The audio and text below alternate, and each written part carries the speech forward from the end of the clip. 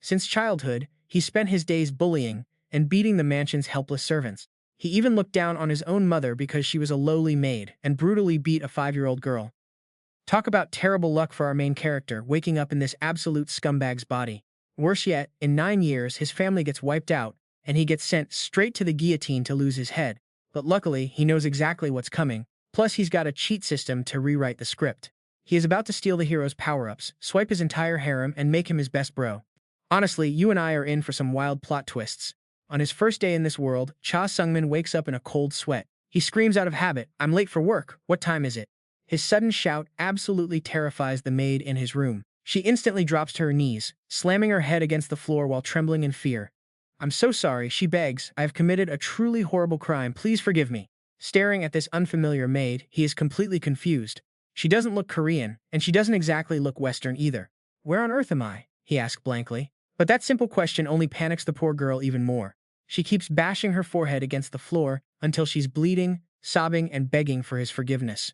"I didn't wake you up on time because I didn't know you had to be up early. Please spare me. It's all my fault." Seeing the blood dripping from her forehead, he freaks out. "Are you okay?" he asks. But just him taking a single step forward makes her eyes pop in pure terror. "Please don't beat me," she screams. Her voice echoes through the entire mansion before she literally passes out on the spot. He stands there completely frozen. Wait, did she seriously just pass out from him simply standing up? That's how his very first day in this world went down. A total train wreck of a start that left him completely traumatized. By day 2, he has to face the harsh reality. His name is Rasen Mayton now, and Sungmin is officially history. His system status window shows a crazy talent for combat magic, also a weirdly abnormal thought process. Early that morning, a young boy holding a thick notebook enters Rasen's room and bows down respectfully. "Young master, I'll be recording your daily activities." It's Hampton, the personal attendant of the young master. When Rasen asks about this whole diary writing business, Hampton starts shaking and stammers that he'll be done in just a second. Staring at the boy nervously writing away, he suddenly remembers a bizarre rule from his own novel. Heirs of these massive, powerful magic families are constantly watched by human recorders who write down every single daily detail of their lives until they turn 14. Seeing Hampton keeping a nervous eye on him, Rasen steps a bit closer. That sudden movement completely scares the life out of the poor kid. Pure panic, causing him to knock over the ink bottle and drop his notebook. Hampton drops to his knees in terror. "Oh no, I'm sorry. I'll clean it up right now." Right at that moment, something incredibly bizarre happens. His body suddenly moves entirely on its own, completely out of his control. Staring at the dark-skinned boy bowed before him, an overwhelming urge suddenly flashes in Rasen's mind to kick him. Before he can stop it, his leg flies out and kicks Hampton straight in the face. Boom! Rasen is horrified, realizing his new body has a built-in autopilot mode for abusing people. Right then, the awful, twisted memories of the original Rasen Mayton start flooding into his mind. Even at just 4 years old, this brat was already brutally beating servants with toy bats, and poor Hampton was one of his favorite targets. When he found out the truth about his birth at age 5, he lost his mind and screamed right in his mother's face. "How could someone like you be my mom?" he yelled. Rasen was actually the son of the clan head, Dekatra, and a maid named Soso. The kid was absolutely terrified of his strict, commanding father, Dekatra Mayton. But he had absolutely zero respect for his sweet, gentle mother, Soso. He would literally spit right at her face. "Get lost!" he'd yell. Remembering all these cringe moments makes him grab his head in regret. Gross. But trust me, we're just getting to the crazy stuff. Throughout his entire childhood, this kid was basically a certified genius at being an absolute monster. There are so many instances of him tormenting people that he can't even remember them all. From beating maids and chasing down staff, to kicking innocent servants across the halls. After 7 years of causing total chaos, the worst incident finally went down when he was 8.5 years old. Rasen had brutally beaten a young girl with a wooden stick, pulling her hair and screaming at her. "You ugly, stupid brat, be my punching bag," he yelled. His poor victim was Rosalind, the 6-year-old daughter of the highly prestigious Grandel martial arts clan. Because of this brainless stunt, his father actually had to swallow his pride and bow to the Grandel clan head to clean up the mess. That is why, right before turning 9, Rasen was banished to this remote, isolated Maple Annex as a punishment. Just days before he transmigrated, the spoiled brat was still breaking furniture and screaming at everyone to bring him his verdant chocolate. Thinking about this, he can only stand there speechless, wondering just how obsessed this kid is with chocolate. See, Rasen Mayton was just a minor extra in that hit novel written by Sungmin, his past self. The original plan was for him to be a total jerk, but he remembers everything perfectly. He never ever wrote such a detailed background or intense life story for a nameless side character who barely got any screen time. There is only one possible explanation for this. This world wasn't actually fully created by Cha Sungmin. It's a real, breathing universe, with untold stories never touched in the original book. And so, the flow of this world triggered his brain, making almost all of his memories flood back, even if they're mostly trashy, useless memories. By day 3, staring blankly from his bed, he realized he had no choice but to accept the hard truth. He actually got isekai'd. This wasn't some weird dream. He couldn't just sit around in shock forever while life passed him by. Rasen Mayton was just a trashy side character in the famous fantasy novel he wrote back in his old life, and he never even bothered describing the guy's face or skills. To him back then, Rasen was just a background extra who popped up occasionally. With no real plans for him, he just slapped some random combat magic talent on the kid and benched him. Readers were literally commenting, asking where this random nobody even came from. Because of that, absolutely nobody in this world knows his true potential. In the end, this absolute loser's fate was getting publicly executed on a guillotine at just 17 years old. Thinking about that horrific death sends chills straight down his spine. He makes a vow, survival is his absolute top priority. Rasen is only 9 right now, meaning he's got 8 years to prep and dodge his tragic fate. But just as he feels a spark of hope, a pretty brutal reality check hits him. Even if he dodges the executioner's blade, he still has to face the actual main character of this novel. According to the plot, Rasen is destined to be the Mayton clan's ultimate enemy. The beef started because Rasen's dad accidentally killed the eldest son of Clan X ages ago. Once that dark secret slips out, tensions will explode into an absolute nightmare, triggering a massive, brutal war known as the ultimate clash between swords and magic. And of course, thanks to that overpowered protagonist plot armor, Clan X completely wipes the floor with them, leaving the Mayton clan utterly destroyed. Just thinking about his family getting wiped out, and his own inevitable death, he can only sigh. What is he even supposed to do in this mess? But don't forget, Cha Sungmin literally created this entire world. Sure, he only wrote it to blow off steam after exhausting shifts at his old office job, but yeah, he's the creator. Every single cheat power Rasen has was handcrafted by him, and he knows the future of this world better than anyone else. So as long as he plays his cards right, he can secure a peaceful life. Actually no, way better than that. Staring at the insanely glamorous bathroom, he has to admit it's bigger than his entire apartment back in Korea. Standing in his massive, luxurious bedroom, he reminds himself you only live once. Being the youngest son of a filthy rich family? Not bad at all. Even though this body's combat magic hasn't awakened yet, and he has no clue what he's actually capable of, he's still a magical combat genius, carrying the bloodline of the Mayton clan, one of the 3 greatest families in existence. With such a crazy silver spoon starting point, he tells himself to keep looking on the bright side. Sure, his past self was a total idiot doomed to get decapitated at 17, but if he changes his fate, he can enjoy a life that's way more luxurious than his past one. And he can totally pull this off because 8 years is plenty of time to prepare.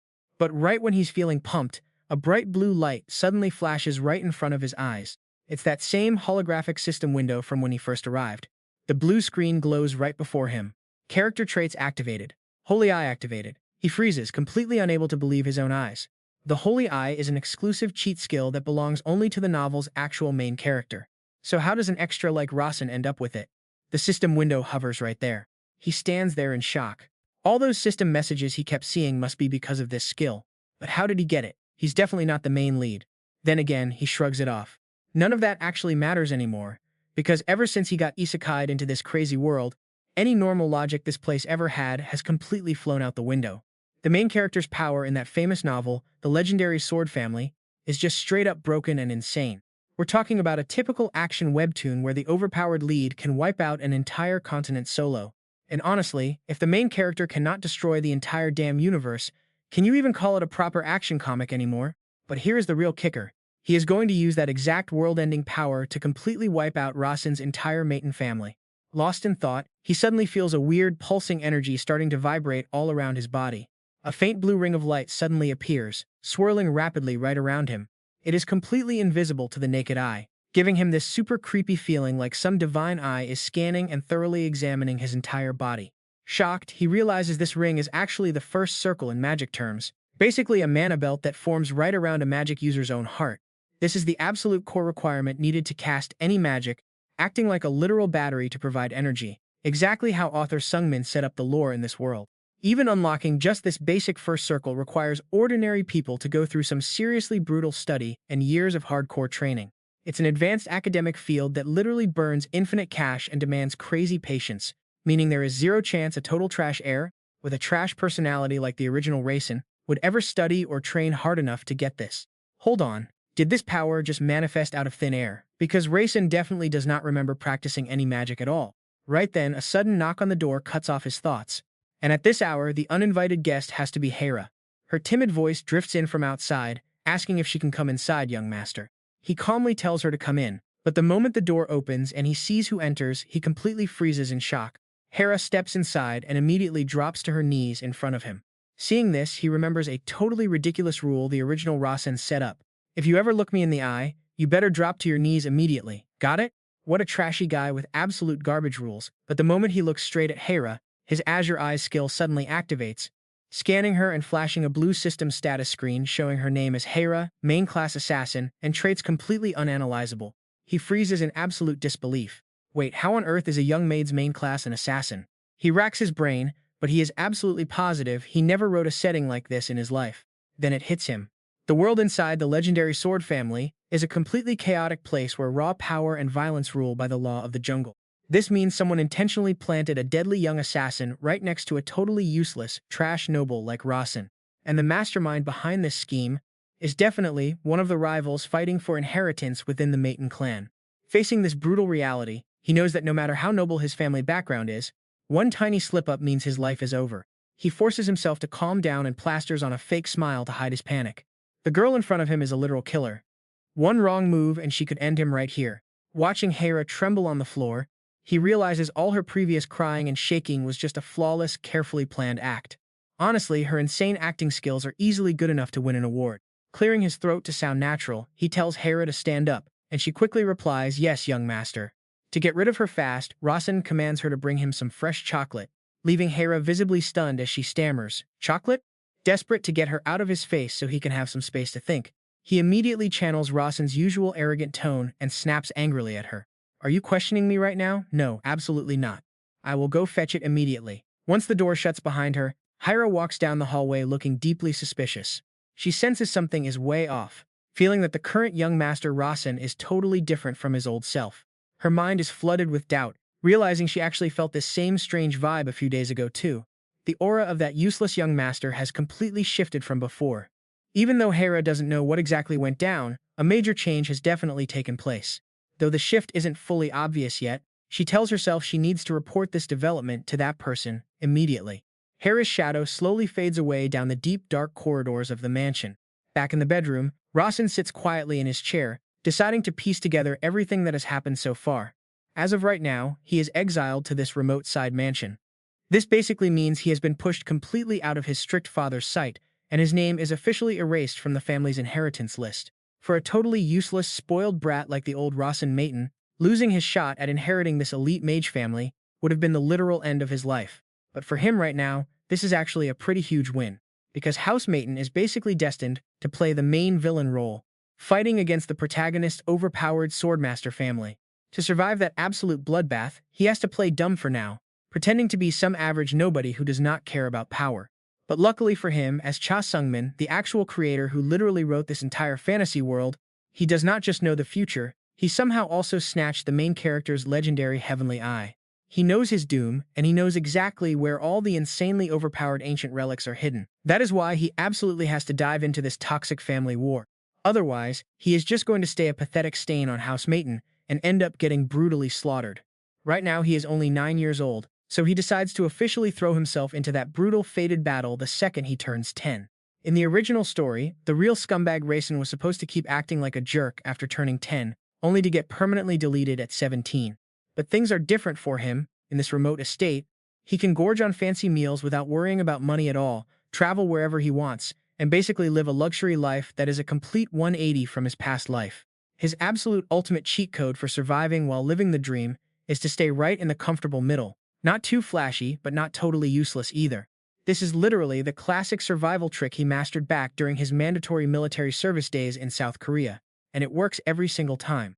Rasen thinks to himself that his game plan in this world is completely clear now, and it is finally time to start making moves. But right then, a sudden system notification pops up right in front of him. Due to low mana, the heavenly eye deactivates. Right then, there is a knock on the door, and Hera timidly walks in, trembling as she apologizes. She begs for forgiveness, saying she could not get him fresh chocolate because it is incredibly hard to find. Instead of throwing a massive tantrum like the old Rasen would, He just calmly shrugs and says it is fine. Honestly, Rasen does not even care about chocolate. He was just looking for an excuse to kick Hera out so he could think. Seeing Hera standing there looking completely dumbfounded, Rasen quickly snaps back into his usual arrogant, bully persona and yells at her to just leave. To avoid getting caught, he knows he has to keep acting like the original trashy Rasen. But check this out, there is one seriously creepy detail that keeps him on absolute edge. This girl Hera moves with absolutely zero noise. She is literally behaving like a fully trained professional assassin. As Hera stammers, trying to explain more about the chocolate, Rasen barks at her that he already said it is fine. He tells her to get out, leaving the terrified maid to bow, wish him a good day, and quickly back out. As she walks down the quiet hallway, Hera is completely stunned, wondering if she actually just misheard her master. For a guy who is utterly obsessed with chocolate to let it go so easily, this weird behavior instantly puts her on guard. She decides to keep a very close eye on him for a bit longer before reporting this anomaly to her mysterious boss. A week later, in the Maple Gardens, Rasen calls Hampton over and gives him a quick order to get ready. The young servant boy looks totally confused and asks what for, so Rasen calmly tells him they are heading to the training grounds. Hearing those three shocking words, Hampton almost has a literal heart attack, completely unable to believe his own ears. Seeing the kid freeze, Rasen drops a cold, menacing threat to maintain his cover. He snaps. "Are you questioning me? Do I really need to repeat myself?" Terrified out of his mind, Hampton panics and scrambles to get moving, stuttering that he will schedule the entire session immediately, young master. Rasen quietly reviews the survival plan he has been cooking up for the past week. To have any hope of surviving in this incredibly brutal fantasy world, his very first milestone is entering that toxic family inheritance war and proving to everyone that he is actually a competent, capable contender. And to make that happen, step 2 is throwing himself into some serious hardcore training. His absolute ultimate, most crucial goal is simply to survive by any means necessary and secure his own complete independence. Rasen tightly clenches his fist with pure determination. To pull off this master plan, there are a few highly critical things he needs to test right away. The first book, his combat magic, and the heavenly eye this body possesses are finally about to step onto the big stage. As he runs quickly down the hallway to prepare, Hampton cannot help but feel absolutely amazed that young Master Rasen has genuinely changed. The boy remembers the nasty bruises all over his body from when the master beat him half to death with a cane. But instead of holding a grudge, Hampton tells himself that getting beaten was not something to be mad about, just a pity.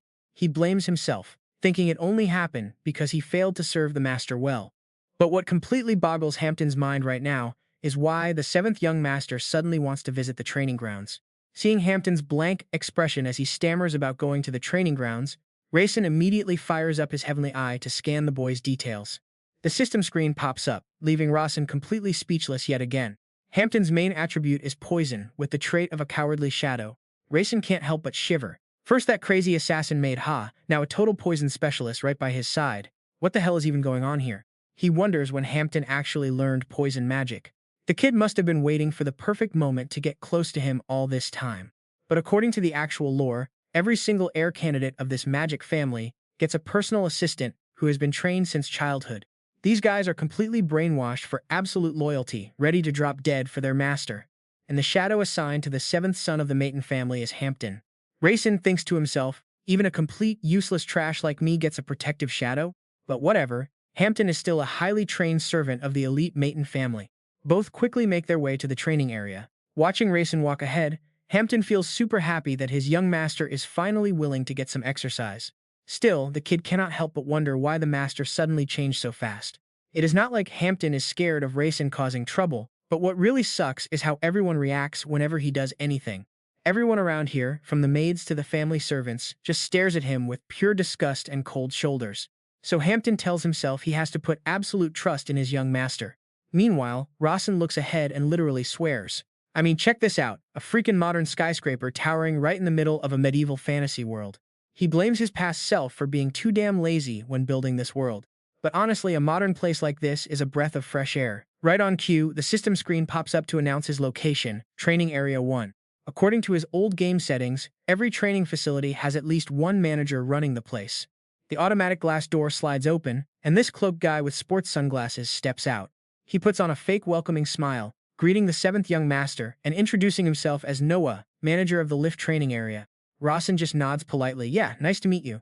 This sudden polite attitude catches Noah completely off guard, but he quickly recovers and bows, saying it is his absolute honor to serve the young master. but deep behind that fake plastic smile is a wave of pure boiling rage. Inside, Noah is screaming like crazy, shaking with anger as he remembers a grudge from a year ago when Rasen literally slapped him across the face just for not bowing. What makes him even madder is that this arrogant jerk does not even seem to remember his face at all. Facing Noah, Rasen secretly activates his holy eye to scan the guy's info, but gets absolutely nothing. He realizes this manager's power level is way beyond his current weak body.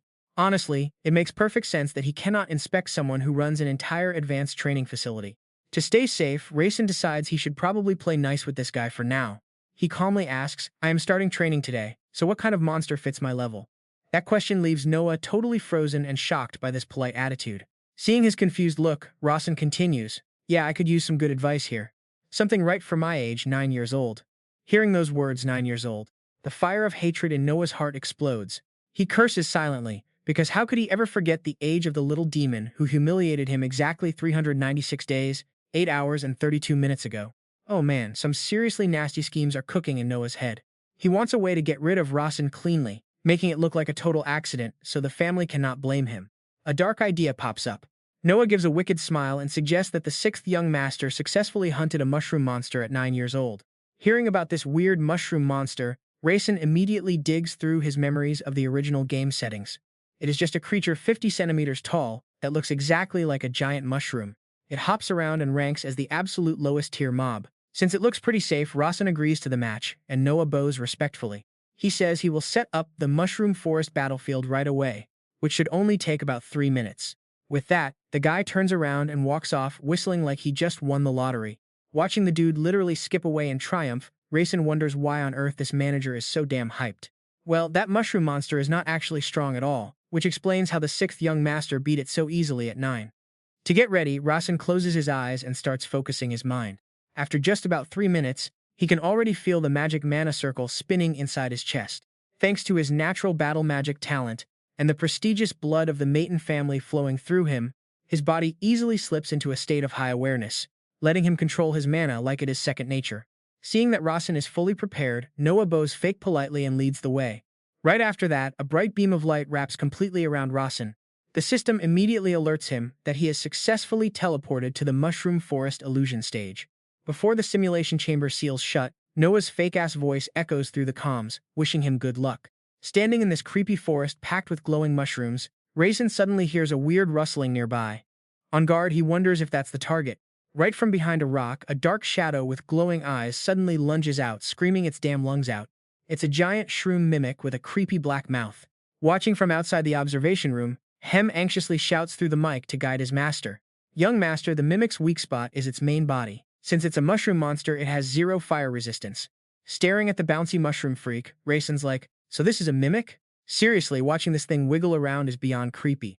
But there's no time to hesitate, so Rasen immediately drops into a battle stance. His eyes flash with a deadly blue light as he mutters, "Alright, let's roll." He tightens his fists as surges of blue mana instantly explode outward, crackling like raw electricity while wrapping entirely around his knuckles.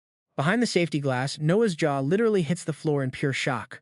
Right at that exact second, a system notification pops up, confirming that the body's willpower has finally been fully verified. Right after that, another alert shows up, stating his innate combat magic has finally awakened.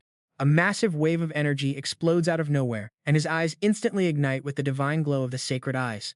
Watching this go down through his magic crystal ball, Noah smugly thinks about his past. Before joining the Mayton clan, he was hot stuff. He used to be a highly famous mage back in the Dorothy region. People even hyped him up as a total genius back home, despite his pretty cringy fashion sense. But a proud jerk like him had to swallow a massive dose of humiliation when that brat Rasen literally slapped his face back then. Just thinking about Rasen's past insults makes Noah's blood boil with absolute rage. "How dare you call yourself human when you only bow 82 degrees? You literally mocked me just because my head wasn't down at a perfect 90 degrees. Plastering a twisted, satisfied grin on his face, he snarls through the crystal ball, "Today I'm paying you back for everything. I've cranked this mimic's level to the absolute max." Instantly, the giant mushroom freak lunges forward with insane speed. Noah smugly laughs to himself. Combat magic is just some low-class garbage that everyone in the magic family looks down on. With this basic close combat martial magic style, Rasen stands 0 chance of hurting a fully buffed-up shroom mimic. Totally convinced his revenge is a done deal, he mocks him in his head, "Karma's hitting you pretty fast, isn't it, kid? But wait, Watch his stupid grin instantly vanish as his eyes widen in pure horror at the next scene. Instead of dodging, Rasen leaps high into the air, bringing his blazing blue energy-wrapped fist straight down on the monster's face. That brutal direct hit triggers a massive shockwave, completely blowing the giant mimic away in an instant. Noah's jaw completely drops at this madness, unable to believe his eyes. Just one punch, he gasps, while Rasen merely shrugs it off. The mushroom freak is totally destroyed, evaporating into thin air. Right then, a glowing blue system window pops up right in front of him. Your newly awakened combat magic's current level is set to novice. Since you used awakened combat magic, a tiny portion of irrational thoughts has been filled. The novice combat magic has now been successfully stored. Feeling the raw power surging through his veins, Rasen grins, thinking this skill is absolutely cracked. The system updates again, showing that the novice combat magic has been integrated into his mana circle. Rasen stands silently in the virtual forest, his entire body wrapped in a massive bluish-white aura that blazes like a wild flame. Staring down at his own hands, he's totally stunned, wondering what kind of crazy power this is. Meanwhile, seeing Rasen crush the beast in one hit, Noah just stands frozen behind the glass, cold sweat pouring down his terrified face. He literally can't believe his eyes, wondering what the hell this is, and if it's really just pure combat magic. Noah knows full well that combat magic is a type of spellcraft that unleashes insane physical destruction. A mimic is supposed to have crazy high physical defense, yet Rasen just took it down like it was absolutely nothing. Shivering, Noah wonders what on earth happened to this young master during the entire year they haven't seen each other. Meanwhile, in the chamber, the system announces that the mimic no longer qualifies as a decent training target, and Rasen casually agrees with it. Wiping the sweat from his forehead, Noah suggests raising the difficulty a bit over the comms, which makes Rasen hesitate for a second. Raise it how much? If it's too hard, we have a problem since my mana's running low, so Noah quickly explains. The next target is the red shroom mimic. They look identical to the normal ones but are way faster and stronger. On top of that, if you don't kill them fast, they'll multiply. Even though he totally detests Rasen, Noah reminds himself to suck it up for his paycheck, gather data, and report back to his bosses. He also reassures Rasen that if things get too sketchy, he'll shut down the training session right away. Rasen thinks to himself that he never actually designed a creature like this in his past life, so it's probably a wild mutation of his original setting. Rasen just nods his head. Alright, young master, the monster is spawning right now. Noah's voice echoes from a blue light as a red-cap mushroom monster pops up, rocking a bright red cap. Rasen just watches, wondering if this thing is any different from the last one besides the color. But the next second, and right here is where things go crazy as the beast suddenly starts spinning at a terrifying speed, charging straight at him like a freaking missile. A massive boom echoes, but the monster has zero chill, spinning and spamming attacks non-stop. Its absolutely devastating strike slams directly into Rasen, creating a massive shockwave that sends him sliding way back. Rasen catches his balance. His eyes stay locked tight on his opponent. No lie, this red-cap mushroom is pretty fast and hits like a truck, unlike that slowpoke from earlier. But analyzing its movement path, Rasen confidently narrows his eyes. For a guy who basically knows all the cheat codes of this world, its patterns are literally zero threat. Right as the beast charges in again at a crazy blinding speed, Rasen quickly throws up a magic shield directly deflecting the beast's attack path. Watching this crazy scene on the monitor, Noah's jaw literally drops and they scream out. Deflected, Noah gasps as the red-cap mushroom gets tossed far away. Watching his opponent struggle to get back up, Rasen realizes that this beast's attack style is actually pretty basic and easy to read. He tells himself it is time to use those skills he cooked up earlier and finish this match for good. Rasen clenches his fist, ready to activate his beginner combat magic, weight manipulation. But right as the magic starts glowing in his hand, it completely dies. The system screen coldly pops up saying out of mana. Rasen goes totally pale, breaking into a cold sweat as the harsh reality hits. He is completely out of juice. With his back against the wall, Rasen just acts on pure instinct, throwing a massive punch that sends the red-cap monster flying way back. The mushroom beast is totally cooked. Standing in the middle of the arena, Rasen is still kind of in shock. Man, you would be totally lost too, because in that split second, it feels like time itself just froze. Even though he has no idea why, he is just glad that weird glitch saved his skin and let him beat the beast. Right on cue, another system notification pops up in front of him. This is the first time you have completely drained your mana, it reads. Due to zero mana, the Sacred Eye is now deactivated. Staring at the warning, Rasen tells himself he will figure this out once his mana pool finally charges back up. Meanwhile, up in the observation deck, Hampton is holding a cup of hot tea, his soul completely leaving his body after watching everything. The kid's eyes are wide with shock, asking himself what he just saw, and if Rasen actually gathered that power all on his own. Standing next to him, Noah takes a slow sip of tea and asks in a low voice, Hampton, has the 7th young master's 10th birthday passed yet? Hampton bows respectfully and says, yes, that big day is actually happening next year. Seeing Rasen's insane power, Noah breaks into a cold sweat, unable to believe it. How the hell is he this cracked before even turning 10? Looking at Rasen's every step, Noah is terrified to realize that the kid has already formed his first mana circle, a power that is literally impossible to get naturally. Meanwhile, standing right next to him, Hampton has actual tears welling up in his eyes. He is convinced his young master must have been grinding day and night to absolute exhaustion to reach this level. Completely overwhelmed with emotion, Hampton rushes over, throws his arms around Rasen and bawls, "Young master!" This sudden attack completely freezes Rasen in his tracks. Looking at their shocked reactions, Rasen suddenly realizes he messed up big time. He still does not fully get this world, and flexing this much power is just going to bring major trouble. To cover his tracks, Rasen decides he needs to put on a quick little performance. He immediately shuts his eyes and collapses onto the floor, faking exhaustion. This sudden crash makes both Hampton and Noah scream in pure panic. "Young master!" Noah instantly orders Hampton go get the healer mage from the second floor, and Hampton literally books it at top speed. Yes.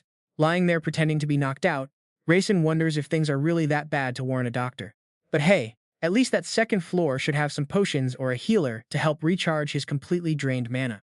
Up on the second floor of the training center, the bald healer mage is currently fast asleep, snoring away in his chair. Suddenly, Hampton bursts in screaming, giving the old guy such a fright he almost slips off his seat, yelling out, "Are you the healer?" The mage snaps back, asking what is with the shouting. But the second Hampton mentions the seventh young master is hurt, he snaps into serious mode. Really? Well, that is a huge emergency. But then he suddenly stops, totally suspicious. The seventh young master? Not the sixth? But when Hampton confirms it and says he works for the seventh, the healer's attitude completely switches up in a split second. Wait, so the seventh young master is actually here? What is that useless guy doing here?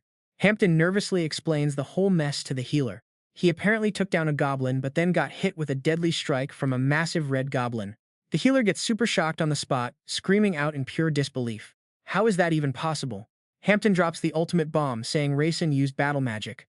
Looking at the unconscious young master on the bed, the healer breaks into a cold sweat. He thinks to himself, if the seventh young master's body gets messed up from battle magic side effects, a low-tier healer like him is going to be in absolute deep trouble trying to fix it. To avoid getting blamed for this mess, he cooks up a quick plan to just do his absolute best first. If that fails, he will just fake the effort and quickly shift the blame by sending the kids straight over to some high-level mages instead. The main mansion is packed with elite mages, so handing Rasen over to them is his safest bet. No time to waste, the healer immediately raises his hands to channel some magic. Pure light erupts as he calls upon Mana's embrace. Warm energy wraps around Rasen's body, but just as the healer expected, the young master does not react to the spell at all. Gulping hard, he realizes his healing magic is completely useless against this kind of insane damage. Alright, watch this. As the healer is about to wrap up his fake show and dump the kid at the main house, Rasen's purple eyes suddenly snap wide open, glowing with power. Rasen's sudden awakening leaves Hampton, the healer, and the little servant boy completely speechless and shouting in utter shock. Young master, the healer stammers, staring down at his own hands in absolute confusion. He seriously wonders if his healing skills just magically leveled up. But he instantly throws that thought away, since he knows he did absolutely nothing to help. The only logical explanation here is that Rasen just has some insane cheat-like passive recovery going on. Waking up, Rasen looks straight at the healer and casually drops a bomb.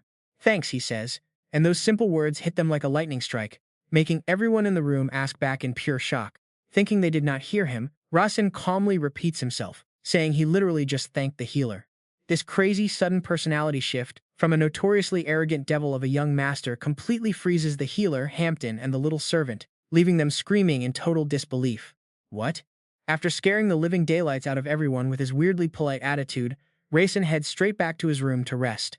Shortly after, Hera enters the room looking exhausted and breathing super heavily.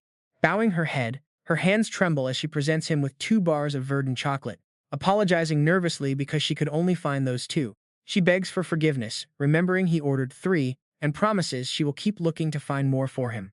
Ignoring her panic, Rasen tells her to just leave them. That soft response completely freezes Hera as she whispers back in shock. Seeing how visibly exhausted Hera is, Rasen realizes she is not doing well at all and wants to give her a break. But to keep up his perfect disguise as a spoiled, toxic rich kid, he snaps at her, yelling that he just finished training and is too tired to be bothered, so get lost. Hera quickly bows and backs out of the room, wishing the young master a peaceful rest. Down in the kitchen, the servants are gossiping like crazy, with one maid asking if the rumors are actually true. Did the young master really go train? Hampton stands nearby with his head held high, proudly telling everyone that the young master did something legendary during his session. His wild story has all the kitchen maids holding their heads in total disbelief, screaming that it is impossible. Up in his room, Rasen unwraps a bar of verdant chocolate and takes a huge bite. He was never a fan of sweets in his past life, but he has to admit this chocolate is on a whole different level. The second it hits his mouth, the chocolate melts, spreading a warm, relaxing sweetness through his entire body, like he is floating on cloud nine. But that sweet, peaceful moment gets cut short out of nowhere. Get ready for this. Rasen's purple eyes suddenly flash as his God Eyes skill auto-activates. He is absolutely shocked to feel the chocolate energy spreading into every single corner of his body. Suddenly, his mana pathways glow bright blue, and a system notification flashes before his eyes. A small amount of mana has been absorbed. Rasen is stunned to realize this is how the original Rasen built up such a massive pool of mana while doing nothing but partying and wasting his life. Right after that, the system screen updates again, showing he has unlocked a fragment of irrational thoughts. It feels like his character just took a massive step forward, connecting the random dots and probabilities of this entire world together. Rasen sits up deep in thought about how eating chocolate can actually restore mana. According to this world's lore, to gather mana, normal mages usually have to torture themselves in some godforsaken wasteland. He used to crawl through literal living hells packed with deadly monsters, all for a tiny drop of crappy mana. But now, Rasen's new body has this crazy cheat code where he absorbs mana just by eating sweets, which is wild, because even as the author of this novel, he never actually wrote that detail in. No wonder the system officially labeled this bizarre cheat. An unreasonable fragment of thought. Rasen flops onto his bed, stuffing his face with chocolate and groaning. The only catch to this free mana hack? It is making him gain weight like absolute crazy. Trying to channel that exact feeling, blasting that creepy monster into oblivion earlier. Closing his eyes to focus, Rasen immediately receives a system alert saying that his flow delay attribute has been successfully activated. Before he can even figure out what this crazy skill does, someone starts aggressively banging on his door. He grumbles that he already said he did not need anything today, thinking it is Hera. But a servant shouts back that a guest has arrived. Rasen coldly tells them to get lost. But before the words can even leave his mouth, a brutal kick completely shatters the door open. In walks this dude with flashy red-orange hair, decked out in super fancy noble robes. This is Carlton, the arrogant sixth young master and also Rasen's older brother. He immediately struts in with a trash attitude, yelling at Rasen for not even standing up to show some respect. Did you seriously throw your manners away? To the dogs? He asks if Rasen wants to eat bird poop again. Looking at him, Rasen realizes this is the toxic brother his body's memories absolutely feared in the past. To avoid raising suspicion, Rasen quickly rolls out of bed to give a polite bow, trying to play along. He asks his brother if he is here, but being polite only feeds Carlton's ego. The absolute bully points his magic staff, throwing petty insults. That is exactly why he is completely useless, always lagging behind like total trash, Carlton sneers. Glaring with pure disgust, Carlton demands to know what he is waiting for, leaving Rasen totally confused. Carlton instantly screams at him to get down and crawl like a pathetic little bug. Then, without warning, the absolute psycho swings his magic staff straight at Rasen's head, right in that split second of life or death. The system alerts him that his flow delay attribute is active. Suddenly, Rasen is shocked to see Carlton's fast attack slowing down to a literal crawl in front of him. Rasen instantly realizes this flow delay ability is going to be a total cheat code for combat. You have to admit, a broken skill like this is the perfect cheat to turn the tables in any fight. Without wasting a single second, Rasen lightning fast reaches out to block the blow. With a smooth swipe of his hand, he completely throws off the trajectory and slaps Carlton's staff away. Getting countered by his usually weak brother sends Carlton stumbling back, almost face-planting on the floor. He stares at Rasen in absolute disbelief, demanding to know what the hell he just did. While Carlton stands there gaping, Rasen calmly claims it was just basic self-defense. This response totally triggers Carlton. He screams, calling Rasen trash and telling him to say that again. Rasen just plays dumb. Say what? Carlton grits his teeth in rage, ordering him to repeat that stupid phrase right now. Without skipping a single beat, Rasen gives him exactly what he wanted. Damn it. Carlton freezes for a second, totally stunned. Rasen just shrugs and says, "Hey, you told me to say it." Getting clowned on by his normally pathetic little brother pushes Carlton past the edge, making his whole body shake with absolute rage. He roars, screaming that he is going to end Rasen right now. Then, the psycho recklessly lunges forward to attack. Thanks to his holy eyes, Rasen clearly sees his opponent's magical energy flow. Spotting a magic circle spinning near Carlton's chest, Rasen realizes the attack is coming from there. Carlton charges up his water magic, yelling for him to die. Meanwhile, the system screen confirms Carlton's stats. Water element, with the main trait being a toxic loudmouth. Watching the water swirl around Carlton's hands, he instantly knows it is water magic. He knows the blast will shoot straight from his chest. Since he has completely read his opponent's magical trajectory, Rasen is totally confident that he has predicted his brother's next move. Now watch closely, all he needs is one clean hit to wrap this whole thing up. Carlton throws his ultimate strike but misses entirely. What? He gasps in pure shock. In a flash, Rasen slips past the attack and gets right in his face. Capitalizing on the opening, he unleashes a brutal barrage of precise punches on his arrogant brother. To wrap things up, Rasen winds up. A devastating punch straight to Carlton's gut. The impact is so heavy it makes Carlton spit blood, collapse to the floor, and choke. Seeing the fresh blood splattered all over the ground, Rasen actually starts to panic. He stares down at his own hand thinking, "Damn, I seriously thought I held back my strength." Realizing things are looking bad, Rasen screams out for the servants, yelling at Hampton to get a doctor. Looking down at Carlton groaning in pain, Rasen tries to process what just happened. He realizes that because his new combat magic just awakened, he still has absolutely no control over his own strength, making every strike a total gamble. Hearing that massive crash, Hampton rushes straight into the room, totally panicking and asking what just happened. Rasen just snaps at him to go get a doctor right now. Looking at Kat coughing up blood on the floor, he silently realizes he might have gone a little too far with his beatdown. But wait, there is a bright side to this. He finally figured out the absolute best way to counter annoying mages. His first major goal of surviving until 17 is suddenly looking a whole lot more achievable. By the next day, rumors of this mind-blowing fight spread everywhere like wildfire. Over in the drawing room, Hera is completely losing it as Hampton spills the tea. She cannot believe a certified loser like Rasen actually wiped the floor with 6th young master can. Hampton admits the whole thing is totally ridiculous. If he had not seen it himself, he would never buy it. The kid hesitates, wanting to be completely honest with Hera, but she just cuts him off with a chilling question. "Why, are you about to say you are his shadow?" Hearing her hit the nail on the head like that makes Hampton flinch in pure shock. Hera just sips her tea casually, claiming that their dumb young master has not changed one bit. Hampton immediately fires back, pointing out that Hera is definitely no ordinary maid either, since her footsteps are always insanely quiet and stealthy. Hera smirks. She does not even deny it since it is pretty obvious. Seeing that, Hampton asks if she seriously still thinks Rasen is just some lazy slacker. Hera takes another sip and tells him to keep talking. Hampton insists that with his 10th birthday right around the corner, the 7th young master is finally starting to make his move. Meanwhile, Rasen is heading straight to a super special spot. Check this out. Staring up at this unbelievably massive and ancient piece of architecture, he whispers to himself that this is the legendary Starlight Library, the ultimate place where he will finally learn how to manipulate mana. Seeing how stunning the exterior is, Rasen jokingly mutters that it looks way more like a mall than a library. Suddenly, his system screen pops up to confirm the current location. He is pretty shocked that the old Rasen never even bothered to set foot in such an incredibly important place before. Stepping inside, Rasen is completely blown away by the sheer mind-boggling scale of the library. 3 floors, all packed to the brim with towering bookshelves. Just as he is wondering how many books are inside, an elegant voice from behind suddenly answers that there are about 200,000 copies. Rasen whips around to find the source of the voice. Right then, a stunning woman with long, wavy ash-gray hair floats down right in front of him. On guard, Rasen demands to know her name. She smiles softly and introduces herself as Larvian, the official librarian of the Starlight Library. Meanwhile, back inside a luxury room at the main mansion, a super tense conversation is going down between Hera and Hampton as they dissect Rasen's every move, gently putting her tea down. Hera skeptically asks Hampton if he is really saying that Rasen has been planning for his 10th birthday, and that he is hiding his true self. She asks if that even makes a lick of sense. Even with the maid doubting him, Hampton stands his ground, confidently arguing that their young master has been acting like a fool on purpose for the past 10 years. Even though Hera doubts it, Hampton brings out his absolute best proof.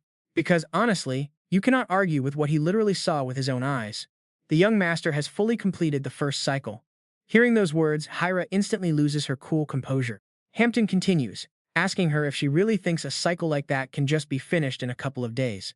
Just think about it, since the 7th young master's recent actions have been pretty bizarre, especially training hard and effortlessly beating down the 6th young master. Hera pauses. It actually makes some sense.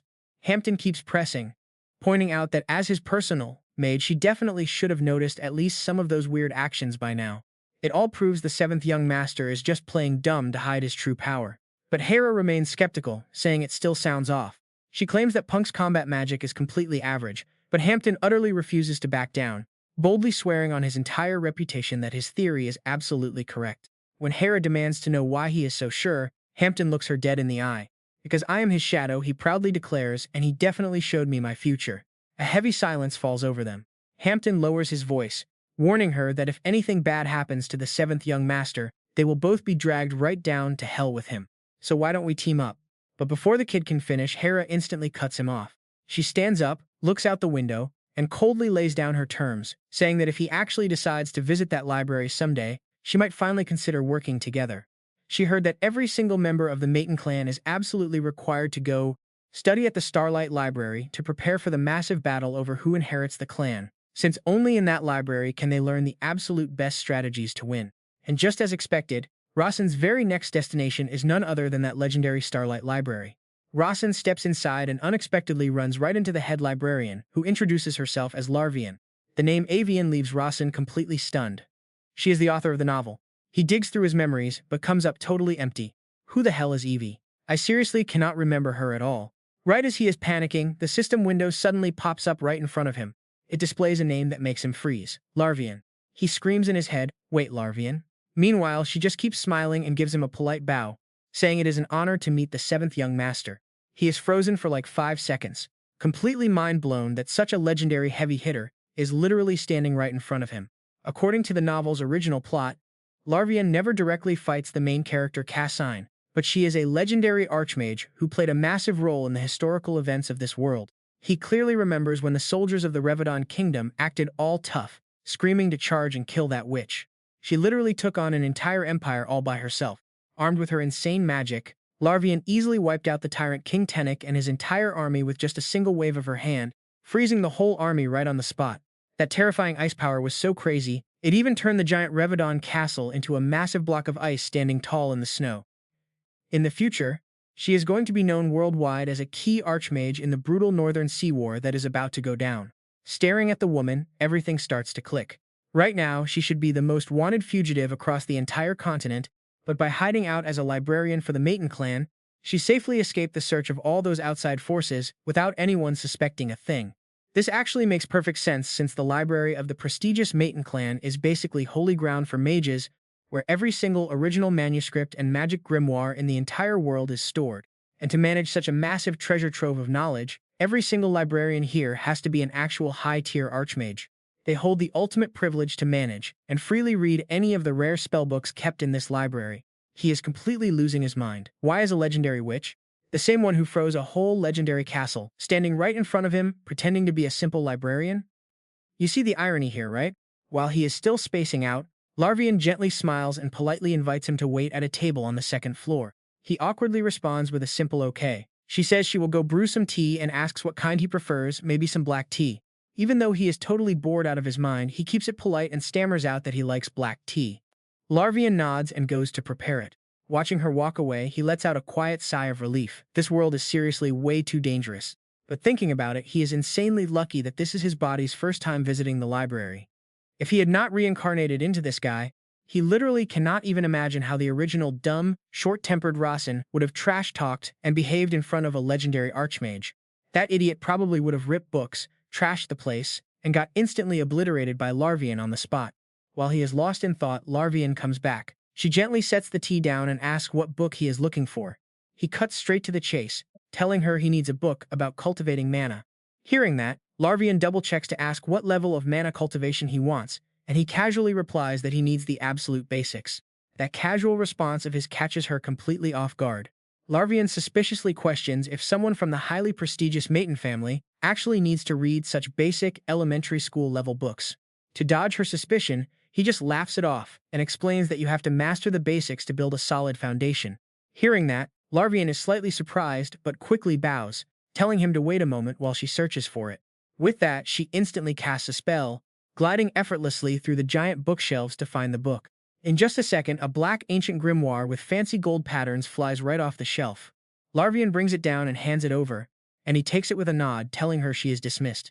Larvian bows respectfully, saying understood, hoping he will actually learn something useful here, and leave quickly to give her back her quiet, peaceful space. Excitedly, he flips open the first few pages, reading that mana is just a term for all types of energy existing in nature. You have to store mana in your heart and create a circle to become a mage. Sounds pretty theoretical and easy, right? But wait, the moment he flips to the next page, he completely freezes as a bunch of complex math equations smack him in the face. There is the 8th equation theorem of Lago, the 7th math formula of Prado, and even the answer to E raised to the power of 648. His head is about to explode. What on earth is this? How is this basic? How can a regular modern guy like him teach himself and actually understand this insanely complicated magic theory? He slams his face onto the table, letting out a frustrated groan because none of these words make any sense. But right in the middle of this total despair, a wild idea suddenly hits him. Wait a second. If he can't just study like some normal nerd, he still has that ultimate cheat code up his sleeve. Exactly, it is finally time to use the Holy Eye. He immediately activates his skill to start scanning this magic book. A system screen pops up, showing the analysis is at 5%. He can only let out a bitter laugh. This cheat skill is literally translating a crazy complex book he couldn't read at all, making it look like some basic computer monitor. It is wild. Talk about a seriously broken power. But the terrifying part is that somewhere out there, a literal monster exists who can use this exact ability way better than him. Before he can think, progress hits 22%, but his mana is bone dry, stopping the scan cold. If this thing actually hits 100%, will all this confusing theory just upload straight into his brain? First things first, he needs to fix his dry mana tank. He slams the book shut, deciding that is enough brain damage for one day. Back at the estate, Hampton is already waiting with a deep bow to welcome the young master home. Rasen just gives a quick nod. But then, the butler drops a massive bombshell. Soso is actually here, and guys, this is about to get wild.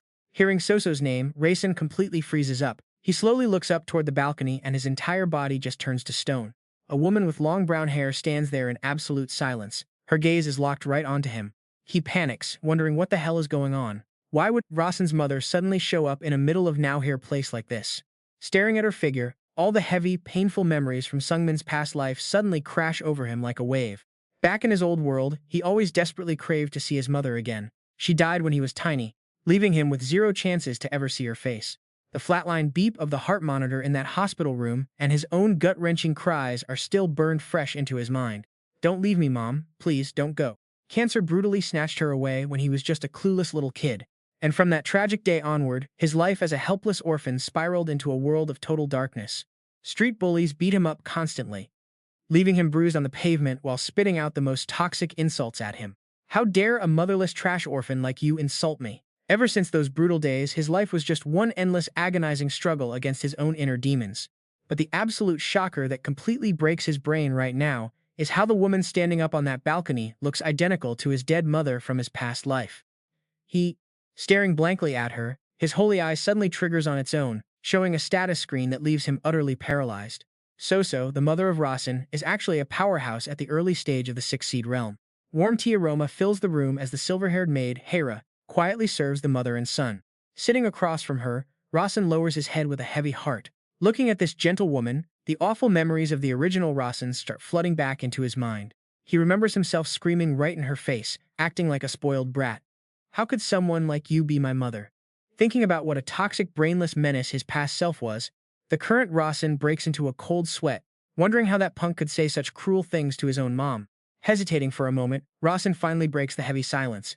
Mom, I do not really know where to start." His awkward silence leaves Soso just watching him quietly. Standing nearby, the sharp blue-eyed maid Hera observes every little movement, her mind swirling with deep suspicion. She wonders if the 7th young master is not actually a brainless idiot, but has been playing dumb all along to hide his true genius. Is this kid secretly preparing for a brutal war over the family inheritance? Honestly, we might be seeing a genius here. Realizing this, Hera warns herself that she can absolutely never underestimate this kid again. Ignoring the heavy stares around the room, Rasen takes a deep breath and bows sincerely. "I am sorry for all the stupid things I did back then." This sudden apology leaves Soso completely shocked. Her eyes widen in pure disbelief as she stares at her usually rebellious son. Rasen looks her straight in the eyes, his voice softening as he says he does not know if she will believe him, but he is not that old trash person anymore. Seeing his sudden maturity, Soso trembles slightly. She raises her teacup, her voice shaking with deep emotion as she responds. "Is that so?" Rasen keeps his head down, repeating his sincere apology for all the pain he caused. The mother just sits in silence, listening to him, but hearing the trembling crack in her voice, tells Rasen everything he needs to know. Soso quickly puts down her cup and stands up to leave, saying she must head back because she has things to do. Even though she uses that excuse, Rasen knows she is no longer a servant, so she does not actually have any busy work left. Rasen remembers it clearly. The system screen suddenly flashed before his eyes, showing his mother Soso's status. The diagnosis was the early stage of the six spots disease. Seeing those words, six spots, Rasen completely freezes. This is the exact same horrific illness that took his father's life in his past world. It is a super rare disease that shows up as 3 green dots on the chest. And the worst part? There is absolutely zero cure for it. And trust me, if Soso ever hits that final stage, she is basically as good as dead. Luckily, only 1 dot, that is all Soso has right now. Just after leaving Rasen's room, Soso stands quietly in the hallway, covering her face and sobbing. She is totally overwhelmed by her emotions, wondering why she is crying on such a happy day. This was the very first time her only son had actually called her mother with so much warmth. Mother, can you spend about an hour of your day with me? I will brew some Karen grape tea from the folded mountains, so let's have tea together every day at this exact time. Deal? Soso nods yes, and Rasen flashes a soft smile. Watching Soso's figure fade away in the courtyard from his window, Rasen thinks about those Karen grapes from the folded mountains. Even though this tea is super hard for people to drink, having it daily for a month can completely cure Soso's deadly six spots illness. To Rasen, his body's former owner was a toxic scumbag, but Soso is still his mother. Gazing at Soso's lonely figure walking along the path, Rasen whispers to himself that she never abandoned her son. He promises to make sure her illness never gets worse. Later that night, in her simple wooden room, Soso sits dazed on the bed under the flickering glow of a single candle. She honestly wonders if everything that went down today was just some beautiful dream. Clenching her hands, Soso whispers, "If this is real, it is a straight-up miracle." Her son Rasen has completely flipped ever since his 10th birthday, almost like he turned into an entirely different person overnight. Staring at the burning candle, Soso whispers a soft message to her late husband in the afterlife. "Can you hear me up there, dear?" Pressing her hand to her chest, her heart swells with pure shock and joy. "I get to drink tea with Rasen every single day now. I think Rasen has changed so much, it is mind-blowing." Soso weeps happy tears, finding the whole thing incredibly strange yet beautiful. As the long night slowly passes and the candle burns out, a brand new day begins over at the Misty Cloud Mansion. Back in his private room, Rasen summons his silver-haired maid. Hera quickly steps forward, respectful and bowing. Rasen just looks at her with a dead serious face. "I need you to do something super important." Hearing that word, Hera's hidden assassin instincts immediately flare up. Now watch her go into full panic mode. Cold sweat starts dripping as she wonders if he finally uncovered her secret identity. Is he testing my loyalty? Please tell me he is not about to order an assassination. But completely ruining her dramatic tension, Rasen just casually drops a request for verdant chocolate. Hera blinks in total disbelief. Rasen orders her to grab the absolute best quality and as much of it as possible. Hera stands there frozen, totally shocked. Is he for real? Before she can process this, the kid drops another one on her. "Oh, and one more thing," Rasen says. Hera immediately brings back her confident smile, thinking, "All right, he definitely saved the actual mission for last." She is totally convinced this is going to be some top-secret life-or-death mission. Instead, Rasen just casually adds, "Grab me some candy from the Ruden bakery, too." Just like that, all her killer expectations completely shatter. Silent defeat. She can only stand there, utterly stunned by this young master's insane sweet tooth. An hour later, a massive mountain of chocolate and sweet candy is piled high right on Rasen's desk. Staring at the massive pile, Rasen is utterly blown away by the magic of wealth. Just like he thought, the sheer power of having insane money and influence is absolutely crazy. He does the math. 1 bar costs 20,000 gold, which is like 5 million dong. With over 100 bars on the table, Hera spent nearly 500 million dong in just 1 short hour to pull off his order. This insane level of luxury makes Rasen crave power more than ever. He tells himself he must win the succession war for the Mayton family at all costs. Walking over, Rasen begins inspecting the massive pile of sweets. Yep, exactly what he wanted. The priciest ones cost 30,000 gold, while the cheapest are 10,000 each. The key point here is that his wealth is directly tied to how much mana he can absorb. Sitting down, Rasen happily starts stuffing his face with chocolate. Right on cue, the system window flashes. Success, he has absorbed a small amount of mana. Taking a bite of the Ruden bakery candy, Rasen realizes he can recharge his mana from these sweets too. His purple eyes narrow as he figures out a major rule. There is only one logical conclusion here. Both the candy and the chocolate share a secret ingredient that restores mana. Rasen calls out for Hampton. The young servant boy immediately opens the door and bows, waiting for his master's command. He immediately orders him to bring the head baker of that shop straight to him. 30 minutes later, the chef is standing right there in his room. Standing at the door, the chef is shaking, wondering why the heck he got called in. Did his candy mess something up? Thinking about the chaotic reputation of the 7th young master, who literally just beat up his own brother, the chef is absolutely shaking. He's terrified that a ruthless psycho like Rasen could literally end his life right then and there without blinking. The guy is praying hard that nothing goes horribly wrong. Seeing him frozen, Rasen clears his throat, and that tiny noise makes the chef jump and start stuttering. "I am listening, young master." Rasen cuts straight to the chase. "What the heck did you put in that candy?" Seeing the chef stuttering, he drops his voice and tells him to cough up the recipe and not hide a single thing. Terrified, the chef drops to his knees, slamming his head on the floor, begging for forgiveness. But Rasen immediately clears things up. "Look, it is not what you think," he says. "I just want the recipe." Hearing that, the chef exhales and quickly spills the ingredients. So it uses sugar from Dorothy region, 1,000-year herb powder, 2 tablespoons of herb powder, and some salt? Rasen asks if that is really all. The chef swears on his life it is. Rasen instantly realizes the secret ingredient inside that verdant chocolate is actually that 1,000-year herb. He smirks, thinking if he just eats the herb directly, he can choke down infinite mana. Seriously, talk about an absolute cheat code. Meanwhile, at the training grounds, manager Noah is sitting there, totally annoyed that lately, literally everyone coming in keeps asking about the 7th young master. Honestly, he only has 2 things to say about that kid. First, he knocked out a monster with 1 punch. Second, he snapped himself out of mana overload using a basic dispel spell. Right then, a messenger bursts into the room panting. "Manager, have you heard the crazy news?" The sudden entrance totally startles Noah. Gasping for air, the messenger reports that the 7th young master just beat the 6th young master. The fight was so wild everyone is talking about it. Hearing this, Noah jumps out of his seat and screams, "What? What the heck?" Thinking back to Rasen's sly grin, Noah breaks out in a cold sweat, shivering as he whispers that the kid is completely insane. When the heck did he get strong enough to beat the 6th young master so easily? Even in a quick-cast magic duel, that is crazy. The bald mage sweats as he guesses that with his 10th birthday coming up, Rasen must have gone all out in that fight, just to prove his existence to the family patriarch. Which basically means he has unlocked some insane progress that literally nobody saw coming. Noah explains that normally, mages move pretty slow, so they have to use high-tier blink magic like Flash to get around. But for a 9-year-old kid like Rasen, pulling off that kind of high-level magic should be totally impossible. The bald mage admits he had no idea the 7th young master had so many tricks up his sleeve, and they both need to watch him closely, because he is a totally different beast now. Pushing up his goggles, Noah points out that the spells the kid used actually look super weird. They seem like some ancient, forgotten magic that absolutely nobody has ever learned before.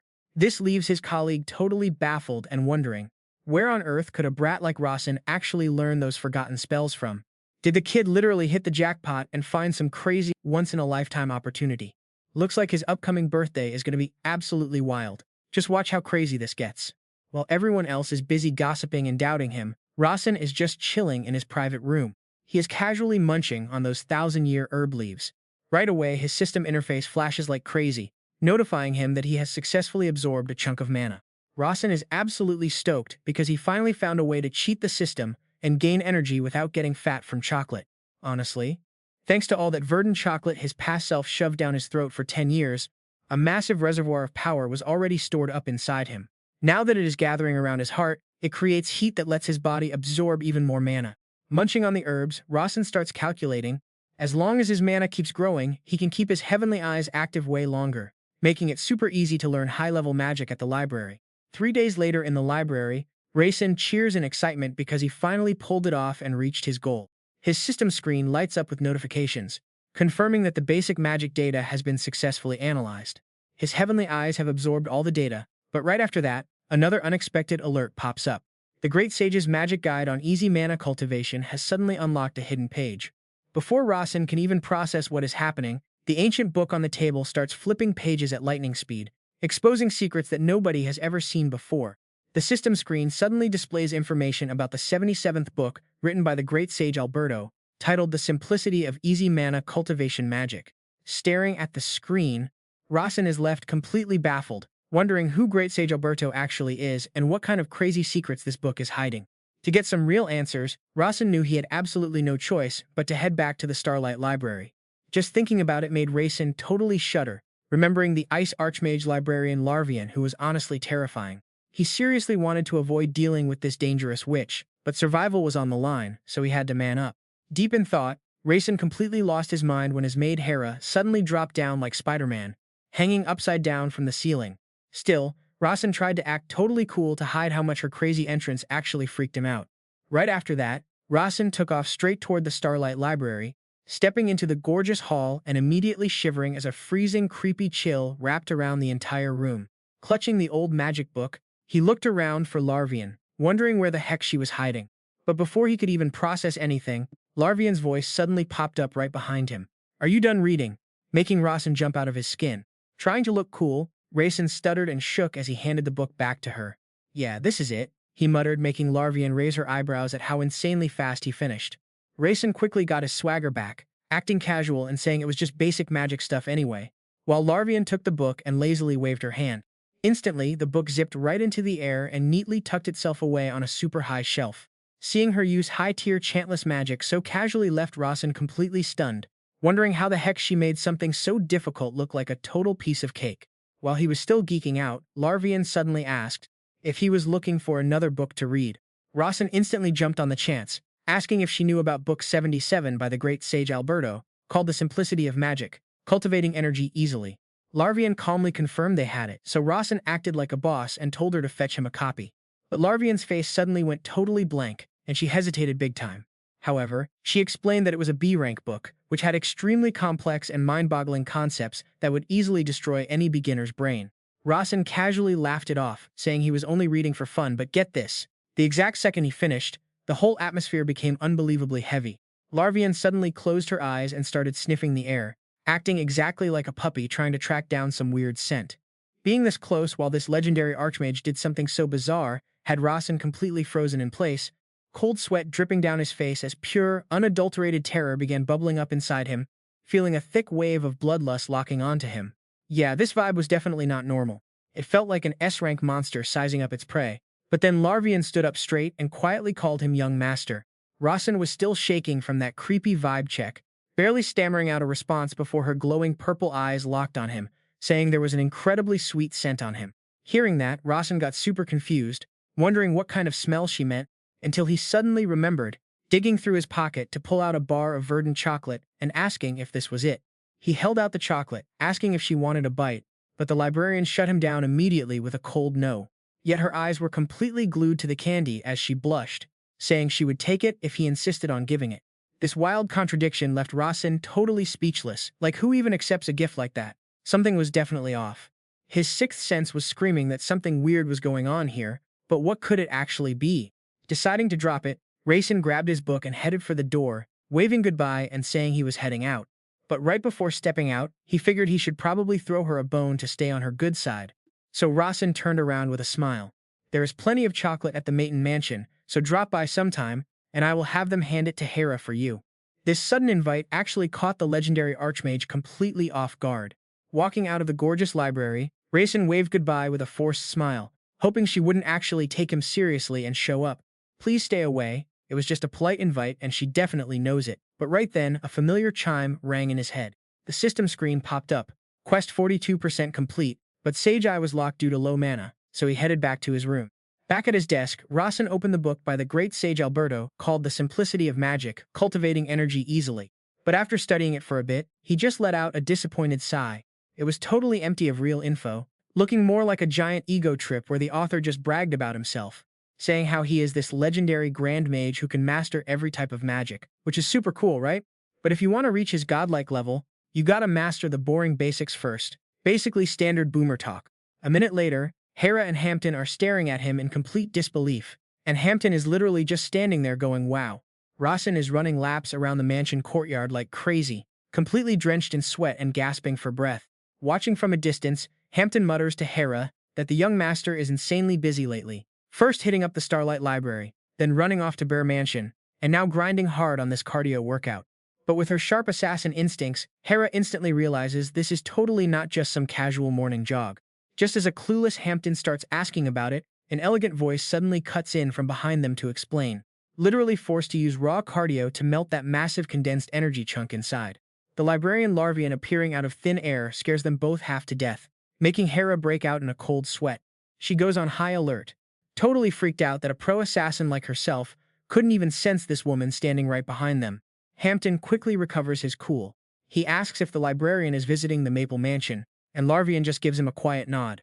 Seeing her thoughtful expression, Hampton can't help but wonder why a top-tier high mage, Someone who always stays totally neutral in family politics would suddenly show up here in person. Is she here to test Rasen's actual strength, or does she want to act as his secret sponsor in the upcoming brutal succession war? Staring at Rasen's figure as he runs further away down the path, Larvian quietly notes that this kid is actually nothing like those trashy rumors made him out to be. Suddenly remembering something important, Hera fumbles through her pockets and nervously hands over a verdant chocolate bar, explaining that the seventh young master specifically told her to give this to her if she ever visited. Servant maid Hera is sweating bullets. She panics inside, thinking that giving a trashy, cheap chocolate bar to a high-status archmage like Larvian could easily be seen as a straight-up insult and a massive slap in the face. But completely opposite to Hera's terrifying fears, Larvian's cold face suddenly softens up. She totally grabs that chocolate bar without a second thought, casually saying she cannot possibly reject the young master's pure sincerity. Watching the librarian walk away holding her sweet treat, Hera's just frozen in pure confusion, like, what is Rasen cooking? And is there some secret relationship she doesn't know about?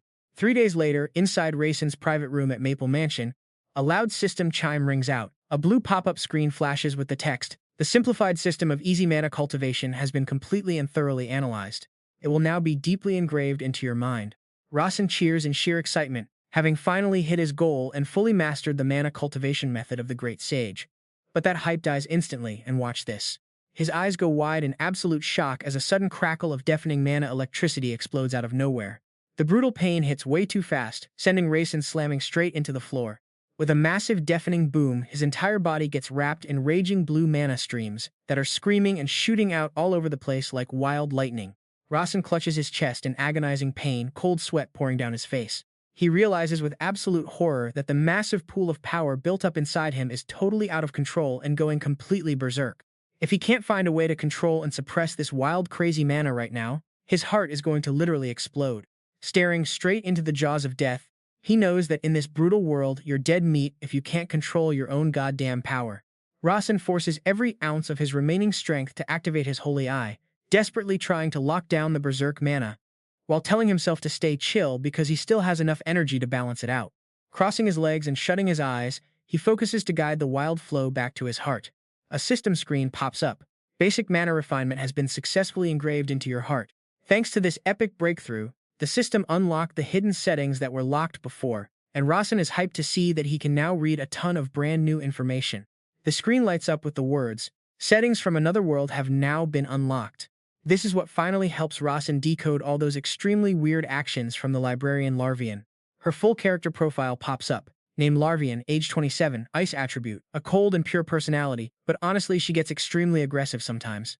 But right underneath, a completely dumb setting appears. Chocolate is the absolute best, with a little heart icon next to it. Rasen freezes for 5 seconds, wondering what the hell this is, when suddenly a random memory from his past life in the modern world flashes in his mind.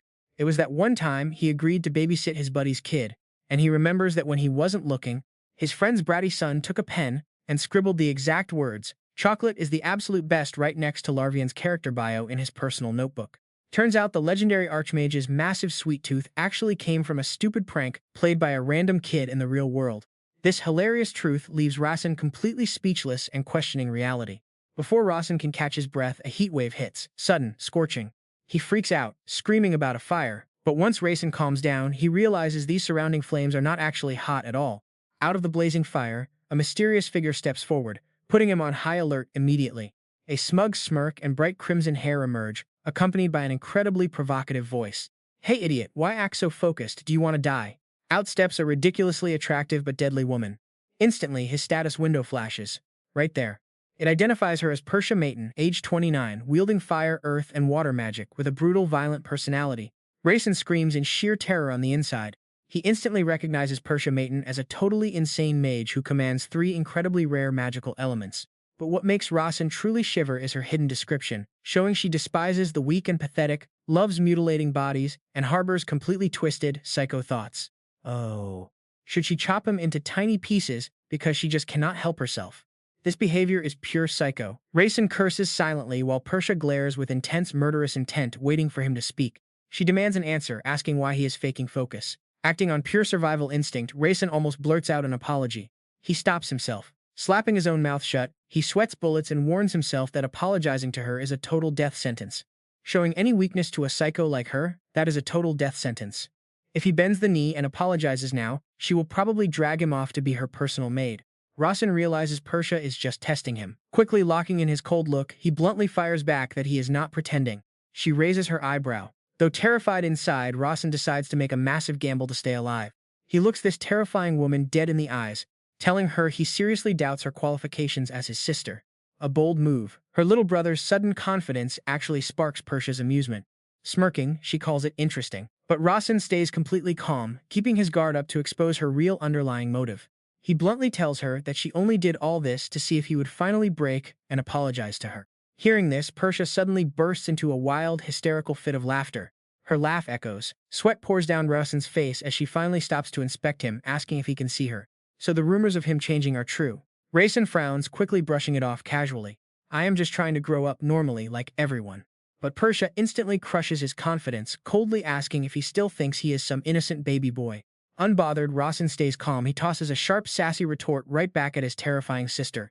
Smirking wickedly, Persia conjures the surrounding blazing flames into a massive, terrifying fire serpent right before his eyes. It coils tightly around Rasen's neck as she mockingly warns him that staying up late ruins his growth. Even with a flaming snake choking him, Rasen looks straight into his sister's eyes and stays calm. He says he knows he cannot lead the family, but she can definitely use his help in this brutal succession war.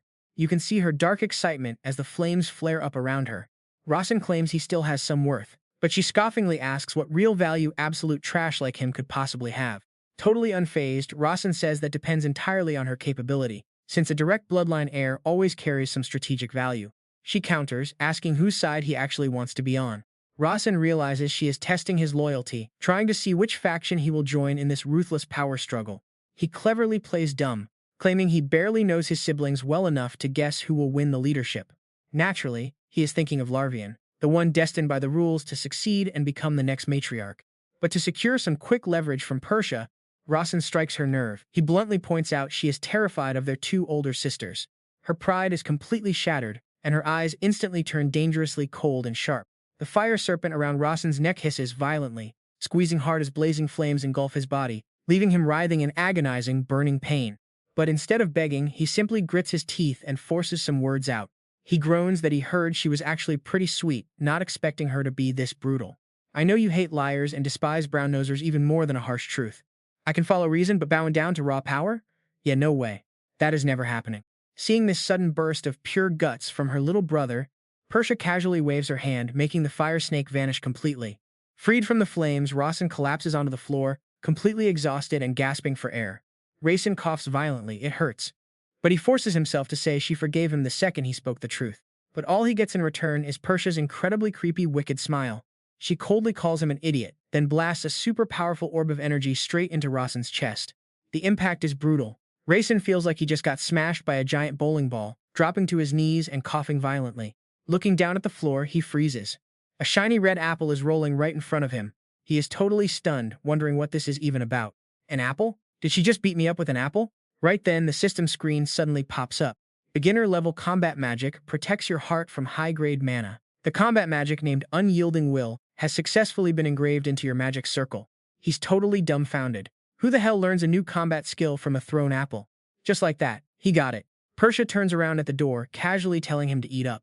Rasen hesitantly asks if she is letting him off the hook, but his tyrannical sister just coldly repeats her order to eat. He stares at the apple, wondering if she actually wants him to eat this. Rasen carefully picks it up to take a closer look. The exact moment his fingers touch it, the system flashes an absolutely mind-blowing alert. It is Acadia, an ultra-rare treasure packed with insanely expensive, pure energy. Rasen is completely speechless. Getting Acadia is basically impossible for someone like him.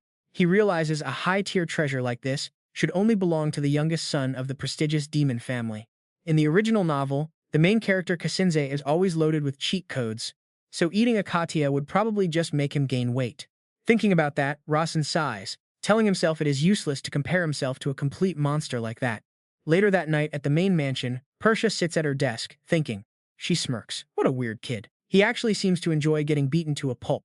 The kid actually formed his very first magic circle at only 9 years old. The more she thinks, the colder her eyes get. If Rasen has been playing the dumb outcast all this time just to fool the entire world, then he is one incredibly clever, dangerous snake. But that exact cunning is exactly what she needs right now to prepare for the upcoming power struggle against her two older sisters. Tapping her desk, Persia smiles. He is weak. But a cowardly kid who hides his talent makes the perfect pawn. Since his magical potential is ultimately limited, he will never have a single chance of threatening her claim to become the family head. A loud crack. Persia literally snaps the thick wooden desk in half with her bare hands to show her resolve. Smirking to herself, she calls him a very useful pawn on her board. Right after, she calls out in a low voice for her shadow, Sendo. Out of the shadows, a loyal follower in a black mask instantly appears and kneels right at her feet. Persia quickly orders him to keep spreading the rumors that Rasen is just a useless bastard, ensuring nobody in the family tries to make him leave. Keep him from meeting any of the other siblings in the family if possible, but make sure you do it quietly. I'm pretty curious to see if he actually eats that Katia or not. She tells Sendo to watch his every move and see how Rasen decides to use that little gift. Noticing his master seems unusually focused on the youngest brother, Sendo speaks up. Sendo thinks she quite likes the kid, but Persia just smirks, saying it would be super annoying if rumors spread that she murdered her own brother. Besides, this game gets way more interesting if Rasen doesn't eat the apple and keeps it to plot something else behind her back. Her eyes flare with deadly intent through the red flames. She thinks he is a total idiot if he ignores a free meal served right to him. If he does, she will have the perfect excuse to lock him up for daring to play mind games behind her back. Meanwhile, back in Rasen's room, the system warning pops up. Overdosing on a Katia fruit can literally kill you. Plus, absorbing its massive energy requires the direct help of an experienced water, ice, or wind mage. Silence. Rasen just sits there, staring blankly at the red apple. He has no clue how much he should actually eat. Why would Lady Persia even give him this? Did she suddenly fall head over heels for him? Rasen immediately shakes off that stupid thought. Persia is definitely not some average girl. She probably gave it to him out of curiosity or sheer boredom. But if he actually absorbs it and gets stronger, she will definitely exploit him. Rasen worries whether he will be kept around or just thrown away like garbage once his usefulness runs out. If he doesn't eat, Persia will chop off his limbs like she threatened. Game over. He has to eat it. To stay alive, Rasen knows he desperately needs help from a water, ice, or wind mage. Instantly, he thinks of Larvian, that librarian with insanely overpowered ice magic. If he can secure her as a giant shield, his chances of surviving this mess are straight up gonna shoot way up. But then, Rasen gets another massive worry. What if Larvian gets greedy and just decides to end him? She could easily fake a story about him overdosing on energy, lying that she tried her absolute best to save his life but ultimately failed. Then she effortlessly swipes the precious Katia fruit. Talk about escaping the tiger's den only to dive straight into a trash fire. And right when he's losing his mind, knock knock. Someone is at the door. Larvian's voice floats in from outside asking if she can enter. Rasen flinches in shock. He knows there is absolutely no hiding this fruit, since an elite mage like her will instantly sense the massive amount of raw mana radiating from the Katia. Rasen takes a deep breath and calmly tells her to enter, quickly cooking up a brand new plan in his head. As soon as Larvian walks in, Rasen plays it completely straight, saying he won't even try to hide it since she definitely felt it. He drops the fruit on the table, sits opposite the librarian, and says that as she can see, this is a Katia. Looking at the juicy red apple, Larvian quietly agrees. Not wanting to waste any time, Rasen stares right into her eyes with a bold offer. He wants to make a deal. Larvian raises an eyebrow, calmly asking what kind of deal, so Rasen cuts straight to the point. He admits he can't absorb the Katia alone and desperately needs her help, but the librarian shut him down immediately without even skipping a beat. She tells him that as a librarian, she absolutely must stay neutral and will never get involved in any family succession war under any circumstances. Even after that brutal rejection, Rasen calmly explains he has zero intention of dragging her into that mess. What he actually wants is to rise up as a true mage, carrying the grand epic mission of magic itself. Looking at how determined the kid is, Larvian wonders what that magic mission even is, and Rasen tells her it means becoming a true role model for all mages. Hearing this, Larvian stares at him, totally lost in thought. She realizes some bored clout chasers must have been spreading those nasty, toxic rumors about the seventh young master this entire time. Sitting across from her, Rasen casually states he has absolutely no desire to become the family head. Larvian frowns, knowing damn well that members of the Mayton clan spend their entire lives fighting just to grab that top spot. Rasen explains that this has absolutely nothing to do with power, he simply wants to upgrade his own magic skills.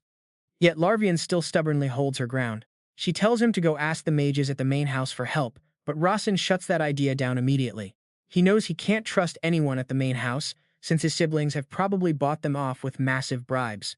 His eyes show a desperate, heartfelt determination. Please help me, he begs. I just want to protect my weak mother. This raw emotional confession completely catches Larvian off guard, leaving her frozen solid for a few seconds. But wait, this triggers a seriously dark, messed up memory for her. She remembers a brutal, muscular guard violently grabbing a poor woman by her hair, screaming at her for daring to miss tax payments. Seeing his mom getting abused, her little boy desperately lunges forward to pull the guard off, sobbing and screaming to let her go. But that weak, childish resistance only ends up annoying the guard even more. He coldly unsheathes his sharp sword, muttering with pure disgust about how annoying this little insect is. Ignoring the mother's terrified, desperate screams, the brutal guard straight up drives his sword right through her chest in front of the kid. The boy's heart-wrenching cries echo as his mom collapses in a pool of blood. The ruthless guard sheathes his sword, swearing under his breath. He curses about how annoying this is, while the weeping child cradles his mother's cold body, begging her to wake up. The crowd of onlookers can only whisper and gossip among themselves after seeing that horror. Some feel bad, wondering what she did wrong, while cold-hearted jerks mock her, saying the dead woman was just a monster anyway. Standing in that crowd, a young hooded girl watched everything go down. And yes, that was Larvian's own tragic, painful past. Facing off against a tyrant king and an army armed with swords and shields, that lonely woman never backed down. As soldiers charge her, she calmly unleashes her ultimate ice magic, instantly freezing the entire army in a single breath. That painful memory makes Larvian understand the absolute helplessness of being weak better than anyone. Back in reality, the seventh young master Rasen is standing right before her. At just 9 years old, he has been heavily monitored and cold-shouldered his entire life. As the youngest son of a prestigious magic family, whose mother was a lowly servant thrown away by the clan, Rasen had to choose to act like a total loser. He has to swallow his pride just to stay alive. Clenching his fists, Rasen stares ahead with burning eyes, declaring he wants to protect his weak mother. Larvian shivers a bit, feeling the absolute truth in his words. But she also knows that surviving this family is pretty much a suicide mission. After all, every other successor candidate in the Mayton clan is totally out of his league, while Rasen is just a looked-down-on outcast born from the absolute bottom of the food chain. For a bottom feeder like him, trying to protect his mom and climb the family ranks is just a joke, a total pipe dream that's never going to happen. But staring at this insane dream, Larvian actually cracks a small smile, thinking there's nothing wrong with aiming high. Sitting quietly, the librarian thinks to herself, "You can't win the lottery without buying a ticket. Who says a dream has to be realistic to be valid?" She believes chasing an impossible goal is the only time a person is actually alive, actually fighting for something real. Larvian sighs and acts all cold, telling him she's not helping just because he bribed her with some chocolate. But one look at Rasen's face and she knows she's already totally sold on his crazy plan. But check this out. Here's how she plans to do it. To put it simply, she will freeze the excess mana bursting from the Katia fruit, then melt it super slowly so his weak heart can actually absorb the energy. Without wasting a second, she unleashes her ice magic, trapping the floating Katia fruit in a freezing frost barrier. Rasen tucks himself into bed, totally anxious about absorbing the magic. But Larvian drops a heavy warning about some pretty terrifying side effects waiting for him. His body might completely freeze solid as a nasty side effect of this process. Hearing this, Rasen panics a bit, fearing he'll turn into a human popsicle. Larvian just keeps a straight face and says if he gets lucky, he'll recover in a few months. If not, it could take years. And if his luck is totally trash, well, he might just drop dead. Her chilling composure makes Rasen shake, begging her not to say such terrifying things with a straight face. Seeing her little master sweating bullets, the librarian decides to throw him a bone. But hey, she claims she's a pretty skilled ice mage, so she'll do her best to keep him from dying. Staring at the freezing energy radiating from the icy Katia fruit, Rasen lies in bed, seriously wondering if he should just call the whole dangerous thing off. But he quickly shakes it off, convincing himself that in do-or-die moments, crazy bets like this actually have a higher chance of working out. Plus, he knows how Larvian's character is built. She is actually a big softie who genuinely cares about others. Spelling out the dangers was just her tsundere way of making sure his mind was ready for the pain. You gotta love his sheer balls here. After all, no high reward investment comes without a bit of risk. Rasen locks eyes with Larvian and gives the final green light to just do it.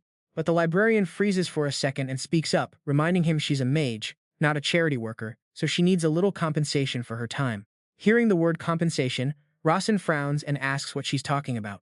Larvian tilts her head casually, saying it is nothing crazy, just a small convenience fee of 24 premium chocolate bars for her showing up to help. This hilarious demand from a legendary grand mage leaves Rasen completely speechless with no choice but to nod.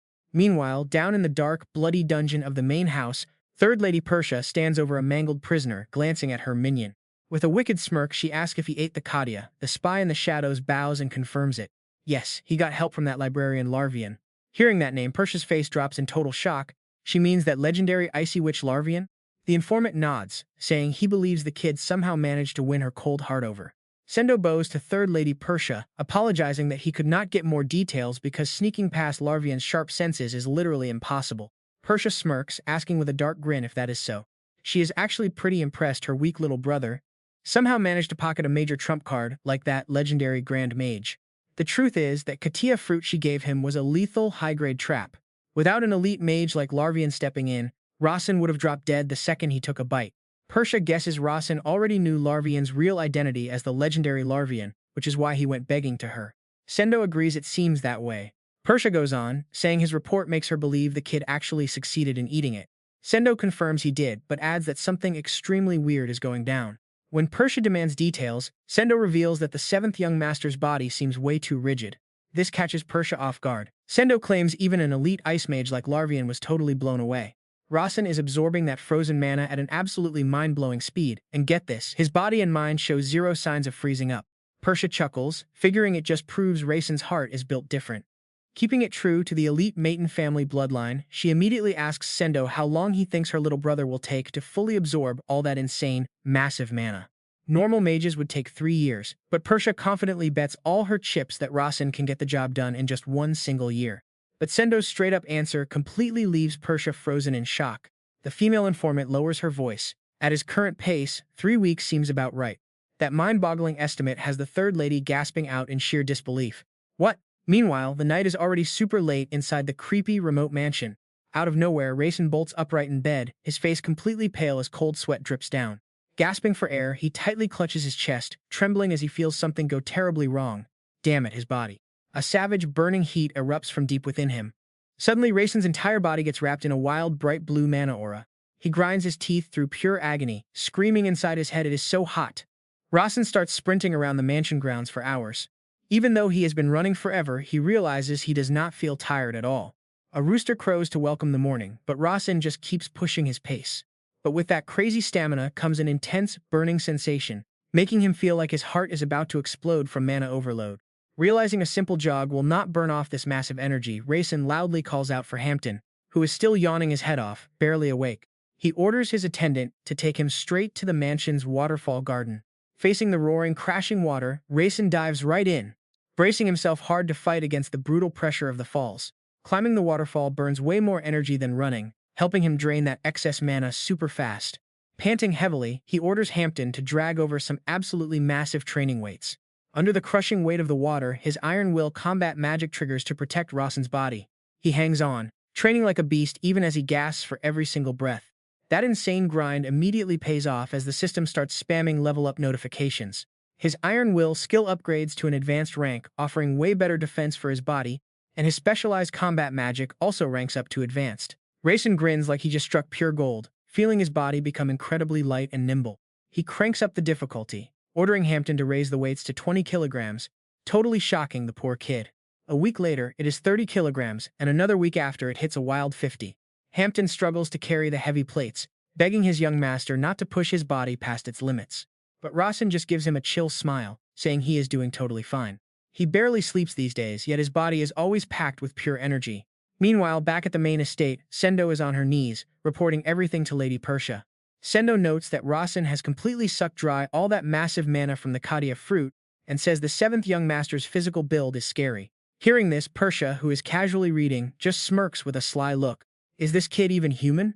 Sendo keeps breaking down Rasen's crazy training progress for the lady. He is literally climbing the waterfall with his bare hands every single day. Persia turns a page, asking with genuine curiosity, "No magic at all?" Sendo explains that he is actually using combat magic to support his body. Persia casually snaps her book shut, pointing out that while combat magic levels up quickly, it still has some major hard limits. Besides, Rasen only needs to play his part as a background character. But here's the kicker. Sendo drops a detail that forces her to pay attention. He is climbing with 50-kilogram weights. Persia gasps in surprise. Wasn't it just 5 kilograms? Sendo nods, adding that Rasen can scale a 30-meter-high waterfall in under 5 minutes. Hearing this, Persia bursts out laughing with excitement. She figures her little brother is dealing with a severe energy overload and wonders how many days the guy is left to live. Sendo shares her worries. If this keeps up, he might drop dead in 3 months. She explains that Rasen's physical form is stuffed with way too much raw mana, and without some insane special power to shield him, he is going to literally explode and die. Sensing the danger, Sendo suggests that he could survive if only Lady Persia would lend a hand. but Persia coldly shuts her down. She says giving him that legendary Katia fruit was already more than enough, ordering her spy to just keep watching the show. Yet, behind that chill attitude, Persia flashes a super calculating smile. She tells herself that if Rasen is indeed going to die, she must first force him to reveal his Riz secrets for charming that legendary librarian, Larvian. Meanwhile, in his private room, Rasen checks himself out in the mirror, feeling completely satisfied. Thanks to that insane mana grind and his brutal training, his body has gotten incredibly shredded and way healthier. Man, he thinks to himself, absorbing all that mana really changed his body big time. Later, at a garden tea party, Soso looks at her son with pure worry, noticing how skinny he got. She pours some tea and asks if he thinks he is losing weight way too fast. Rasen just gives her a chill smile, explaining that the pounds only dropped because he is working out like crazy. Besides, he says, I am getting way more handsome by the day. Soso sips her tea and compliments the maid instead. She tells Hera that her tea brewing skills are getting better and better. Hearing this, Hera instantly blushes, giving a radiant, super happy smile while thanking her. Prettier, by the day.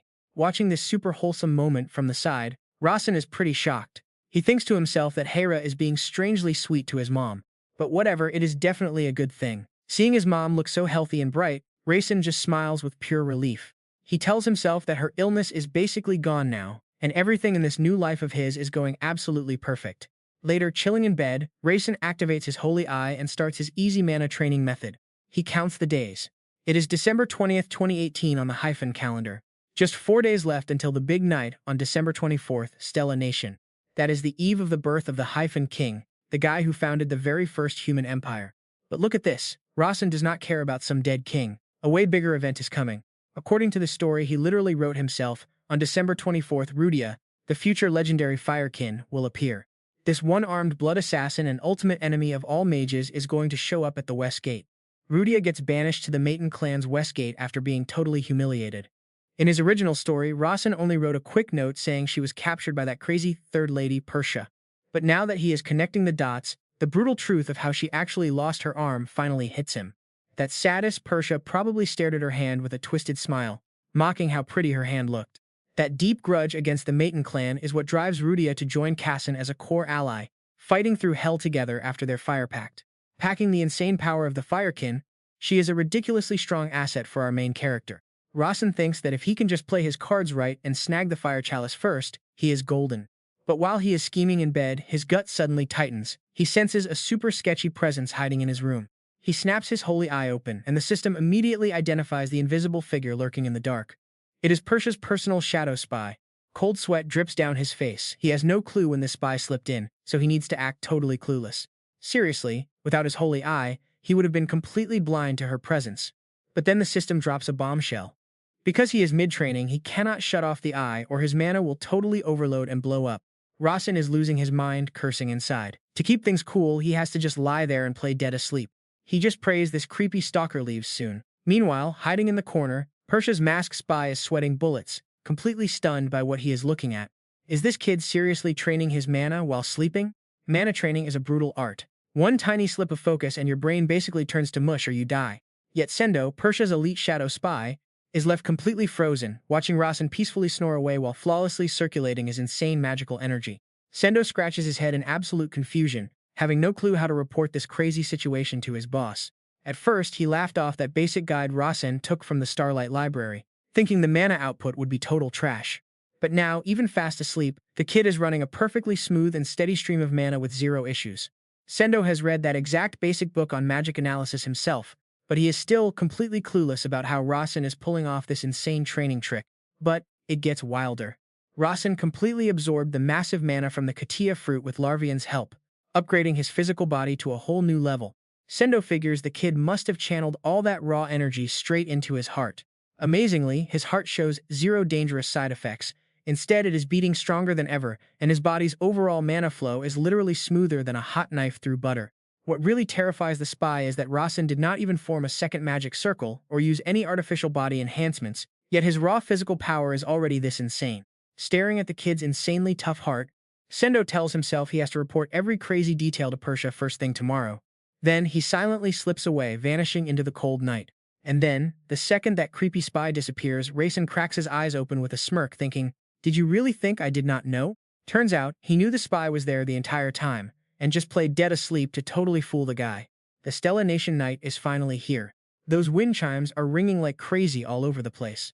In the middle of this secluded Mayton mansion, a massive pine tree is decked out in sparkling lights, shining bright under a starry night sky. Standing under the glowing festive lights, Rasen calls out for Hera and Hampton. Both servants step up immediately, bowing low and saying, "Yes, young master." Rasen coldly orders them to follow him, and Hampton and Hera quietly fall in line behind their young master. After walking a bit, Hampton gets super curious and asks where they are heading. Rasen just calmly replies, "We are going to the outer west gate." Hampton is completely shocked and asks, "Wait, the outer west gate?" The Mayton clan has 4 west gates in total, and this outer west gate is literally the furthest one out. And tonight, right in the middle of Stella Nation, Rasen and his 2 trusted servants are heading straight there. Rasen has only one target tonight, a girl named Rudia. She is a blood assassin, destined to become the ultimate mage killer and a terrifying one-handed magic user. Rasen is locked in. Honestly, this meeting is going to be epic. Meanwhile, right at the west gate, a girl in a black hooded cloak is heavily panting and completely exhausted. Suddenly, a guy rushes out yelling, "You bastard," as blazing red flames erupt everywhere. Overwhelmed with pure rage, the girl screams out with absolute murderous intent. She yells that she is going to butcher all of them tonight. At the same time, Rasen stares at the massive watchtower, wondering if this is really the outermost west gate. As the 3 of them hurry down the stone corridor, Hampton suddenly leans in and excitedly whispers, "Hey, do you want to drop by the 6th young master's place? I prepped a ton of paralyzing poison for it." But totally ruining his servant's hype, Rasen just coldly shuts him down with a simple no.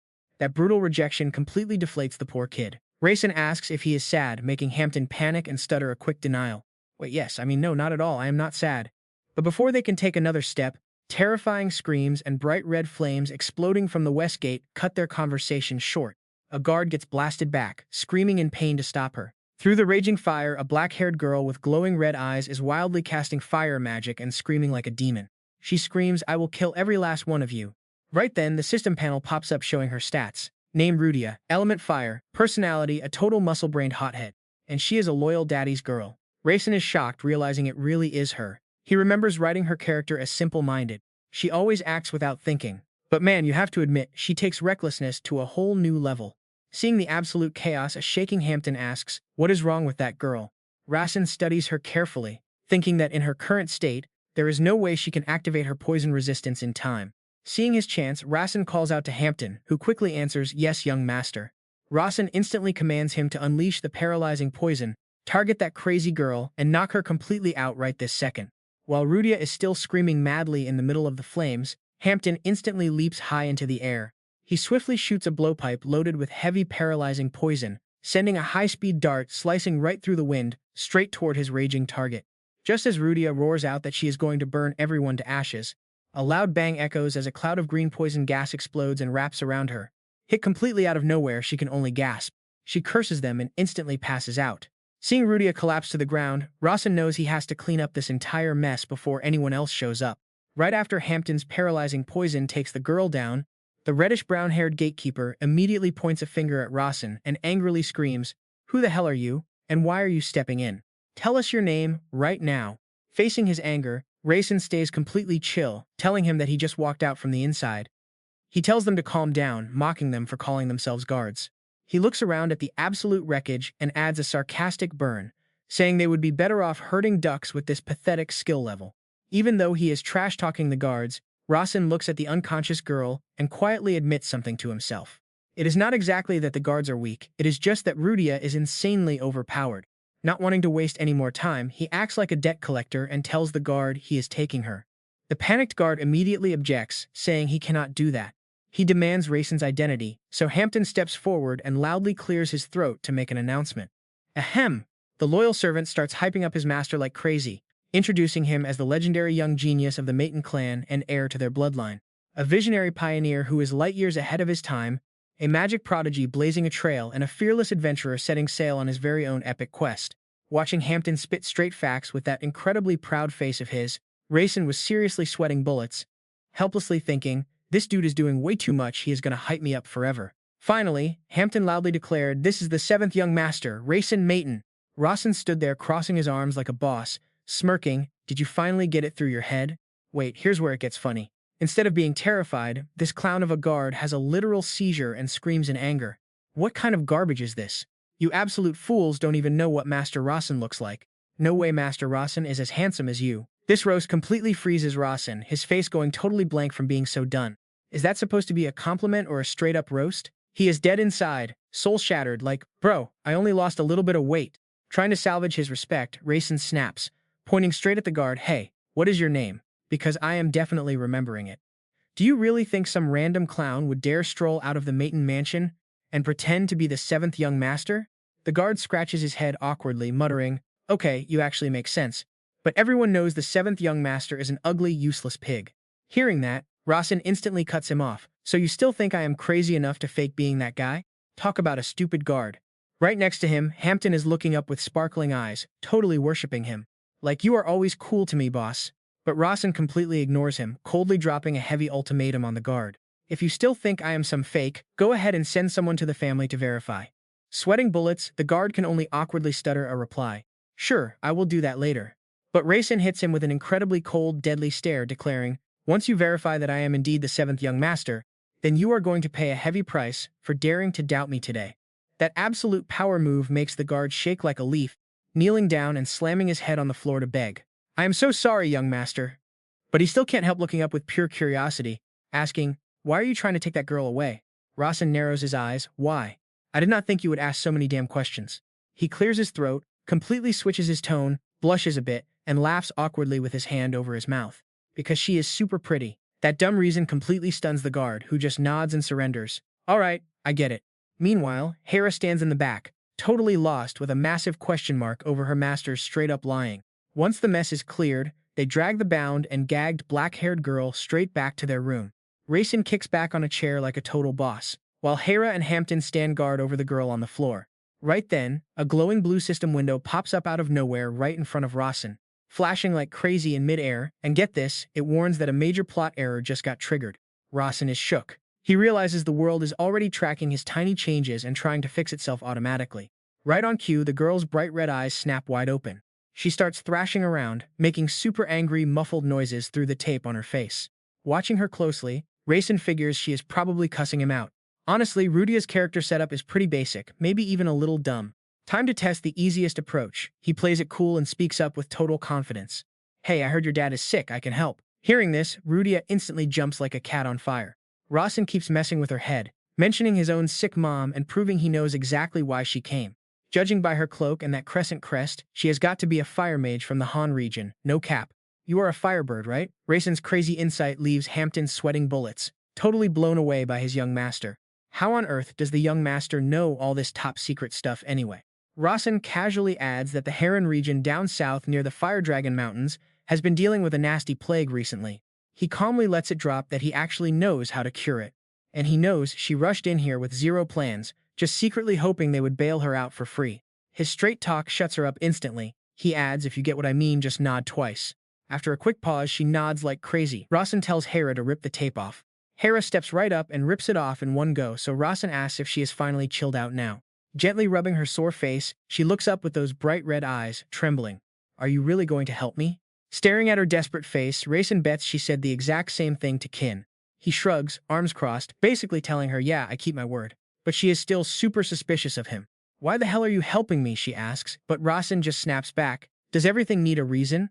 Staring at the floor, she mutters that high and mighty nobles like him never do favors for free, making Rasen ask who even told her that, to which she whispers, "My dad did."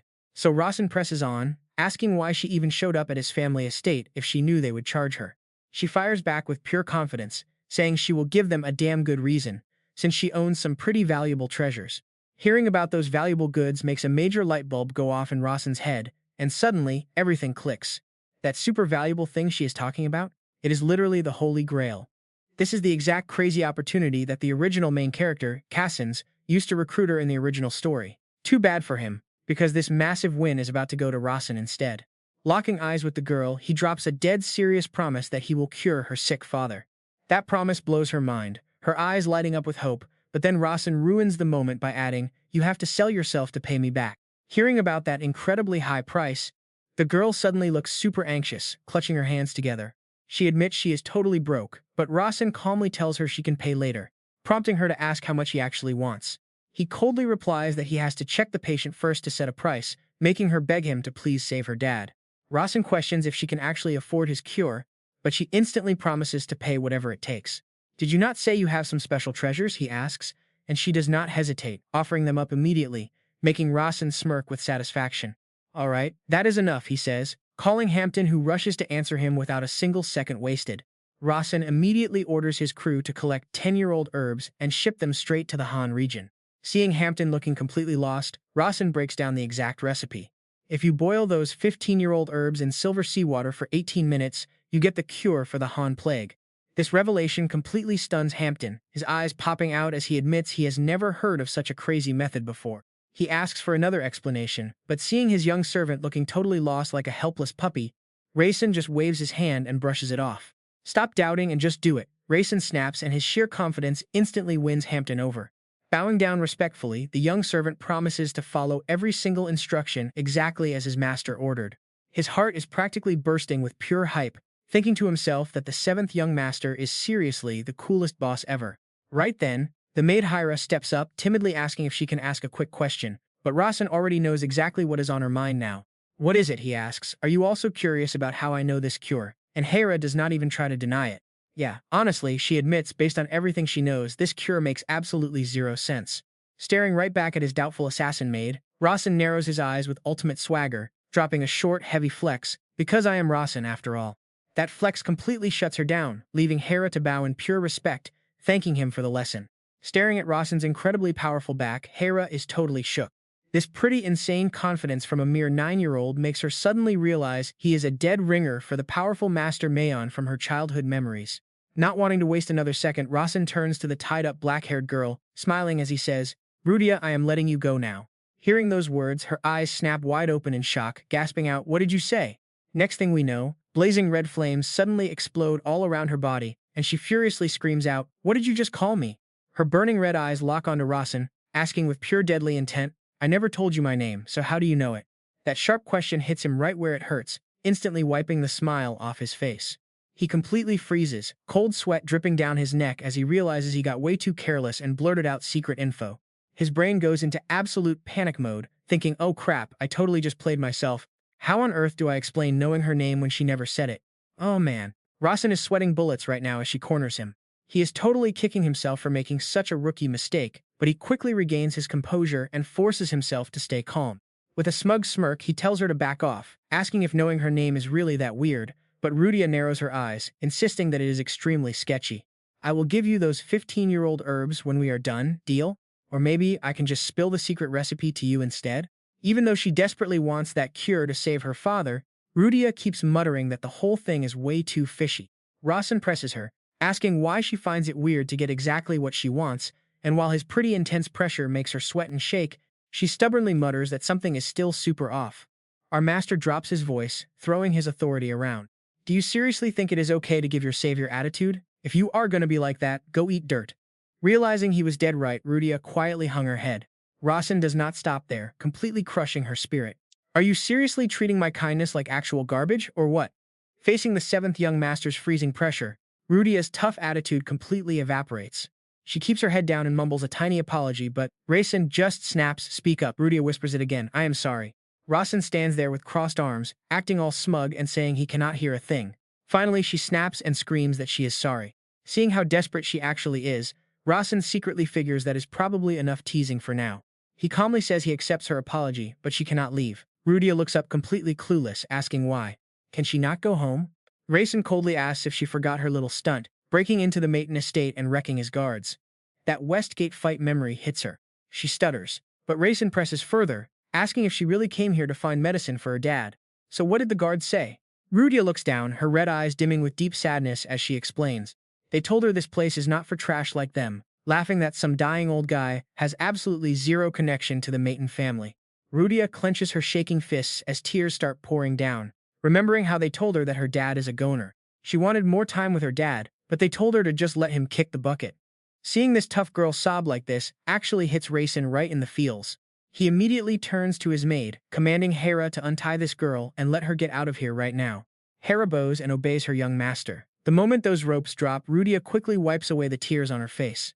She looks up at this surprisingly young savior standing in front of her, asking who he actually is.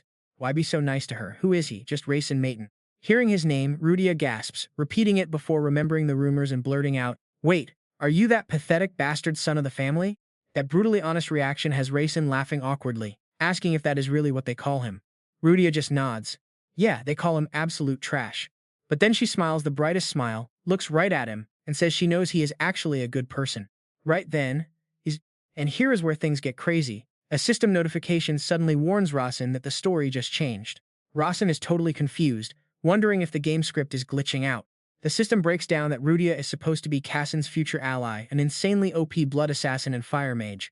Staring at her, Rasen wonders if jumping the gun to recruit Rudia early was actually the smart play or a major mistake. But seeing that warm smile, he just shrugs his worries off, deciding to handle the present first and worry about the future later. Later that night at the mansion, Hampton packs a massive bag full of medical herbs and gets ready to head out. He reports that he found all the requested medicine, telling his master he is leaving for Han immediately. Rasen just nods. He asks how long the trip will take, and Hampton respectfully says it should be around 3 days. Before taking off, the young servant hesitates, nervously asking if he can ask the young master just one quick question. Why help some random girl like Rudia? Rasen just sighs, saying it makes his stomach turn to watch people die from treatable diseases. If it were their own dad, they would do whatever it takes to save him too. He stares out the window, muttering that helping people is really no big deal. This sweet answer totally moves Hampton. The kid instantly drops to his knees, bowing deeply to thank him for teaching him such a valuable lesson. Rasen is totally clueless about what lesson he means, but Hampton chokes up, saying a great family should never ignore the weak. That is exactly what being a powerful house is all about. Bowing before his master, Hampton feels a wave of absolute, unshakable loyalty, realizing he has finally found his guiding light in this world. Slinging his heavy bag, Hampton takes off, telling his master he is leaving now. Watching him leave, Rasen secretly laughs, knowing his real goal is just getting the Holy Grail, but that sounded way cooler. Well, playing the nice guy role definitely worked better there. 2 days later, at their quiet, isolated mansion, heavy and aggressive footsteps suddenly echo down the long hallways, completely scaring the poor working maids into running for their lives. Then, a super arrogant and freezing voice cuts through the air from behind them. Did that idiot pick up some new toy? The bedroom door gets violently slammed open. The third young lady, Persia, struts right in with a super creepy smirk, mocking the useless trash that this pathetic family bastard dragged home with him. But check this out. The second she actually sees who is standing inside the room, her smug smirk completely freezes. Persia stares hard at the boy in front of her and gasps, "Who even are you?" Because there is absolutely no way our family history has a guy this ridiculously good-looking. Standing right there in front of her is an insanely handsome and elegant young guy. He turns around completely chill and softly replies, "Rasen Mayton, your youngest brother is right here." This mind-blowing glow-up instantly gets Persia super hyped. She steps closer with a smirk. "Interesting, I am pretty curious now, because it definitely feels like you are hiding something from me." Rasen keeps his face totally blank. "I am not hiding a single thing." But inside his head, he is thinking, well, besides the tiny detail that I actually created this whole world. Persia narrows her eyes dangerously. But before he can even finish that thought, she suddenly lunges forward, bringing her gorgeous face right to Rasen's ear to whisper playfully, "Why are you so cute? How can a guy look this insanely gorgeous?" The crazy close distance and her overwhelming aura make Rasen completely freeze up, as pure terror takes over his mind. Oh man, his heart is literally pounding out of his chest. Right then, Persia's deep red eyes flash with a super mischievous glint. The system screen instantly pops up with an alert. The beginner combat magic, Unshakable Will, is active and protecting you. Rasen is totally shocked to realize that her combat magic triggered on its own the moment he met her gaze. How did you even turn into this in just 3 short weeks? Then she casually reaches out to pat Rasen's head, totally treating him like a kid. Not bad, this face of yours definitely passes. If you keep growing up like this, your big sis will absolutely shower you with love. But Rasen straight up slaps her hand away and coldly snaps, "I do not need that." This bold act of defiance completely catches Persia off guard. Wait, what? Rasen knows his tyrannical older sister is actually constantly testing him right now. He looks her straight in the eyes and boldly declares, "I want to be your rival or your ally, not some little kid you get to pamper." Seeing the sheer determination and fierce confidence in her youngest brother, Persia smirks with pure evil amusement. "Well, you look pretty tough now." Persia flashes a wicked smile and drops a threat that chills him straight to the bone. "Your heart would probably make a stunning piece of art if I ripped it out, right?" That psycho threat has Rasen breaking out in a cold sweat. Trying to stay calm, he fires back, "Stop making those creepy jokes." Persia just laughs out loud. "Wait, you seriously think I am joking?" Instantly, she shifts her gaze over to Rudia. "Anyway, I still want to take a little look at that new toy of yours." Rasen suddenly remembers Persha is an insanely gifted fire mage. She must have sensed Rudia's massive potential as a fire user and has absolutely no intention of letting her go. To save Rudia and stop the timeline from changing, he has to make a move. Rasen bravely steps right in front of her, boldly shouting, "She is my toy. What I bring home is mine. I have zero obligation to show you, and I do not plan to." This defiance makes Persha's face go totally dark. "You dare challenge me?" Right away, a violent burst of crimson mana explodes from Persha, crushing down on Rasen's body. The overwhelming pressure makes Rasen struggle to even stand. Luckily, the system instantly alerts him that unshakable will is actively blocking the harmful energy. Persha leans in close with a sinister smirk. "Look at yourself. A weakling like you actually dares to oppose me? You are just a useless trash kid." Relying on his divine eyes to activate basic magic training, Rasen grits his teeth as Persha's crushing mana threatens to tear his body apart. Seeing her brother's insane grit, Persha backs off her pressure and smiles. "I will give you a chance." Panting heavily, Rasen asks, "What kind of chance?" Persha smirks as a blue flame sparks on her finger. "Let's see how you handle this. You learned combat magic, right?" "Yes, but only at a basic level. I will only use a single finger to cast magic, removing all elemental attributes and strictly using raw combat magic." Seeing this, Rasen asks in total shock, "Wait, you know combat magic too?" Persha casually shrugs. "Just a tiny bit. I literally read the manual for 5 minutes before coming here." That wildly arrogant flex from his genius sister makes Rasen break a sweat, but he still cracks a determined grin. "Alright, today I am going to show you what I can do." Persha gets ready to strike, smiling. "Our little brother has some serious attitude. I absolutely love it." With a casual flick of her finger, a massive fiery serpent instantly charges straight at Rasen. Right at that second, Rasen's divine eyes quickly analyze the spell and flash a warning: magic illusion detected. Realizing it is just a distraction, Rasen does not even flinch. He channels all his power into his fist and charges straight ahead, smashing the fire snake to pieces in one shot. Watching her brother's clean strike, Persha smiles in genuine approval. He has definitely grown up since then. "Come on, if you win, I will never lay a hand on your toy again." Rasen shivers slightly, knowing he has to go completely all out for this fight. Persha's expression suddenly turns cold as her eyes glow with brutal cruelty, dropping one final warning: "If your little toy turns out to be boring, I will chop her into tiny pieces." Facing down his terrifying sister Persha, Rasen clenches his fists with ultimate determination and declares, "I will definitely beat you no matter what it takes, dear sister." Looking at her youngest brother all fired up, Persha just smirks with pure contempt. She actually thinks it is pretty amusing how hard this little brat is trying to entertain her. To her, Rasen is not even 5th or 6th in line for the family legacy. He is just a pretty pathetic piece of trash who was completely thrown away by their own father, the head of the clan. Without wasting a single second, Rasen rushes in to strike, but his speed is absolutely nothing compared to a real genius like Persha. "Too slow, kid. Did you forget to eat today?" A massive blast of energy shoots from her finger, slamming into Rasen and sending him flying back with a scream of agony. Rasen struggles to land, dragging his boots across the floor to find his balance. Watching her brother's pathetic struggle, Persha silently notes that the brat couldn't even dodge that simple attack. He just rushes in blindly. The kid's got a pretty thick head, probably 0 brain cells in there. Still, she has to admit that Rasen choosing to focus on defensive magic is actually a pretty smart move for him right now. Finding his footing, sweat pours down Rasen's face as he realizes that if this fight drags on any longer, he is completely done for. The power gap is just too massive, making dodging and throwing a counterattack almost impossible. Right then, his basic defensive spell called High-Grade Iron will automatically kicks in to shield his breaking body. But even with that shield up, his chest is pretty tight and a sickening urge to throw up hits him hard. He grimaces in pain. She only used one finger and it already caused a major mana shockwave. Right then, the system suddenly alerts him that the easy mana training method is taking over his circulation. This quickly calms the wild energy inside his body. Recognizing this as a golden opportunity, Rasen tells himself that it is now or never, immediately launching himself forward. He immediately activates his basic combat skill, the high-grade heavyweight magic. Targeting Persha's right thigh, Rasen closes the gap like lightning and uses all his strength to grab his sister's leg. This sudden desperate move actually catches a top-tier genius like Persha completely off guard. Look at that. Taking advantage of her shock, he actually slams the mighty Persha flat onto the hard floor with a massive crash. Wasting absolutely no time, Rasen keeps pushing his high-grade heavyweight technique to the absolute limit. He channels all his glowing blue mana into his fist, throwing a massive punch straight down.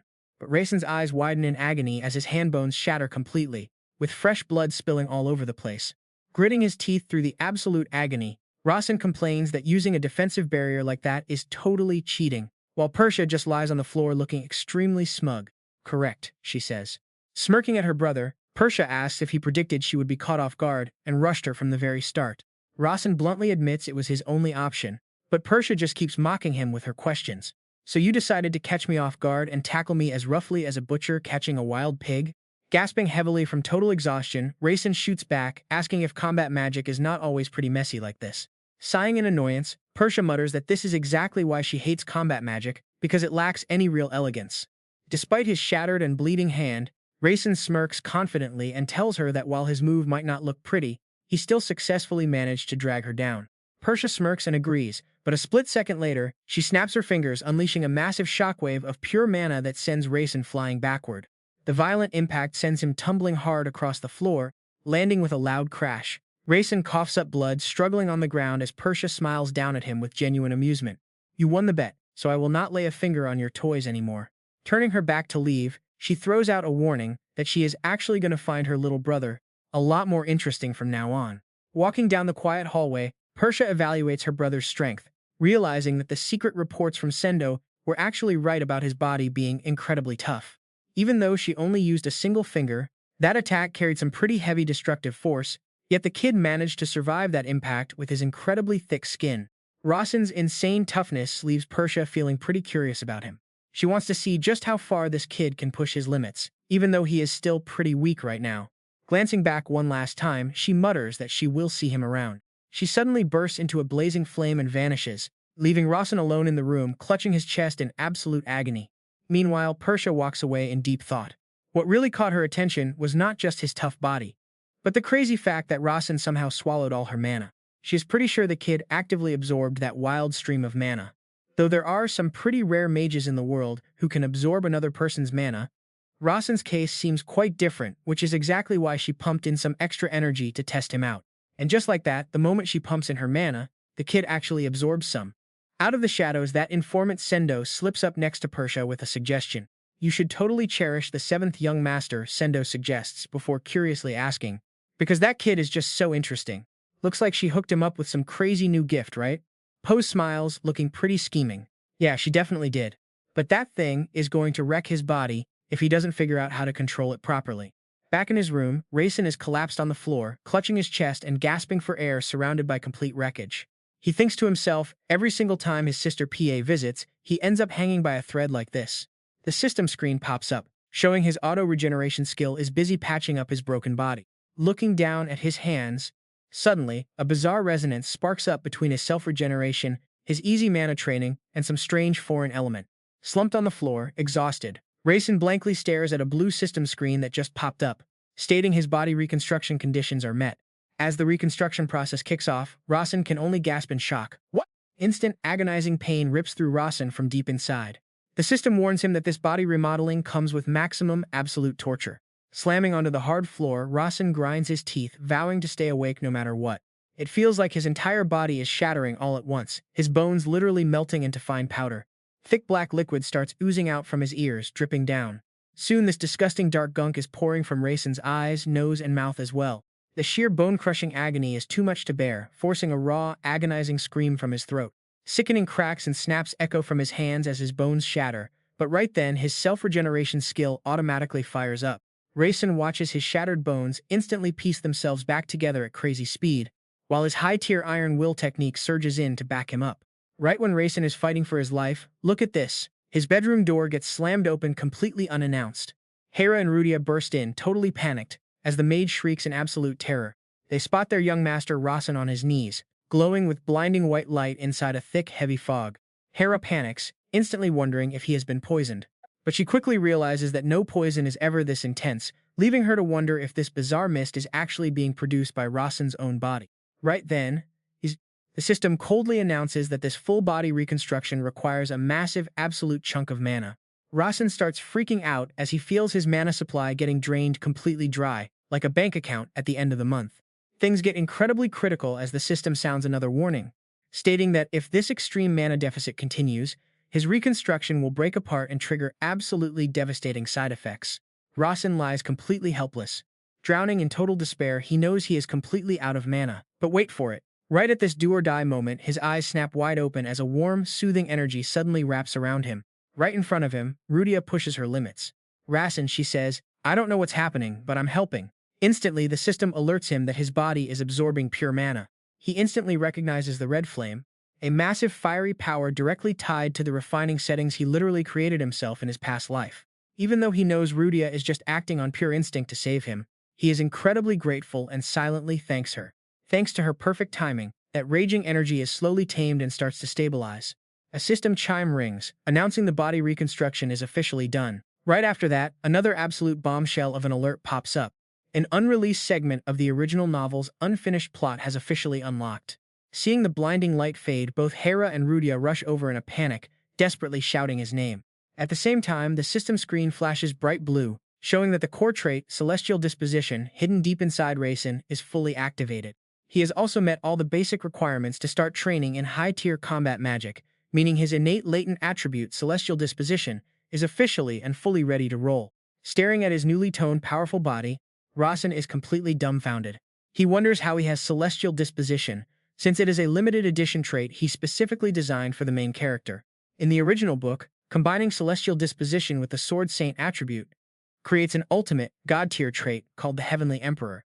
We're talking about the starting physical build of Cassinas, the novel's actual main character.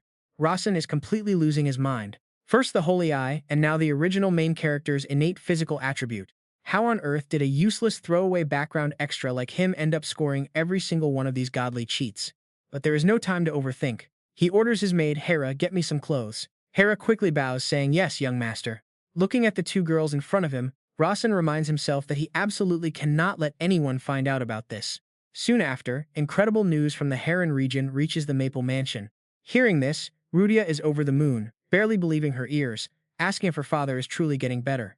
Hera smiles, gently handing over the letter and confirming it is indeed from him.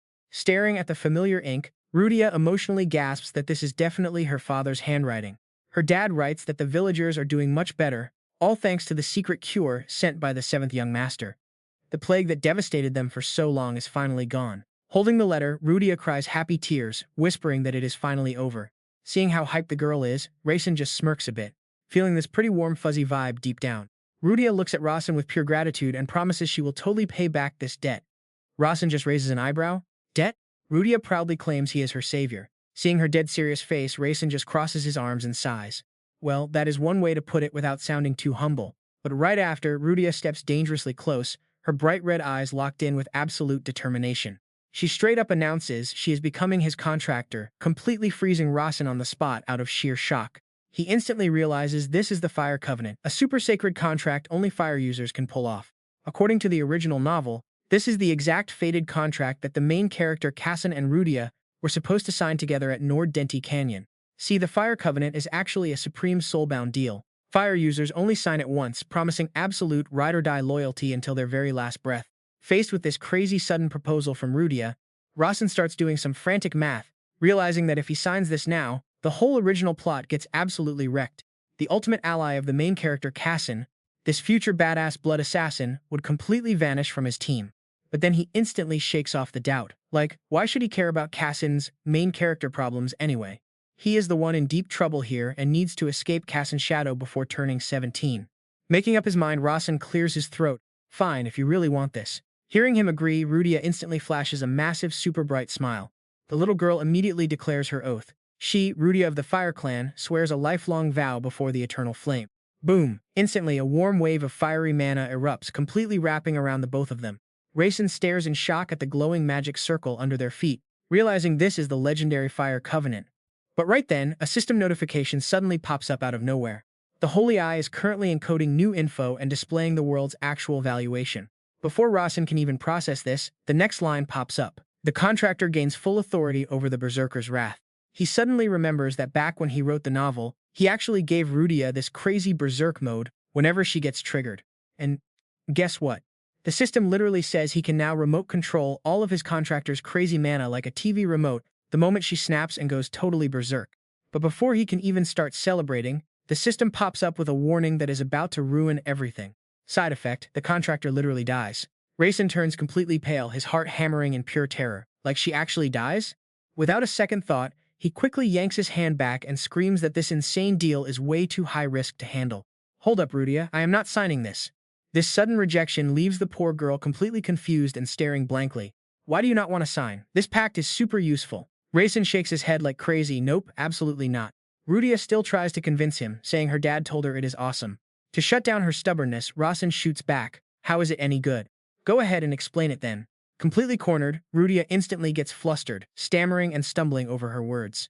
She tilts her head, completely clueless, and asks what she was saying again. Seeing she has no idea how bad this is, Rasen steps close. He grabs her shoulders tightly, warning her to listen close, because if she actually signs this fire covenant, she will literally have to sacrifice her entire life for him. But instead of being terrified, Rudia's red eyes light up with pure hype. Sacrifice? That sounds awesome. Sacrifice is good. Her bizarre reaction leaves Rasen totally stunned as he asks why. Rudia flashes a bright smile, saying it just sounds super cool. Rasen is honestly left speechless by this kid's pure innocence. Sweating bullets, he warns her that if she goes berserk, there is no way he can stop it. Rudia looks blank, asking what that means. Rasen drops his voice. If I cannot stop you, you literally die. Rasen straight up lays out the brutal reality of this covenant, that the contractor ends up dead. Yet, Rudia stays completely unfazed, proudly declaring her stance. We are totally ready to die for our contractor. It is the ultimate honor that we call martyrdom. Seeing how proud she looks, Rasen can only facepalm in defeat. He thinks to himself, the fact that she says this so innocently is what makes it truly terrifying. He sighs, telling her straight up he does not want to end her life or arrange her funeral. No way, Rasen, you are totally overthinking this. I am not going to die. Rasen grimaces, realizing his warnings are just fueling her hype even more. Done beating around the bush, he decisively grabs her wrist. Listen to me, he says, looking straight into her eyes with a serious face. You are only 9 years old. You are way too young to be signing contracts. But Rudia stubbornly fires back that age is not a problem. Rasen tries using cold logic instead. I am not a fire user, so stop forcing your Fire Clan rules on me. Hearing the word force, Rudia hesitates. Forcing people is totally a bad thing, right? Rasen nods. No cap. Who would ever want to be forced into doing anything anyway? Rudia hangs her head, her voice dropping with disappointment. Does Rasen really not want someone like me to be his contract partner? Seeing her looking so hurt, Rasen gives a gentle smile and explains softly, it is not that I do not like you, but that responsibility is massive, and we are way too young. Who even knows if we can handle something as sacred as a fire pact? Listening to Rasen's super logical explanation, Rudia nods her head in agreement. I get it, I will wait. Suddenly, a system alert rings out and a blue screen pops up showing that the fire pact has been officially cancelled. Rasen lets out a huge sigh of relief, feeling like a massive weight has finally been lifted off his shoulders. Suddenly, Rudia looks up, smiles, and says that Rasen is actually a really great person. She casually explains that her father always told her a fire pact must be held in a truly solemn way, and the contractor has to be chosen extremely carefully. Rasen frowns. Is that so? Rudia giggles mischievously. Her dad said if she signs a pact, she will basically end up as a completely perfect tool. He also said if someone rejects the sacred pact for a totally legit reason, they are definitely a good person. Deep down, Rudia secretly recalls her father's warning that Rasen is an incredibly trustworthy guy, and she must absolutely never let someone like him slip through her fingers. Sitting in the room, Rudia happily munches on a chocolate bar, raving about how incredibly delicious it is. She beams at Rasen, totally grateful, saying he helped her dad and gave her yummy food, making him the absolute best. But Rasen just crosses his arms, calmly reminding her, Rudia, it is time to hand over the good stuff now. Hearing this, she looks confused. Good stuff? Her complete confusion quickly vanishes as she suddenly remembers something and happily cheers out, oh yeah, right, the good stuff. Standing across from her, Rasen is calculating in his head. He knows for sure that the good stuff is the Chalice of Fire, the ultimate relic of the Fire People. According to the original novel, it is hidden deep in the Dragon Mountains near Heron, right beneath a small stone grave that only the Fire People can activate. Rudia excitedly reveals that there are some really great things hidden near her home, like super-duper good stuff. Her dad said so himself. Rasen narrows his eyes, pretty curious. So what is its name anyway? His heart is pounding with anticipation, screaming internally, desperately hoping she will say those exact words, the Chalice of Fire. But Rudia just scratches her head, totally clueless about the name. Man, you can just feel his soul leaving his body right here. You do not know? Stuffing more candy into her mouth, Rudia innocently explains that people only ever called it a pretty good cup. Rasen can only facepalm, blaming his past life self for writing this girl to be so dangerously naive and completely clueless. No help from Rudia then. Rasen closes his eyes and activates his holy eye to scan for information on the treasure himself. The system panel immediately pops up with details. The Chalice of Fire can generate a sacred liquid called fire water once every 100 years. This absolutely magical water holds an incredibly powerful purification energy, capable of removing anything currently invading the mind and body. Rasen's purple eyes instantly light up with intense excitement.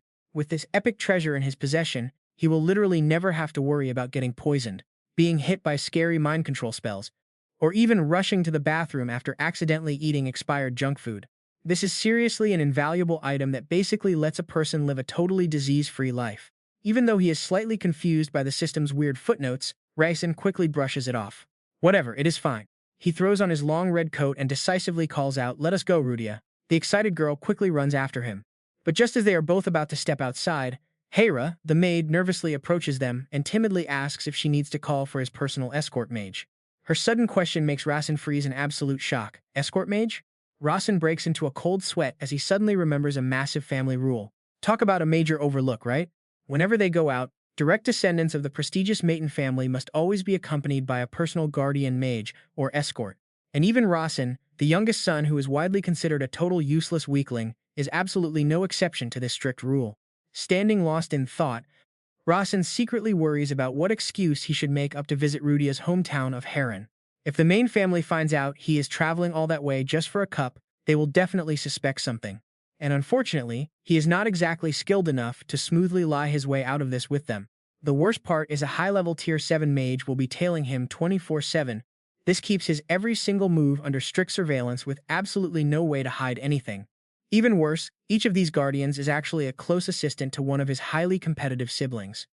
In this brutal, ruthless succession war, gathering strong allies is the absolute deciding factor, which means whoever follows him is bound to be loyal to one of his many rivals. Standing in the room with Hera and Rudia, Rasen paces back and forth, clearly torn over what to do. He really does not want to give up on the Chalice of Fire, but is it worth risking his life, or should he just play it safe? After sizing things up, Rasen stomps his foot like he is straight up telling Destiny who is boss. Alright, decision made. The guy Rasen chooses for his personal guard is none other than the mage, Uap. The very moment he gets the ping, the middle-aged mage, with the rugged jawline and scruffy gray beard, straight up gasps in absolute shock. Say what? Uap has always had a totally trash opinion of Rasen. He cannot believe his own ears, thinking to himself with pure sass, "That idiot chose me as his guard, so maybe he is not that dumb after all. Pretty good taste, huh?" Suddenly, bits of memories from 3 years ago hit Rasen right in the face. Back then, his old self was a 6-year-old brat but already insanely cocky. He vividly remembers aggressively grabbing Jafel by the chin and yelling, "You are nothing but a gatekeeping dog, and I am your master, got it? Now drop that attitude if you know what is good for you. You lowlife." Just thinking back to that trashy past makes current Rasen want to facepalm in pure regret. Only 6 years old and already playing the villain like an absolute pro, he thinks. Back then, his personal bodyguards were literal archmages of at least the 7th circle. Yet the old Rasen still had the nerve to arrogantly disrespect them like that. Just as he is drowning in memories, his maid Hera suddenly snaps him back to reality. Young master, what should I write down as the reason?" Rasen looks back, completely blank. The reason? Rasen casually drops the most childish excuse ever. "Just say I am going out to play because there is a ton of tasty chocolate out there." Hera starts sweating bullets, awkwardly replying, there is no way that is going to fly. And check this out. Despite that ridiculous excuse, the 7th young master's request to go out gets approved in record time. Right after that, heavy and steady footsteps start echoing across the mansion's courtyard. A towering middle-aged man draped in a deep black cloak slowly and confidently makes his way inside. That is Jafel, one of the elite bodyguards of the Mayton clan. Standing on the windy balcony, Rasen just smirks and actively welcomes him in. "Welcome, Jafel." Hearing his name, the middle-aged bodyguard stops in his tracks, casting a cold, sharp gaze up at his young master looking down from above. Jafel's face twitches slightly as he asks in a low voice how Rasen is doing, his footsteps echoing down the hallway. Jafel studies Rasen's new look, remarking that he has changed a lot. Rasen just calmly shrugs, replying, "Yeah, a little bit." Sensing his hesitation, Jafel speaks up to ask if he can pose a question. But Rasen is already one step ahead, reading his mind. "Let me guess, you are curious why I chose you as my guard." Jafel straight up admits it, saying that is exactly right. "To you, I was basically just a gatekeeper dog." Seeing Jafel's tense silence, Rasen knows the guy still remembers every single insulting word thrown at him 3 years ago. For an elite 7th circle archmage who wields insane magic power like him, his brain naturally runs way faster than fiber optic internet. Rasen looks down from the balcony and casually says, "Since you are the guard dog, obviously you have to protect your master." That massive provocation gets Jafel so furious his head is about to catch fire. Even though Rasen is actually pretty nervous about facing a high-tier mage head-on, he knows that saying sorry right now is not going to fix a single thing. "To me, you are the most loyal dog in the pack, because at least you would never stab me in the back." Jafel asks back in a low tone, "Do you seriously trust me?" Rasen firmly says no. When Jafel asks why, Rasen explains, "I do not trust some guy named Jafel, but I trust a bodyguard named Jafel. Besides, I know you are highly ambitious." Rasen knows very well that Jafel is a man with massive ambitions. As long as they share a path, he will go all out. So in a way, he is actually pretty reliable. In the original story, Jafel was originally super loyal to the fourth young master Saron, but later suddenly switched sides to team up with the second Miss Abelia. Hearing Rasen's words, Jafel asks curiously, "Why would my ambition be the exact reason for the young master to choose me?" Rasen calmly answers, "Because I believe that one day you will be useful to me." Jafel immediately presses him further, "Exactly how?" In his heart, he still quietly despises Rasen, thinking of him as just a powerless, useless kid with zero real influence.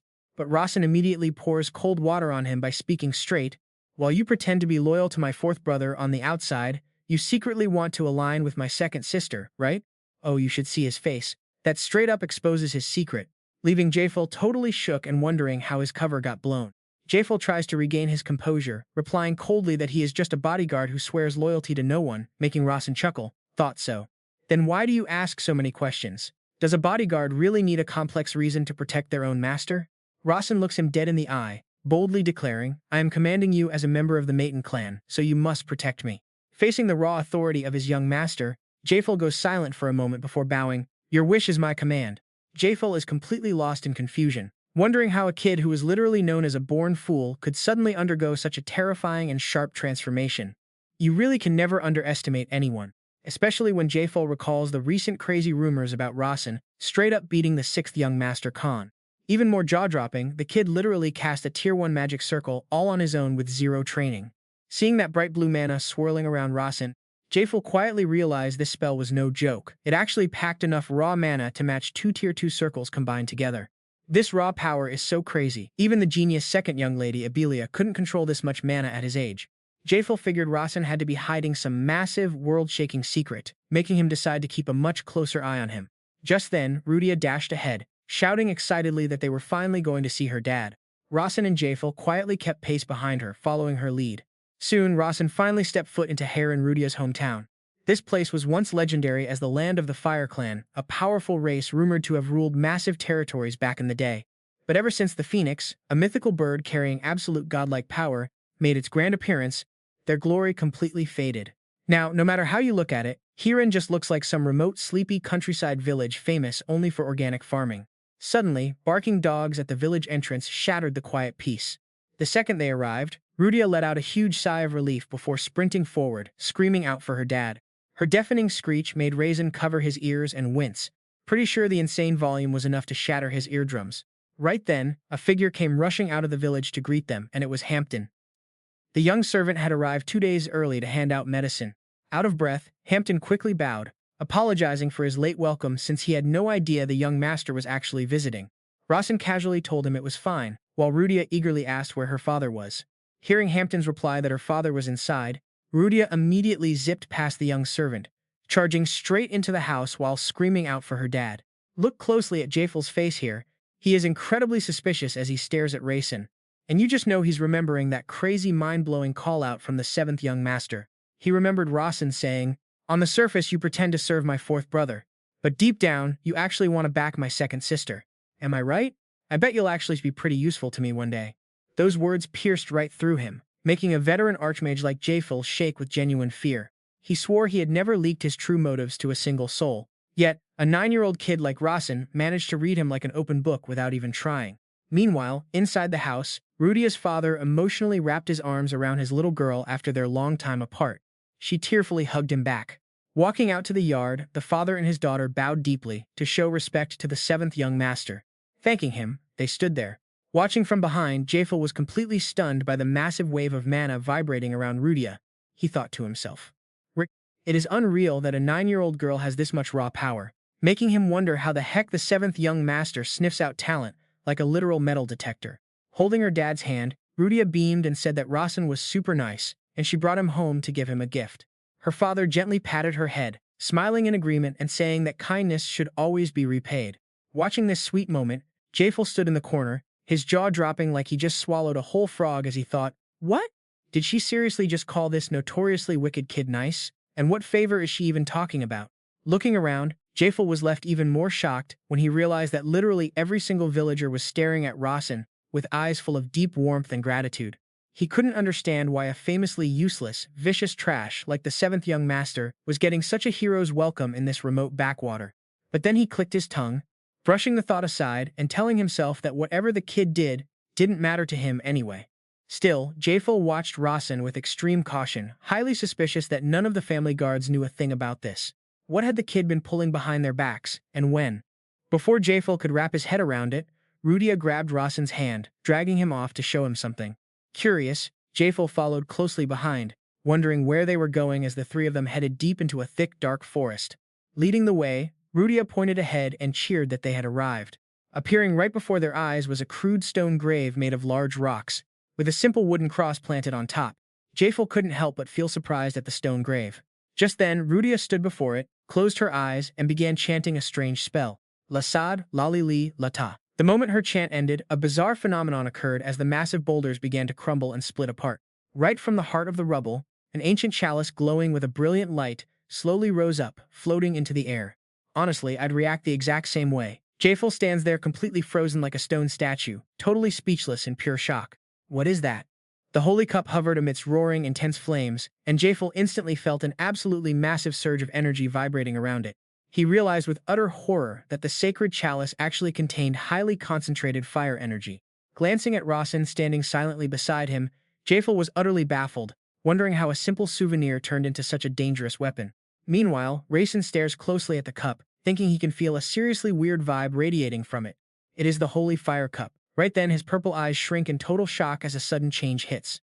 A blue system window pops up right in front of him, warning that only those who contract with a fire spirit can drink the holy cup's pure flame water. Anyone else who drinks this stuff will end up puking and suffering insane stomach pain until they literally die. Looking at this terrifying warning, he realizes that to drink it, he absolutely has to make a fire pact with Rudia.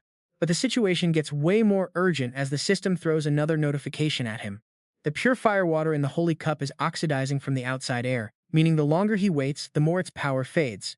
Watching the energy slip away, he starts to panic, realizing this legendary water will turn into plain tap water if he keeps hesitating. Yet he still hesitates, knowing that accepting this fire contract means he is forced to personally control Rudia's wild, violent power himself. In the original novel, even the super-strong main character Kassan barely managed to suppress her when she went crazy. Can a weak extra like him actually pull that off? Let's find out. But he also knows this once-in-a-lifetime chance is never going to come around a second time. Caught in a tight spot, he wonders what the author Sungmin would do here. Then, a sharp smirk plays on his face as he finds the answer. There is no way the author would let his main character drop dead in the very first chapter. The author would definitely make the same move. Stepping forward decisively, he grabs Rudia by the shoulders and says firmly, "Let's make the fire pact." Hearing this, Rudia looks up in pure disbelief, asking if he is actually serious. Not wanting to waste a single second, he tells her to hurry up. Rudia hypes herself up and instantly agrees. Watching closely from behind, Jafel witnesses a massive wall of magic fire erupt, wrapping around both of them while the floating holy cup begins to transform. Staring at this, Jafel is absolutely blown away as the lost light of the holy fire cup slowly returns, glowing brighter and more radiant than ever before. Seeing Rasen standing calmly inside the fire, his bodyguard realizes he got completely played. We love to see it.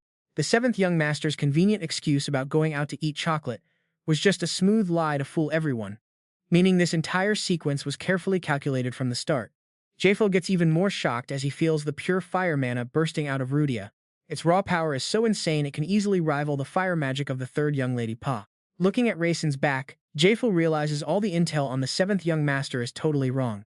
This kid is absolutely not the useless trash the rumors claim him to be. Soon, the flames fade and Rudia collapses to the ground, gasping for breath. She quietly whispers that the fire pact is complete. Right on cue, a system alert confirms the successful pact, making Rudia the official fire contractor of Rasen. And now, a mountain-sized variable has completely wrecked the original plotline. Rasen notices that the scorching heat from before has vanished. System notifications keep spamming him. The Holy Fire Cup has been purified and upgraded into the Pure Holy Fire Cup. Along with that, the liquid inside gets upgraded to pure fire water as well. Without a second thought, Rasen chugs down the magical liquid from the cup, casually thinking it tastes like cheap, flat soda mixed with mineral water. But a split second later, the system sounds an alarm. He has consumed pure fire water and needs insane power to control the burning heat inside. Right away, His automatic mana-breathing technique kicks in, starting to suppress and regulate the intense heat spreading through his entire body. The moment he swallows the last drop, a wave of pure agonizing heat surges inside him. That intense heat travels from his stomach, searing straight toward his heart. Realizing he needs absolute focus to handle this raw energy, Rasen sits down cross-legged on the ground and mutters to his guard, "Guard, I am leaving my safety in your hands." Seeing this, Jaefel is completely stunned. He realizes the seventh young master is actually refining mana right then and there. Although this training method does not look super impressive, meditating out in the wide open like this is an incredibly reckless move. Jaefel cannot help but wonder if this kid actually trusts a guy like him with his life. Because during intense mana cultivation, even the tiniest distraction from the outside world could cause severe internal damage. As an experienced bodyguard, Jaefel knows the seventh young master is far too smart not to realize the danger. Since he trusted him, Jaefel resolves to return that absolute trust.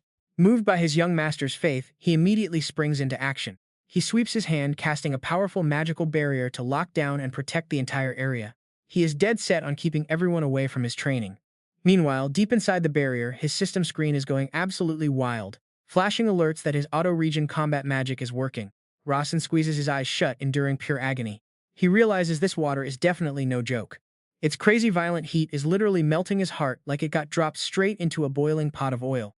But thanks to a clutch assist from the system, his easy mana training trick actually works, suppressing that wild fire water and letting his body slowly suck up all this super pure energy. But wait, his internal mana suddenly takes a massive nosedive, and the system instantly warns him that the power-up is shutting down for now. Feeling the fiery energy finally settle down, Rasen slowly opens his eyes. It is a bummer the absorption got cut short, but he promises himself he will nail it next time. Before long, night completely takes over. Sitting by the warm, crackling campfire, JP asks in a low voice if he is finished. Rasen nods and says it took way longer than expected, then turns to thank his middle-aged guard for keeping him safe. This polite vibe from the seventh young master totally catches JP off guard. Bowing respectfully, the guard says it is nothing and just part of his job. JP congratulates him on the new power, but Rasen just shrugs it off as no big deal. Too bad this chill moment gets ruined instantly. Jaefel warns him in a serious voice, they are literally at the edge of Dragon Mountain. Rasen says he already knows, but Jaefel is squinting into the dark woods, warning that some crazy strong mana is radiating from the mountain slope.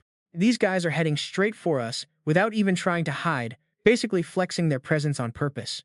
Rasen loses his cool, and honestly, can you blame him? Jaefel is convinced the massive mana blast from the Holy Grail earlier totally gave away their position. This news instantly sends Rasen into a panic, making him break out in cold sweat. He knows Jaefel is a powerhouse of a mage with 7 full magic rings, yet even a seasoned pro like him admits that incoming energy is crazy strong, meaning their next opponent is no joke. Rasen immediately asks if Jaefel knows who they are. JP thinks it over and says yes, guessing they are not just random thugs but a pretty elite squad of swordsmen. He can sense their unique signature aura, and they are closing in fast. An epic clash is about to go down. Any bloodlust? Hard to say. Jaefel just warns him that these guys are seriously high-level threats. In this world, swordsmen and mages are basically sworn enemies who never get along. Rasen has no clue why they are showing up, but running away is definitely out of the question. If he bails now, his strict dad will literally end him before he even hits his 10th birthday. Plus, he has Jaefel, an absolute monster of a 7-ring mage, right by his side. So why panic? He might as well just sit back, relax, and wait for them to deliver themselves. Heavy footsteps echo, and suddenly, 2 cloaked figures drop down right from the sky, putting everyone on high alert. Boom. The system instantly triggers Rasen's overpowered Holy Eye skill. His eyes glow with a sharp purple light to scan the enemy, but the moment he sees who it actually is, Rasen completely loses his mind and starts screaming curse words inside. The absolute biggest wildcard in this entire story has officially entered the chat. The dude standing right in front of him is the actual main character of this world. He is a genius among geniuses, completely loaded with cheat codes directly from the author. This kid is the ultimate overpowered monster from the legendary novel Rasen's dad literally wrote. The system screen pops up right before his eyes, displaying the name Rasen. Rasen is totally spiraling, having absolutely no clue why this beast of a character is showing up right now. Both sides stare down in the spooky forest, thick with tension. Squinting, Rasen spots a beautifully detailed blue eagle emblem carved on the left side of his chest. Rasen is the second young master of the legendary sword clan S, and he is the exact same age as Rasen. Flanking Rasen are 2 loyal guardians of their powerhouse clan. Just then, the system screen flashes another crucial bit of intel. The 3 top dog clans in this world can always sniff each other out by sensing their unique mana. Kind of like wild predators recognizing their own kind. So, yeah, Rasen is dead sure Kassan already figured out his identity as a Mayton noble. Suddenly, Kassan takes a bold step forward. Completely ignoring all the crazy tension in the air, the 9-year-old kid bows pretty politely and starts speaking. He says he headed over here after sensing a massive wave of mana. Seriously, even though he is only 9, this kid has got some insanely elegant manners.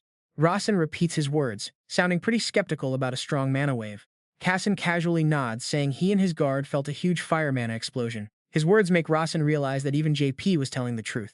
He never expected the Holy Grail's energy to be so crazy that it would actually grab the attention of these top-tier experts. Rasen stares right at Kassan and asks if that is why he came all this way, and Kassan just nods, admitting he is super curious. This insane curiosity is literally built into Kassan's character sheet. Ever since he was a little kid, his curiosity has always been out of control. And honestly, that is what drives him to level up and become completely overpowered later on. Then Kassan says, "It looks like you know who I am." Seeing Rasen on guard, Kassan keeps talking, saying he is not totally sure but guesses that Rasen belongs to the famous Mayton clan. He says Rasen looks older, so he must be the 6th young master. And get this, he starts lecturing like a total detective. But wait, he heard the 6th young master is a water mage, yet he cannot feel even a single drop of water mana from him. So Kassan guesses again, asking if Rasen is actually the 5th young master. Looking at this curious face, Rasen starts having a massive internal battle. He wants zero drama with Kassan, so he wonders if he should just let him believe that lie just to get this guy off his back. But he instantly shakes that off, knowing that if he gets caught in a lie later on, things are going to get way more messy. Looks like he needs to pivot, fast. Kassan mumbles to himself, debunking his own theory since the 5th master is an earth mage. Then he freezes as a totally wild thought hits him, asking if Rasen is actually the 7th young master. With his cover blown, Rasen just lets out an awkward laugh, saying he is pretty different from the rumors. Kassan bluntly nods. Yeah, you are literally completely different. This epic glow-up does not just shock Kassan. Even the secret guards from the Sadi clan are hiding in the shadows, completely losing their minds over how insanely handsome this young master has gotten. To break the ice, Rasen steps up and suggests that since they are officially friends now, they should probably drop the formal talk. This friendly offer makes Kassan super hyped, and he happily agrees that they should definitely just talk casually from now on. According to the original lore, Kassan had basically everything handed to him since day one, including his parents' absolute love. He got training from the absolute best masters and a top-tier education to prepare him to rule. Yet he was always missing one very important thing: a real friend his own age. His family could never fill that empty space, and Kassan has never had a true bestie. Rasen knows why. In this crazy world, nobody would actually have the guts to just walk up and try to befriend the young master of the legendary Sade clan. Looking over at the girl standing right next to Rasen, Kassan curiously asks if she is his friend. Rasen glances at Rudia, remembering that in the original novel, only someone as special as her could end up sticking like glue to the future main character.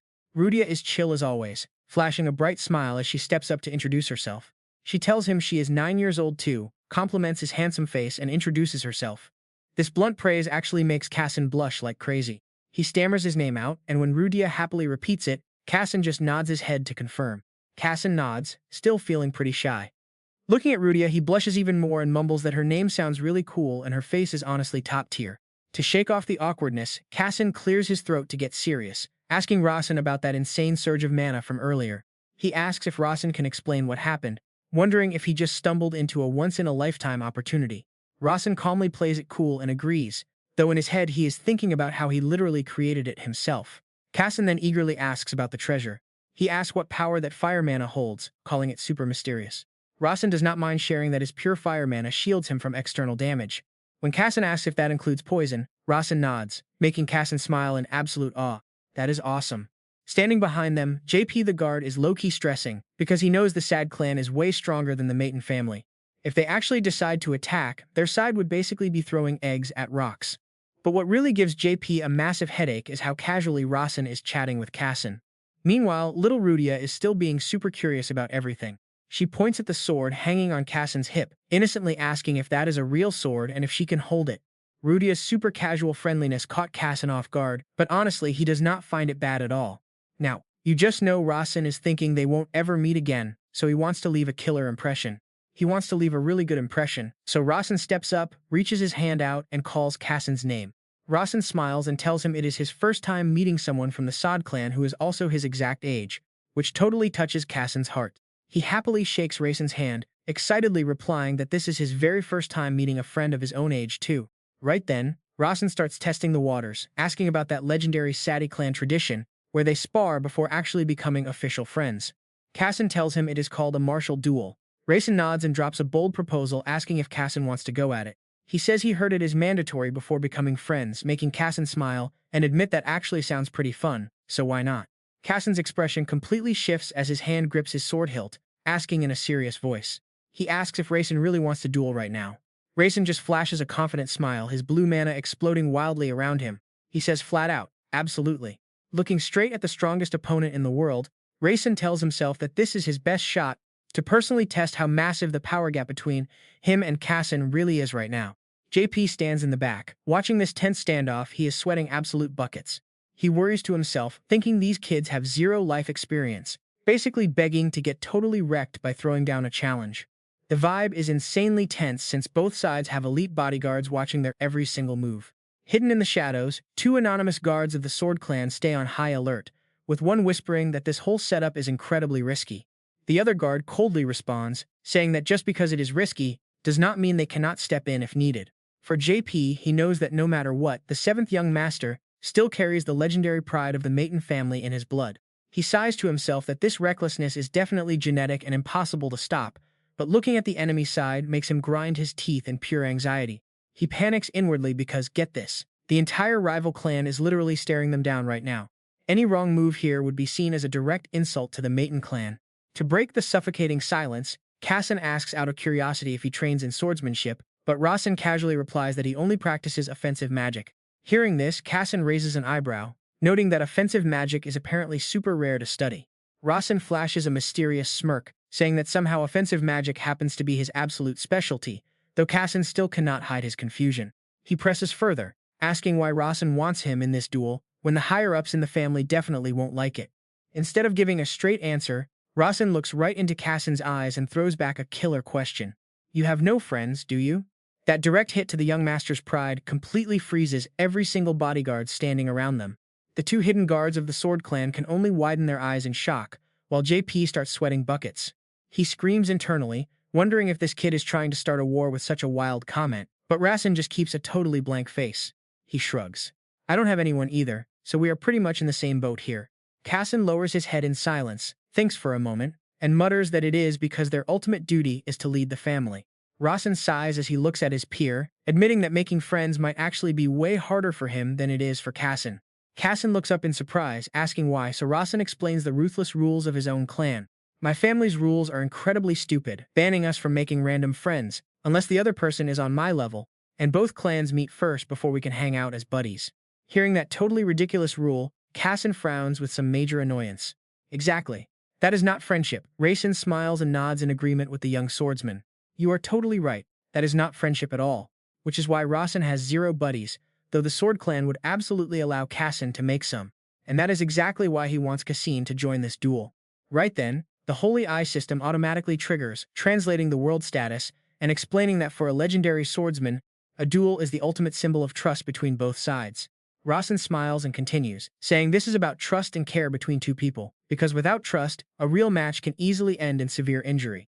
Kassan admits Rasen is totally right, feeling pretty surprised that he knows so much about them both. The system keeps updating, stating that a weaker opponent initiating a duel with a stronger one is the absolute ultimate proof of unconditional trust. But we all know Rasen is clearly the underdog here, going up against a total powerhouse. He crouches down to get ready, explaining that he will use combat magic, which can pretty much be considered a martial arts skill. Kassan slowly places his hand on his hilt, declaring he will use holy magic and stick to the basic sword skills of the Sword Clan as he draws his shiny blade. Kassan offers to let Rasen take the first 3 strikes since he is fighting totally barehanded. Rasen softly asks Kassan who he thinks will win before they start, but before Kassan can even answer, Rasen grins confidently, saying of course Kassan wins. Kassan pauses for a second and asks, then why do you think I would even challenge you? Because you want to be my friend, so does it really even matter who wins or loses anymore? Rasen gets serious, insisting that in a real match, winning or losing does not matter at all, and he didn't challenge Kassan to win, but simply to become friends. Even as friends, business is business, so just charge at me and do not hold back a single thing. Kassan smirks. Don't go crying if I give you some bruises, and Rasen smiles back, saying he knows. He crouches low to dash forward, yelling that he will give it everything he has, so Kassan better do the exact same. Under the watchful eyes of guards hidden in the shadows, The duel between the 7th young master of the Mayton family and the Sword Clan's 2nd young master officially begins. No hesitation, Rasen blitzes forward with insane speed, aiming straight for him. He swings his sword straight for the kill. Right at that clutch moment, Rasen's slow-mo passive automatically kicks in, making everything around him freeze in place. Staring at that sharp blade literally shaving his cheek, Rasen loses his mind, thinking, Rasen is actually cracked. He barely even shouted the skill name and this crazy sword is already right in my face. If he can just leap back and dodge this, he definitely has a solid shot at winning. So Rasen instantly spins around, his sharp purple eyes locking onto the target, but Rasen is a beast and does not let him breathe at all.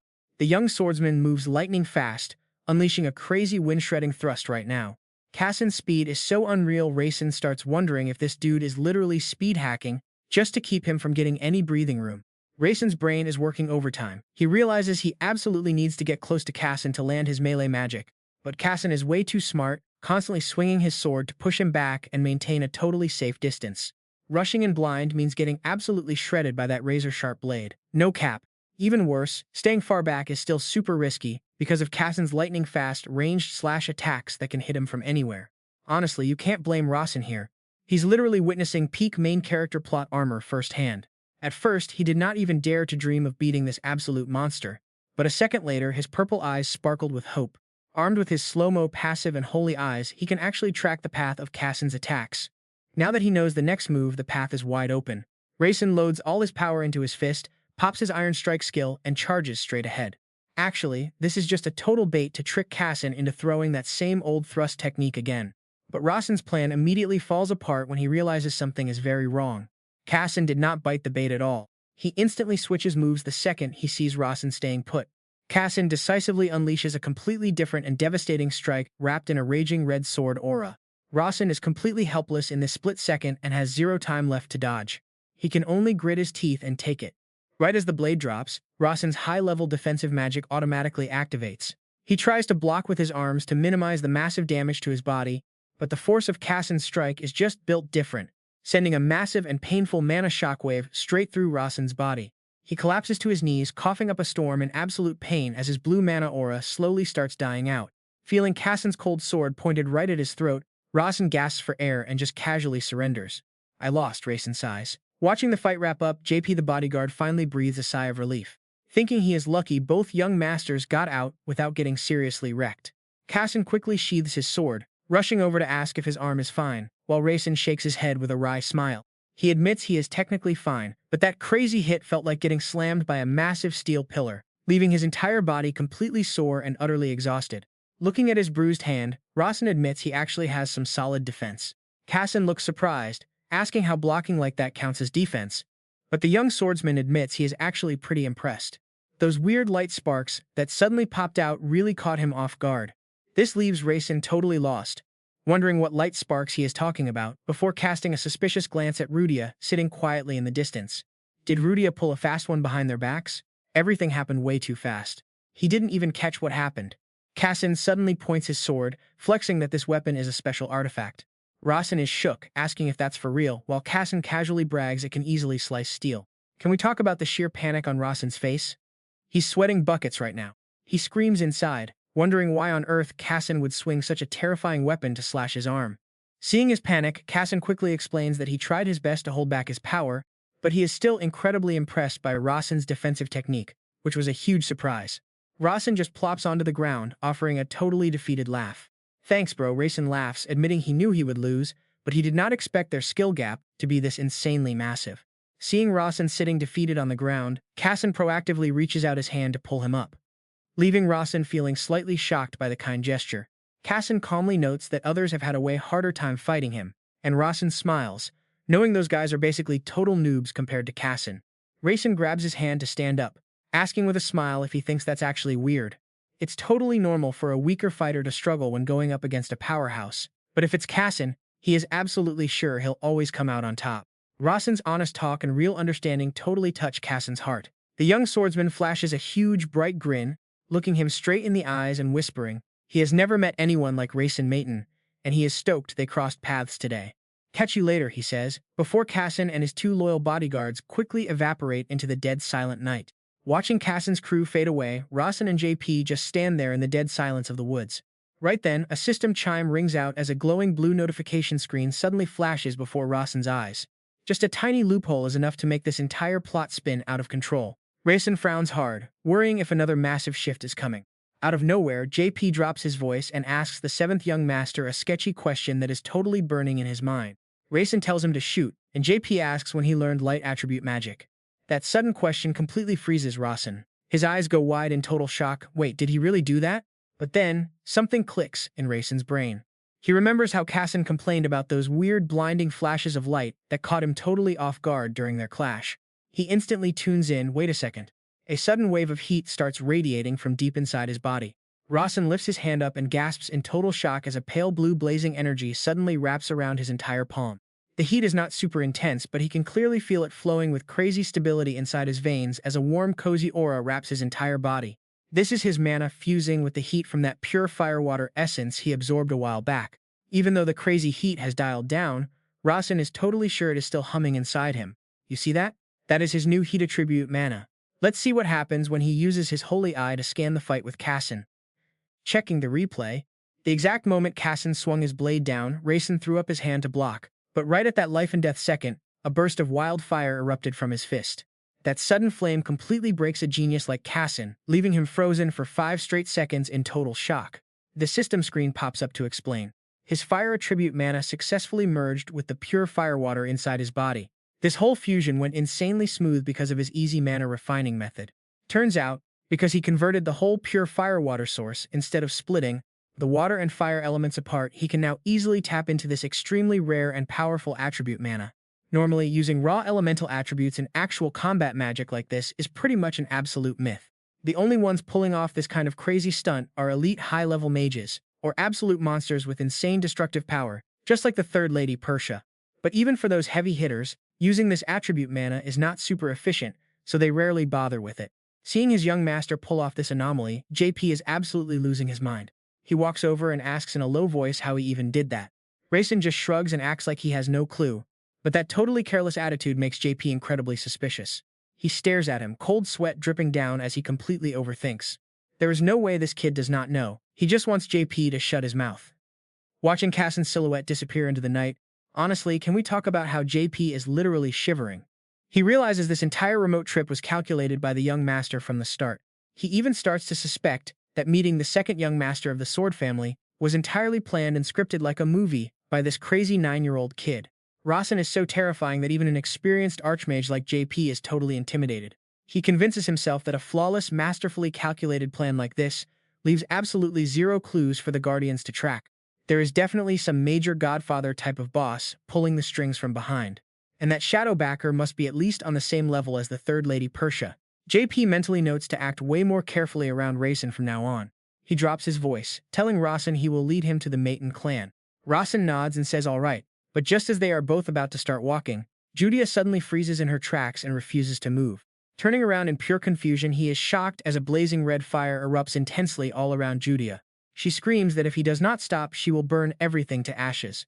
Believing they were actual friends, the little girl throws a fit, because she feels like Rasen is totally shutting her out. Realizing the issue, Rasen breathes a sigh of relief. This kid is just acting up because she feels totally insecure. Kids these days, right? Friendship means the entire world to them. To calm her down, Rasen just flashes her a warm smile. But you're my friend too. Wait, didn't you say before you had 0 friends? Caught in his own lie, Rasen started sweating bullets trying to talk his way out. Right, well, we only just became friends again. Seeing him squirm, Rudia narrows her eyes. Really? Rasen quickly nods, totally giving in. My bad, I am really sorry. Hearing his honest apology, Rudia blushes a bit, her voice turning super bright. Wait, for real? Rasen aggressively nods. Absolutely, you're my friend, Rudia. Hearing that, the girl finally flashes a huge, super happy smile. Now that's what I'm talking about. Remember, I'm your friend now, so don't you dare forget it. Watching these two bicker, Jafel is just completely speechless. Rudia smugly adds one last thing. Of course, I will forgive you just this once. After that chaotic trip, the news that the 7th young master went out just for chocolate spreads straight to the clan's main estate. Over there, the mages and servants are gossiping non-stop. One of the guards sneers with absolute sarcasm. That spoiled brat actually went all that way just for chocolate. Another guard sighs, muttering about how nice some people have it. But a mage nearby is still totally confused. Why on earth does the patriarch let him run completely wild like this? His buddy just shrugs. What can we even do about it? Yeah, I'm dying to know too. The brown-haired mage keeps whispering malicious ideas, says there are 100 ways to make the kid disappear, and make it look like a tragic accident. Standing nearby, Jafel looks dead serious, muttering that this is way too weird. The patriarch let him live, only punishing him with a simple exile. Staring up at the massive mansion, Jafel feels a heavy, massive doubt creeping in. There is definitely something shady going on behind the scenes. And get this, he suddenly remembers that shocking proposal Rasen offered him a while back. Sure, you're serving the fourth brother right now, but how about switching sides to the second sister? I might actually help you out this time. Just thinking back to that sharp, terrifyingly confident look in the young master's eyes makes Jafel shudder. He can't help but wonder if this crazy kid had already planned out every single move from the start. Time flies by fast, and soon enough a cold night in January 2019 arrives. Inside the gorgeous dining room of the Maple Mansion, a massive, incredibly luxurious feast is laid out. Loaded with prime beef, fresh snow crab, and steaming hot soup. Rasen and his mother, Lady So, are having a pretty cozy dinner together, enjoying the quiet moment. Lady So smiles gently, politely thanking the maid standing right by their side. Hera bows softly. "It is my absolute duty, ma'am," Hera responds with a deep, polite bow. She looks like a sweet, completely loyal maid on the outside, but behind that innocent mask, she is actually a cold-blooded assassin, armed with some seriously terrifying, deadly skills. Sitting at the table, Rasen gets suspicious when he notices his special eye skill is still constantly running in the background. Trying to dig up info on his mysterious dad, he casually asks his mom what kind of person his father really is. But honestly, the original owner of this body didn't have a single memory of his father left in his brain. He had never laid eyes on the man, and his old self seemed to carry this deep, crippling fear of that insanely powerful figure. It was almost like his father purposely wiped every single memory clean. Pausing, Lady So sighs softly and says he is just a very lonely man. Seeing his mother look so downcast, Rasen goes quiet. But right then, a bright blue system window suddenly pops up right in front of his face. The system reveals that the great patriarch Dekatra has only ever loved one woman, Lady So. Who would have thought? It turns out his terrifying, super strict father actually cared that deeply about his mother all this time. But a sudden booming voice almost scares Rasen half to death. "Calling me a lonely man, are you?" Right then, the giant mirror on the wall explodes with glowing golden magic, swirling into a massive teleportation portal. Stepping right out of that blinding light is a tall, imposing man with slick back hair, wearing a dark cloak. This guy has these piercing, cold golden eyes, and just looking at him makes Rasen turn completely pale. He is internally screaming in pure panic. It's Dekatra. The moment Lady So sees him, she drops to her knees to show deep respect. Dekatra steps closer, his deep voice telling her there is no need to be so distant. Rasen quickly bows, following royal etiquette. Rasen tries to stay cool, but he can't stop shaking. The sheer, overwhelming pressure of this guy's magic is crushing his entire body. The whole room suddenly gets suffocatingly heavy, and Rasen is left totally shocked, wondering how on earth this old man has an aura so destructive it literally bends space. Under Dekatra's icy stare, every single cell in Rasen's body starts screaming at him that he is in deep trouble. His chest tightens up so bad he can barely breathe. "Sit down," Dekatra commands, breaking the ice. Rasen softly obeys, acknowledging his father. His father doesn't waste any time, cutting straight to the point. He says he heard some bad news about Rasen's older brother. Rasen silently thinks to himself, if his dad is talking about that clash with his sixth brother, well, he's not wrong. But he quickly shakes off the fear. Since he literally created Dekatra's character, he knows the patriarch's personality inside out. There is no way the old man will blame him for this. But his dad suddenly growls, demanding to know why he did it. Clenching his fists, he tells himself this is the ultimate test of pure shamelessness that he absolutely has to pass to take control of this crazy situation. Rasen calmly replies that his brother used fists for punishment, which basically spat on a mage's dignity. Dekatra coldly questions him, saying his brother's punishment method was just wrong. "And since you hit back like that, you think you did absolutely nothing wrong?" Rasen stands his ground, firmly declaring, "Yes, I did nothing wrong. I just wanted to wrap up that pointless fight as fast as possible, just like a real mage should." He adds that he did not use any cheap shots, but simply wanted to force his sixth brother, Katan, to respect battle magic just as much as physical martial arts. Then he bluntly declares, "I do not believe the only reason we must fight is just for the sake of some brutal sibling civil war. In fact, we are definitely not each other's real enemies here. Our real goal should be making those famous martial arts clans like Grandel or sword masters like Xian crawl at our feet, begging like dirty dogs and squirming like insects. That is the real target we should aim for, instead of wasting our energy kicking each other out of the game." Rasen's incredibly bold answer makes Dekatra smirk with approval. Riding that wave of confidence, Rasen boldly continues that his sixth brother should actually thank him. because I gave him a chance to show our massive superiority by fighting those martial arts clans who are basically crawling maggots. If he is still salty about that, then he honestly does not deserve to be called a Mayton. Staring at his youngest son, Dekatra silently thinks that he never expected much from either his sixth or seventh child, but this seventh kid is clearly showing way more promise. Though Rasen acts tough on the outside, he is actually shaking.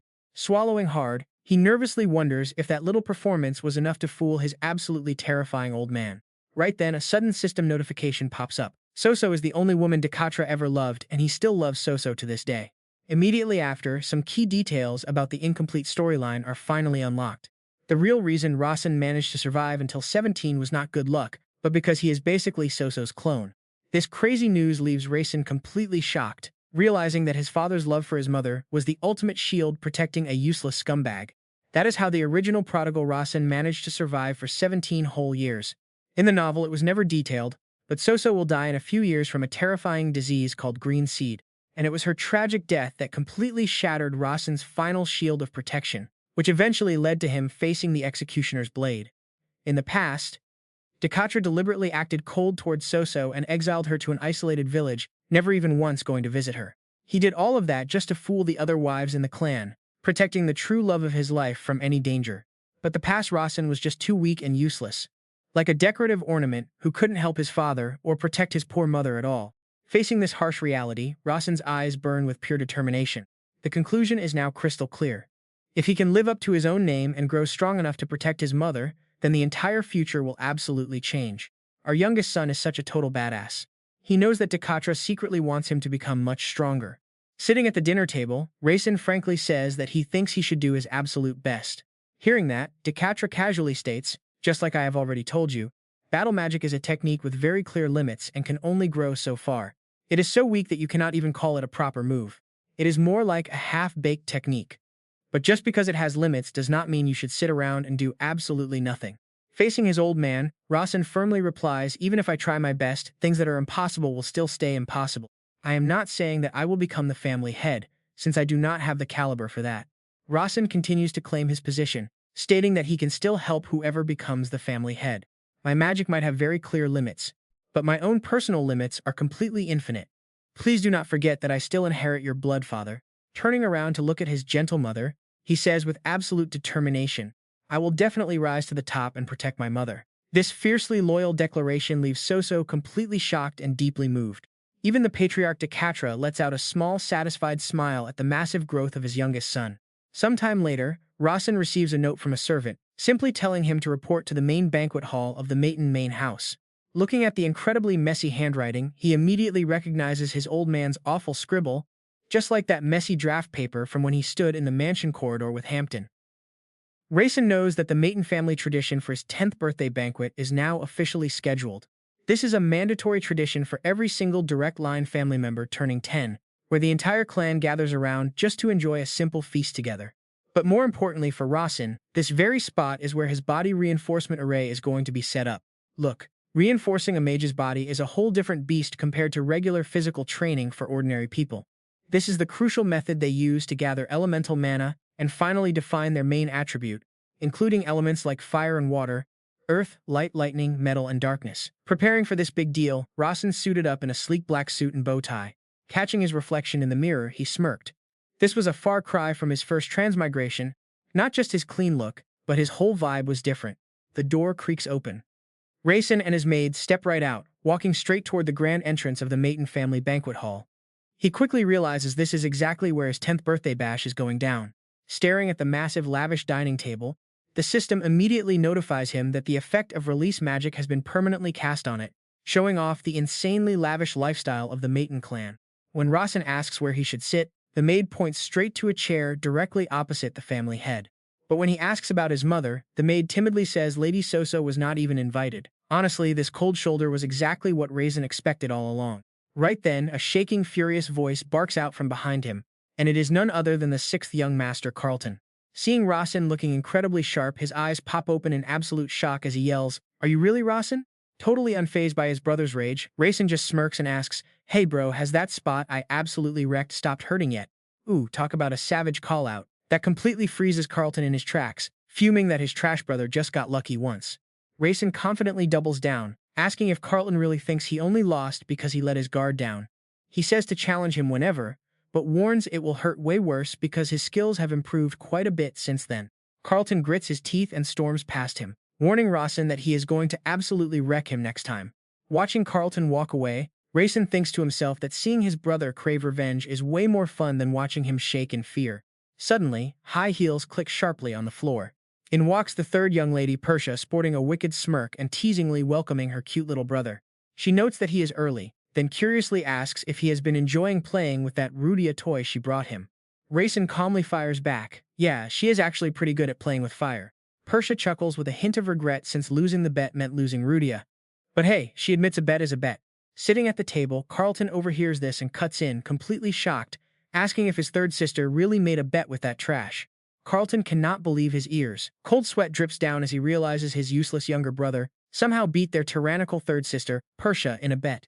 Just as the tension in the room reaches a boiling point, elegant footsteps echo from down the corridor. Sensing a massive wave of heavy magic pressure drawing near, Rasen snaps his head around in total shock. Stepping through the door is a stunning woman with long, straight golden hair and an icy aura. It is none other than Abelia, the final great archmage of the Mayton family. As their second sister and the designated heir to the clan, Abelia is a highly impressive and intimidating mage. She might look pretty modest on the outside, but she will literally do anything to protect the family honor. Just like their third sister, Persia, she is a true level 7 mage, wielding light as her main element and darkness as her secondary. But here is the wild part. In the original novel, she was actually the first love of the main character, Cassin, only for him to personally slice her head off later in a brutal, bloody war.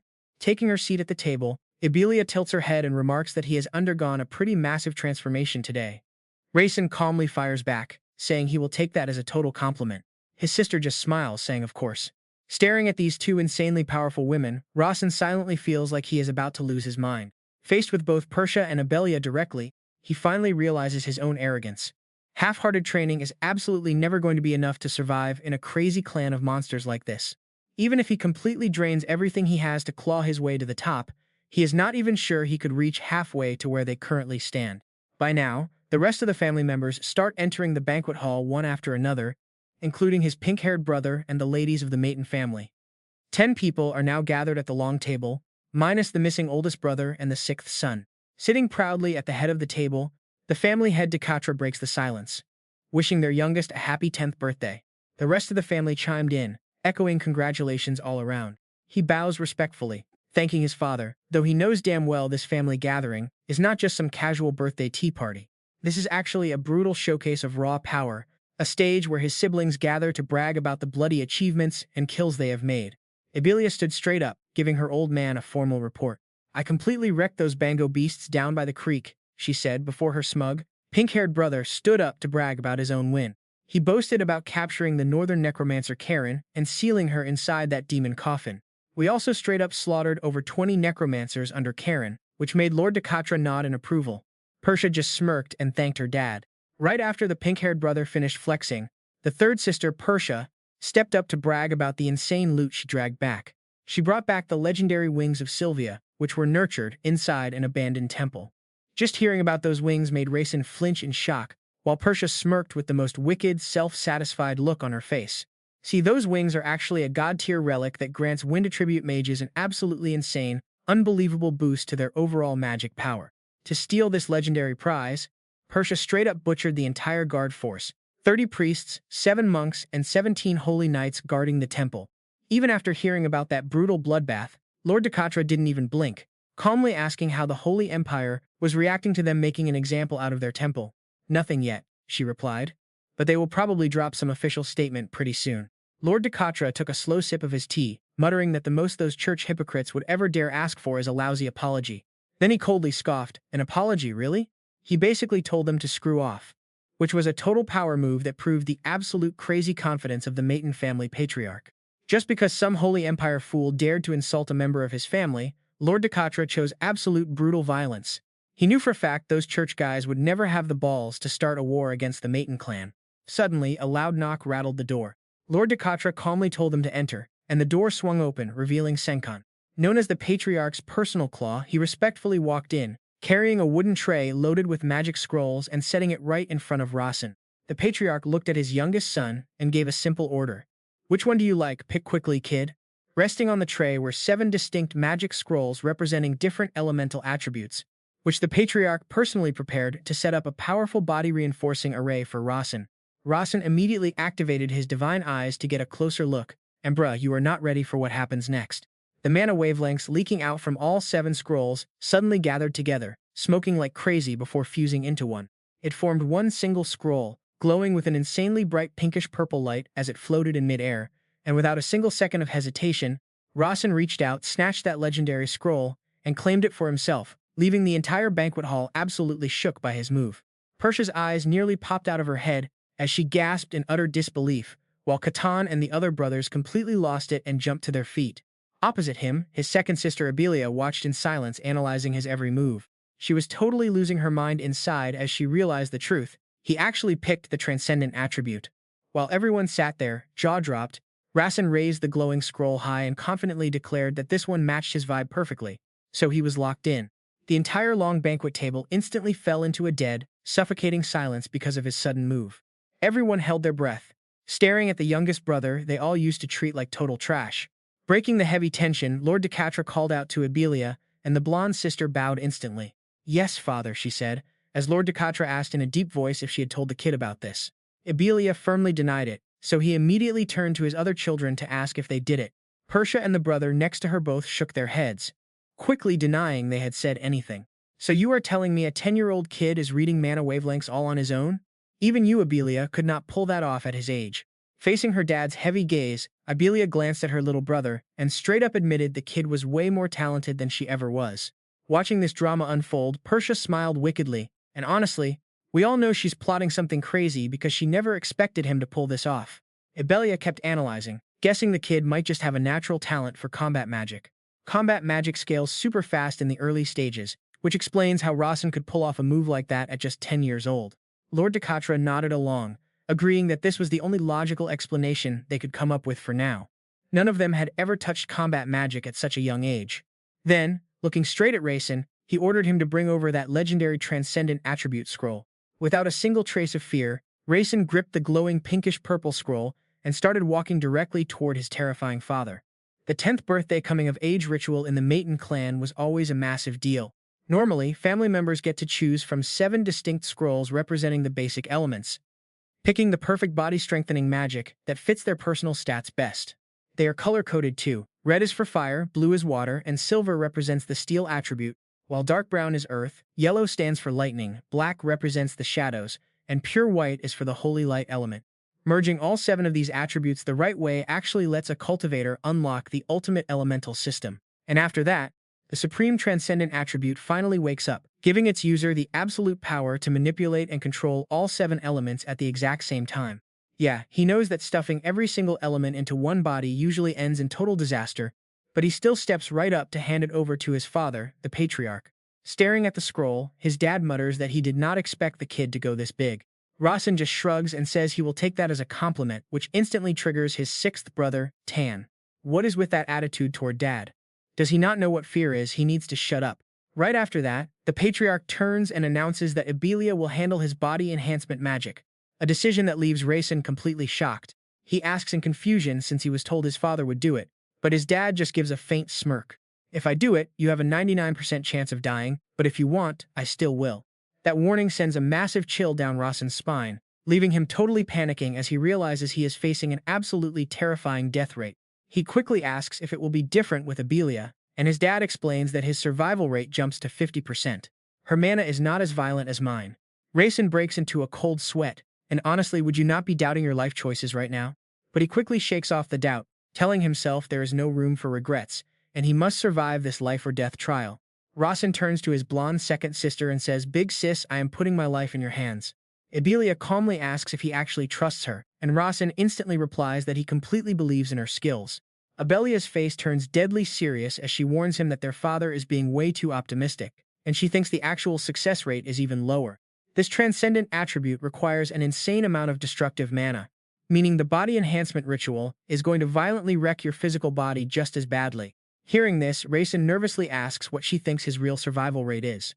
Placing her hand on the magic scroll, Abelia coldly replies 50% at best. Even if she tries her absolute best, her answer remains the same, still 50%. Rasen hesitates before asking if she wants him to pick a different attribute scroll instead. Abelia shakes her head, stating that mages do not force their choices on others, but she genuinely hopes he will grow incredibly strong. Looking into his sister's determined eyes, Rasen stays quiet for a second before firmly declaring that he is still choosing it. Seeing her brother's resolve, Abelia immediately commands him to strip off his clothes. Rasen flinches, completely dazed as he asks if he really has to strip, but Abelia casually says everything except his underwear. Letting out a soft sigh, Rasen unbuttons his shirt to reveal his toned body, getting ready for the incredibly painful enhancement ritual. Once Rasen fully sheds his shirt to reveal his incredibly toned, shredded six-pack, the entire hall suddenly falls into dead silence. Staring at that flawless build, his third sister Persia rests her chin in her hand with a sly smirk, a ton of questions popping into her head. How on earth could such a ripped, muscular body belong to a kid who is only 10 years old? Just a single month ago, Rasen was literally nothing but a useless, chubby kid. Persia wonders what massive secret her youngest brother is hiding, from deciphering that transcendent scroll to this insane transformation. Seriously, what is his cheat code? Her twisted curiosity flares up as she creepily thinks that beautiful face and body would make the absolute perfect decoration for her collection. Ignoring all the judgmental stares around him, Rasen resolutely steps right into the center of the glowing magic circle. His second sister, Abelia, gently places her hand on his chest and respectfully reports to the patriarch. Father, this is Rasen's 10-year ritual, and she thanks her brother for letting her perform the enhancement. But right as the magic formation is about to activate, Rasen suddenly snaps his eyes open and tells his sister to wait. That sudden move makes Abelia freeze. She raises an eyebrow, asking if he changed his mind after seeing death waving at him. Rasen calmly replies, "No, I just have something to say to father." That bold statement instantly sends a shockwave of whispers through the hall. Sitting majestically on his throne, his dad asks in a deep voice what it is. Lying on the magic circle, Rasen looks straight at his father and clearly proposes that if he survives, he wants to make one request. This gutsy proposal makes the clan members think that the kid is actually pretty smart to seize such a perfect opportunity. But others mock him, whispering that only a total fool would dare make demands during a deadly 10-year ritual. Abelia leans down to remind her brother that the Mayton family tradition requires the patriarch to perform this body enhancement, but that tradition is already broken. Rasen immediately uses some sharp logic to convince his father. Even though Abelia is highly skilled and basically on par with him, he still believes he deserves to make a demand. Seeing his brother's sheer arrogance, Tan smirks evilly, silently hoping their father will just execute him right there to save everyone the trouble. But Father Decay, totally unfazed, he just stands there. He drops his voice and asks what his demand is. Right before the whole clan, Rasen drops his absolute bomb. "Let my mother step foot inside, from this moment on." This absolute bombshell of a request hits the banquet like a literal nuke, leaving every single noble lady completely shook. One of the wives immediately loses her cool, sweating cold sweat as she angrily snaps back at him. "A trashy concubine's child stepping foot in here. Why is your mother so damn lowly? Her status is nothing like ours." But all this noise from the wives does not faze Rasen. "I am your son. Half of her blood is in me. Calling my mother lowly basically means I am lowly too. And honestly, that just insults your own blood, since it is flowing right through my veins." That incredibly sharp comeback completely shuts the loud lady up. Sitting high on his throne, Father Decay leans forward and asks in a very low voice why he wants that. Rasen does not even blink. He straight up says his mother wants to see him. Father Decay goes completely silent. Meanwhile, Rasen is already calculating his next smart move. Now here's the crazy part. This puts a target on his back with the other wives, but winning his dad over? Totally worth it. He knows his mom is the old man's ultimate weakness. Finally, Father Decay speaks up. "You are incredibly arrogant, but fine. Just survive first, then we can talk."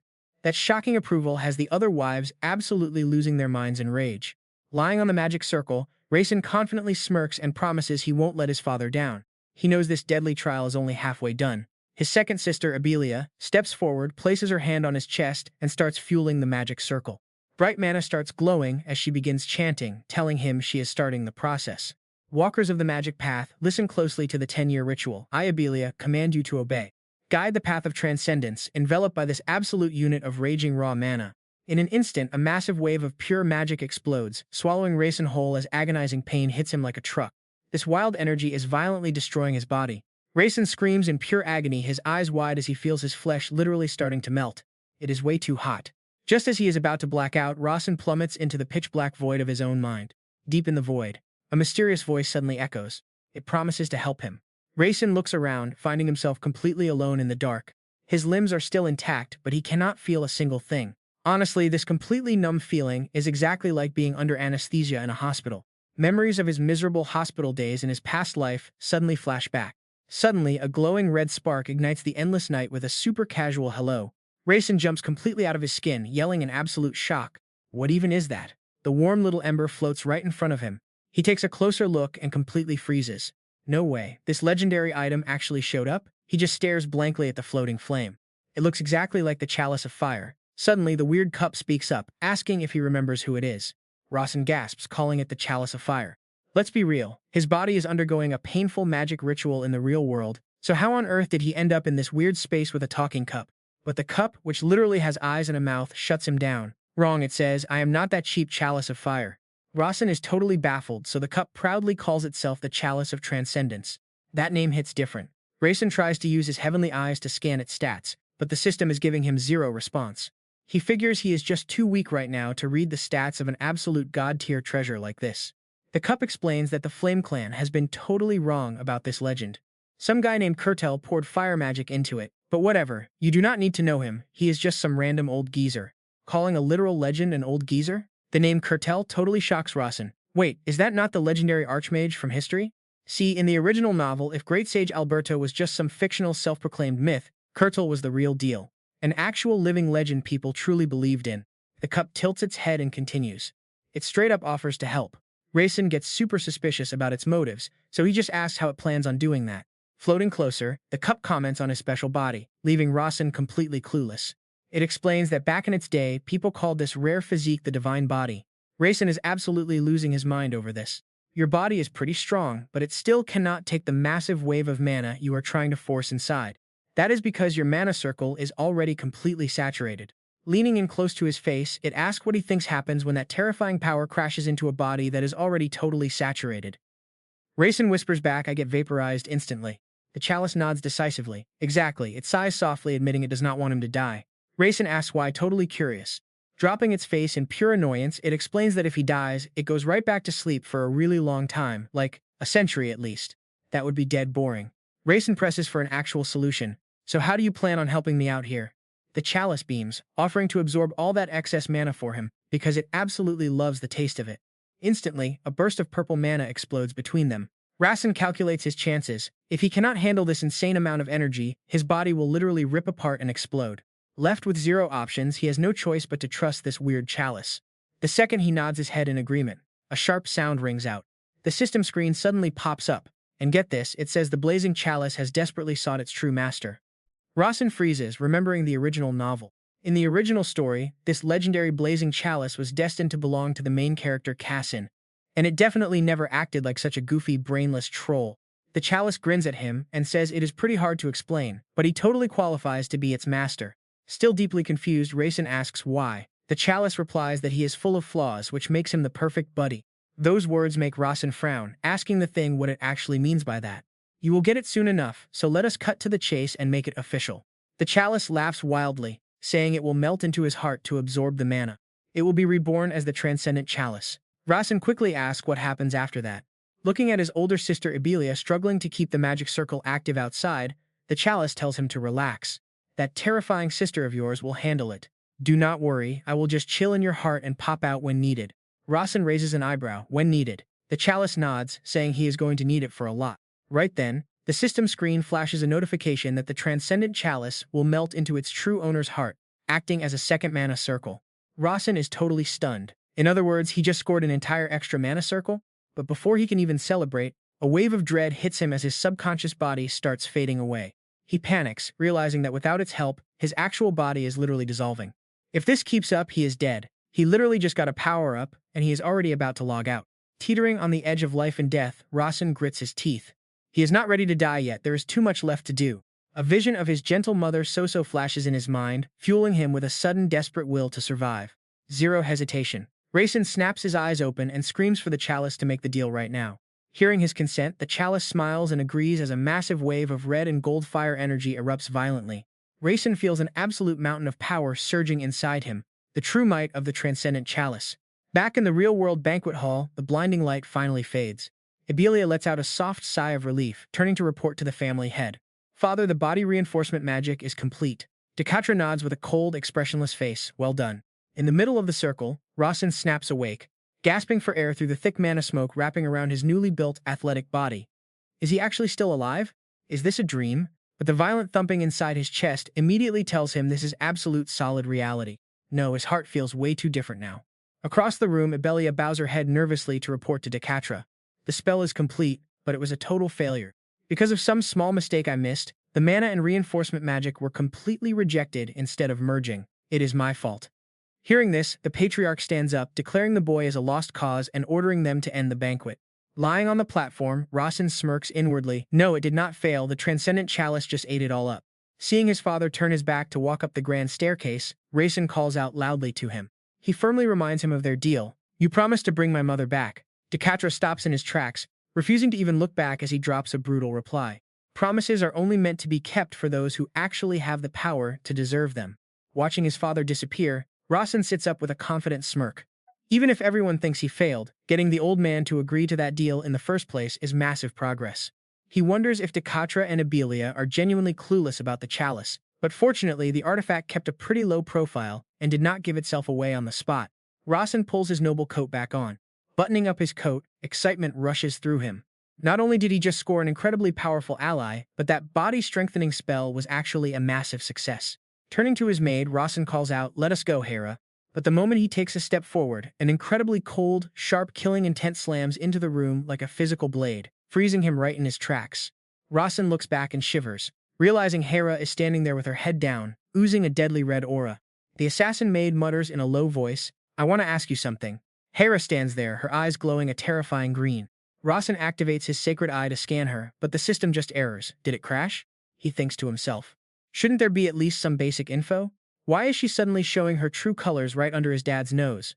Right then, the system pops up a notification showing they are in the grand banquet hall, a place wrapped in the absolute highest level of protective barrier magic.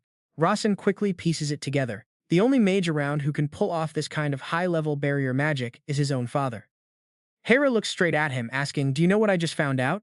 Rasen breaks into a cold sweat. "Should I know?" The maid mutters in a dark tone, "Your attitude toward me has changed." Trying to play it cool, Rasen replies, "I have just been putting my life together lately." Hera lowers her face, that blood-red aura growing thicker by the second. She asks him, "Who sent me?" Rasen pauses, then calmly answers, "Probably my dad."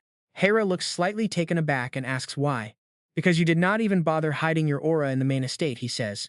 His answer completely catches the assassin maid off guard. She asks him to double-check. "You actually felt my aura?" Rasen just forces a smile. "Yeah, it is sharp and terrifying."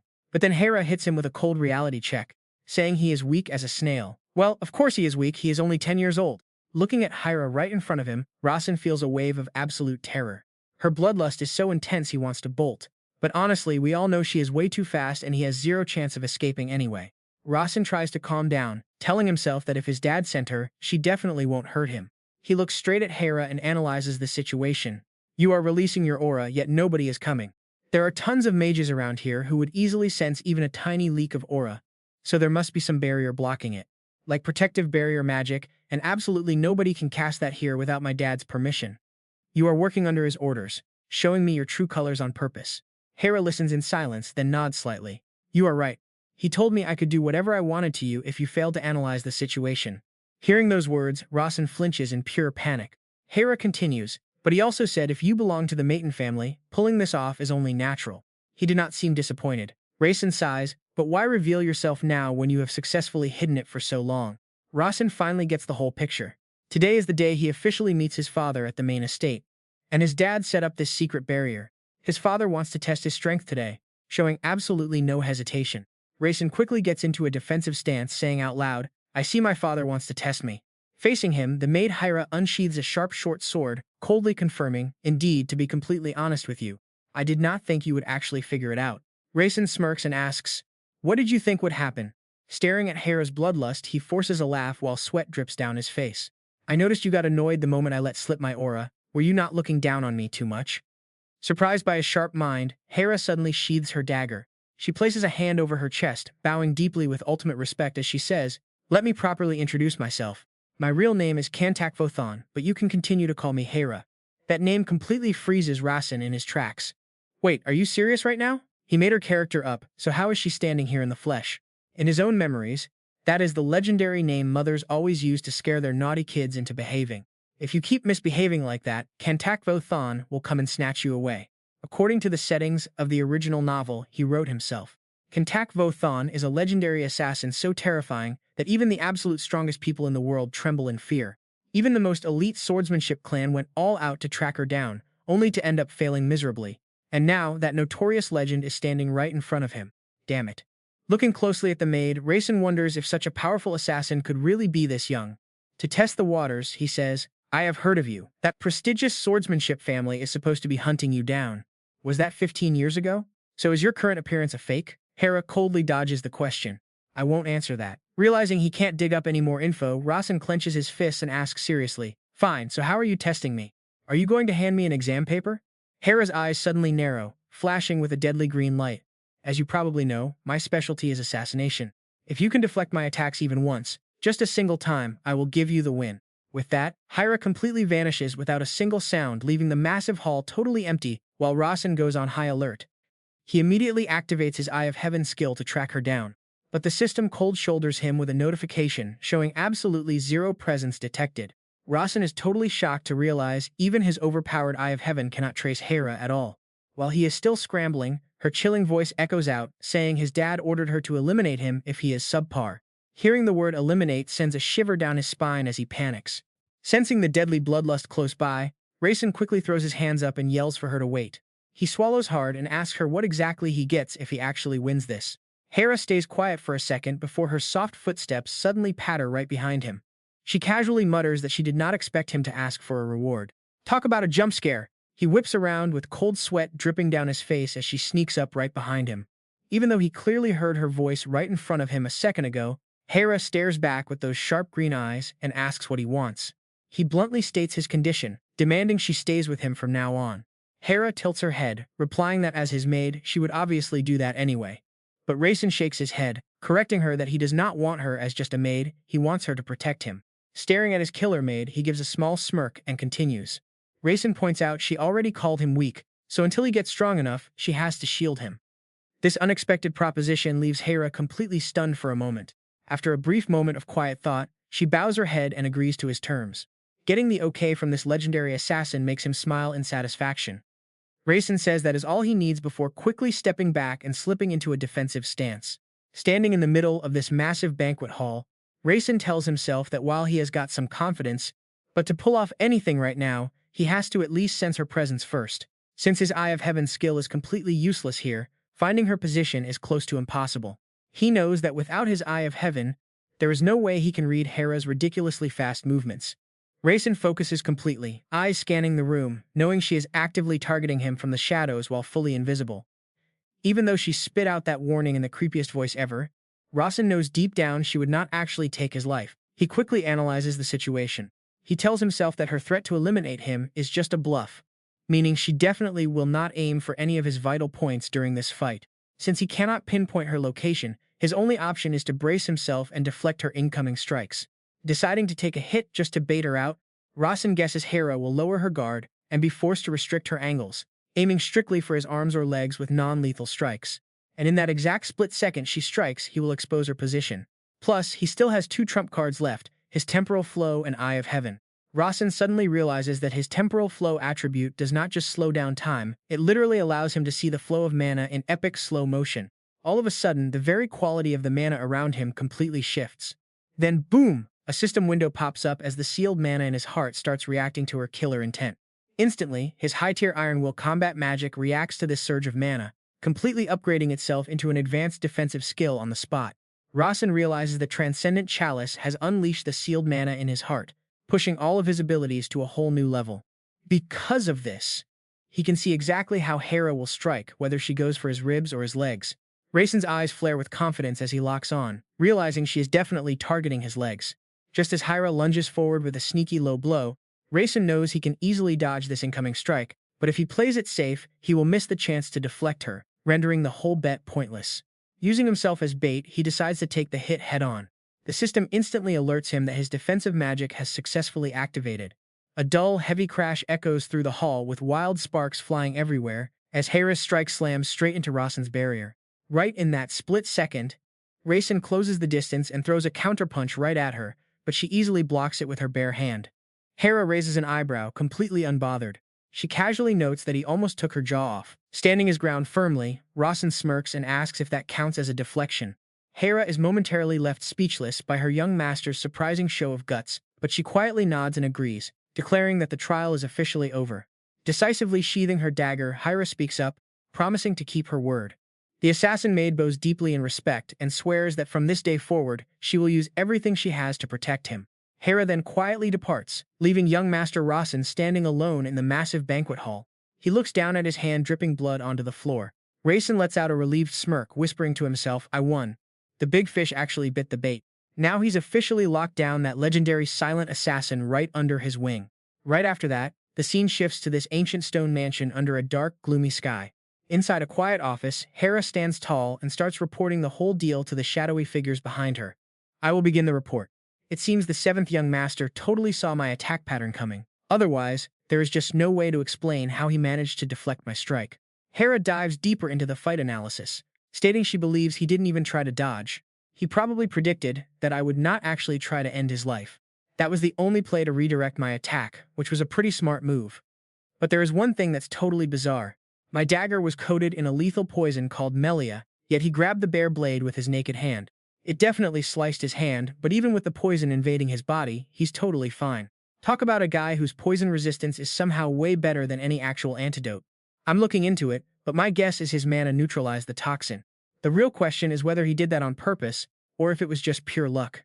After wrapping up, Hera triggers teleportation magic and vanishes in a flash of light.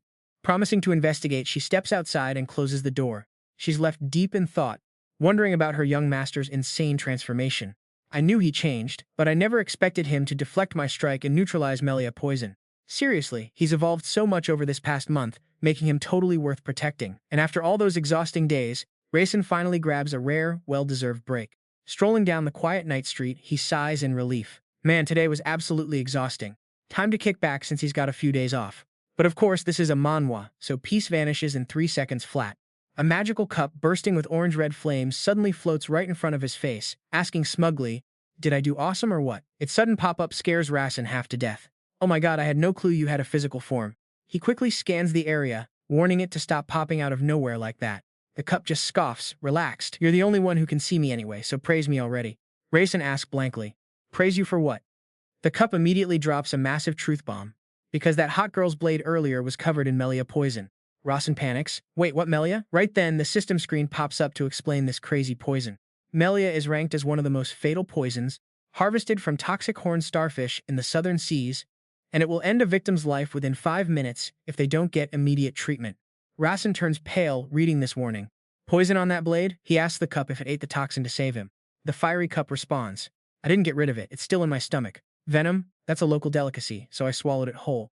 But it doesn't forget to add a warning, telling him to stay sharp. "If my stomach takes too big of a shock, the poison will backfire and melt your entire body." Terrified of this nightmare, Rasen immediately yells out. Hampton, his young servant carrying a massive backpack, rushes over, panting, "Yes, I'm right here, young master." Hampton quickly runs to the bench where Rasen is sitting to give his report. "I'm here, sir." Rasen cuts straight to the chase.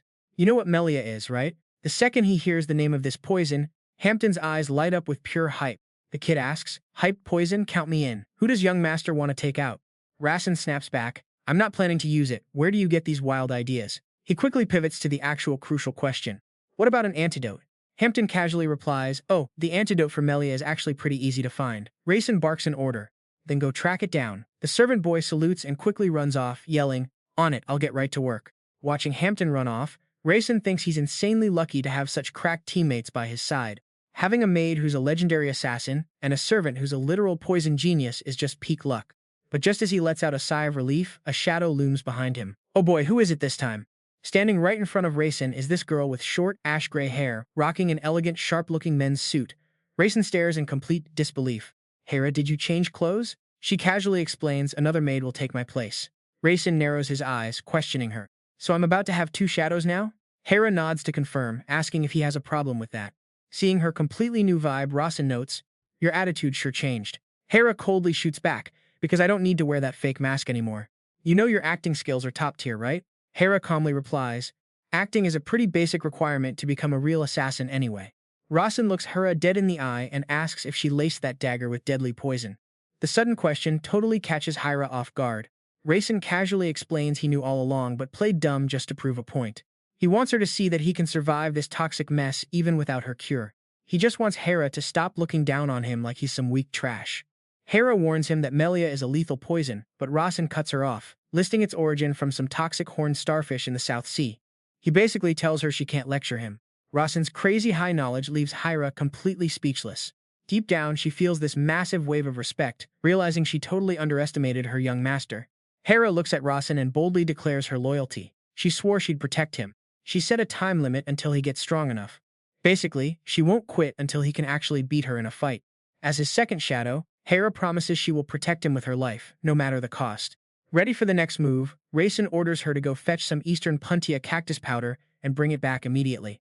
Hera quickly takes the order and vanishes. But the second she's gone, Rasen feels this sudden, agonizing burn in his throat. He screams out for water. Eastern Puntia powder is notoriously bitter, but right now his body is absolutely screaming for it. He needs to drink that stuff with water like crazy. Seeing Rasen struggling like this, Hera anxiously tells him to go home for a doctor. But Rasen snaps, gasping for air, and yells that there's no time. He grabs handfuls of the green cactus powder, dumps them into the water, and chugs it down like a madman. The moment it hits his throat, a cool blue light explodes around Rasen's body out of nowhere. Watching this crazy scene unfold, Hera is totally stunned. She can literally feel something inside his body changing in a massive way. Check this out. The system suddenly chimes in with a success alert. Special quest complete. The Eastern cactus powder apparently contains some trace of an unknown substance. This stuff, called ear, reacts violently with the Melia poison. This insane chemical reaction completely wakes up the sleeping Holy Grail soul resting inside his heart. The soul gets super drunk, barfs up a disgusting green puddle, and shatters right on the floor. Immediately after, Rasen clutches his chest in pure agony, feeling his heart swell up like it is about to explode. A violent surge of wild blue mana erupts from him, shooting lightning bolts of raw magic that wrap around his entire body. Rasen screams in sheer terror, thinking, is this a mana explosion? Hera is panicking nearby, but she knows she can't touch him. One wrong move and Rasen will literally die on the spot. She clenches her fists, swearing she'll protect him and pull him through this crisis, no matter what. Watching helplessly from a distance, her heart sinks with worry. She repeats her vow to shield him until he finally gets strong enough to stand on his own. She's not a mage, so she literally has zero clue how to help him right now. Seeing Rasen hanging by a thread, she realizes there is only one extreme option left. She will absorb his rampaging mana into her own body, sacrificing her own life just to save his. Meanwhile, system alerts are flashing red. The ear and Melia substances are having a violently powerful reaction.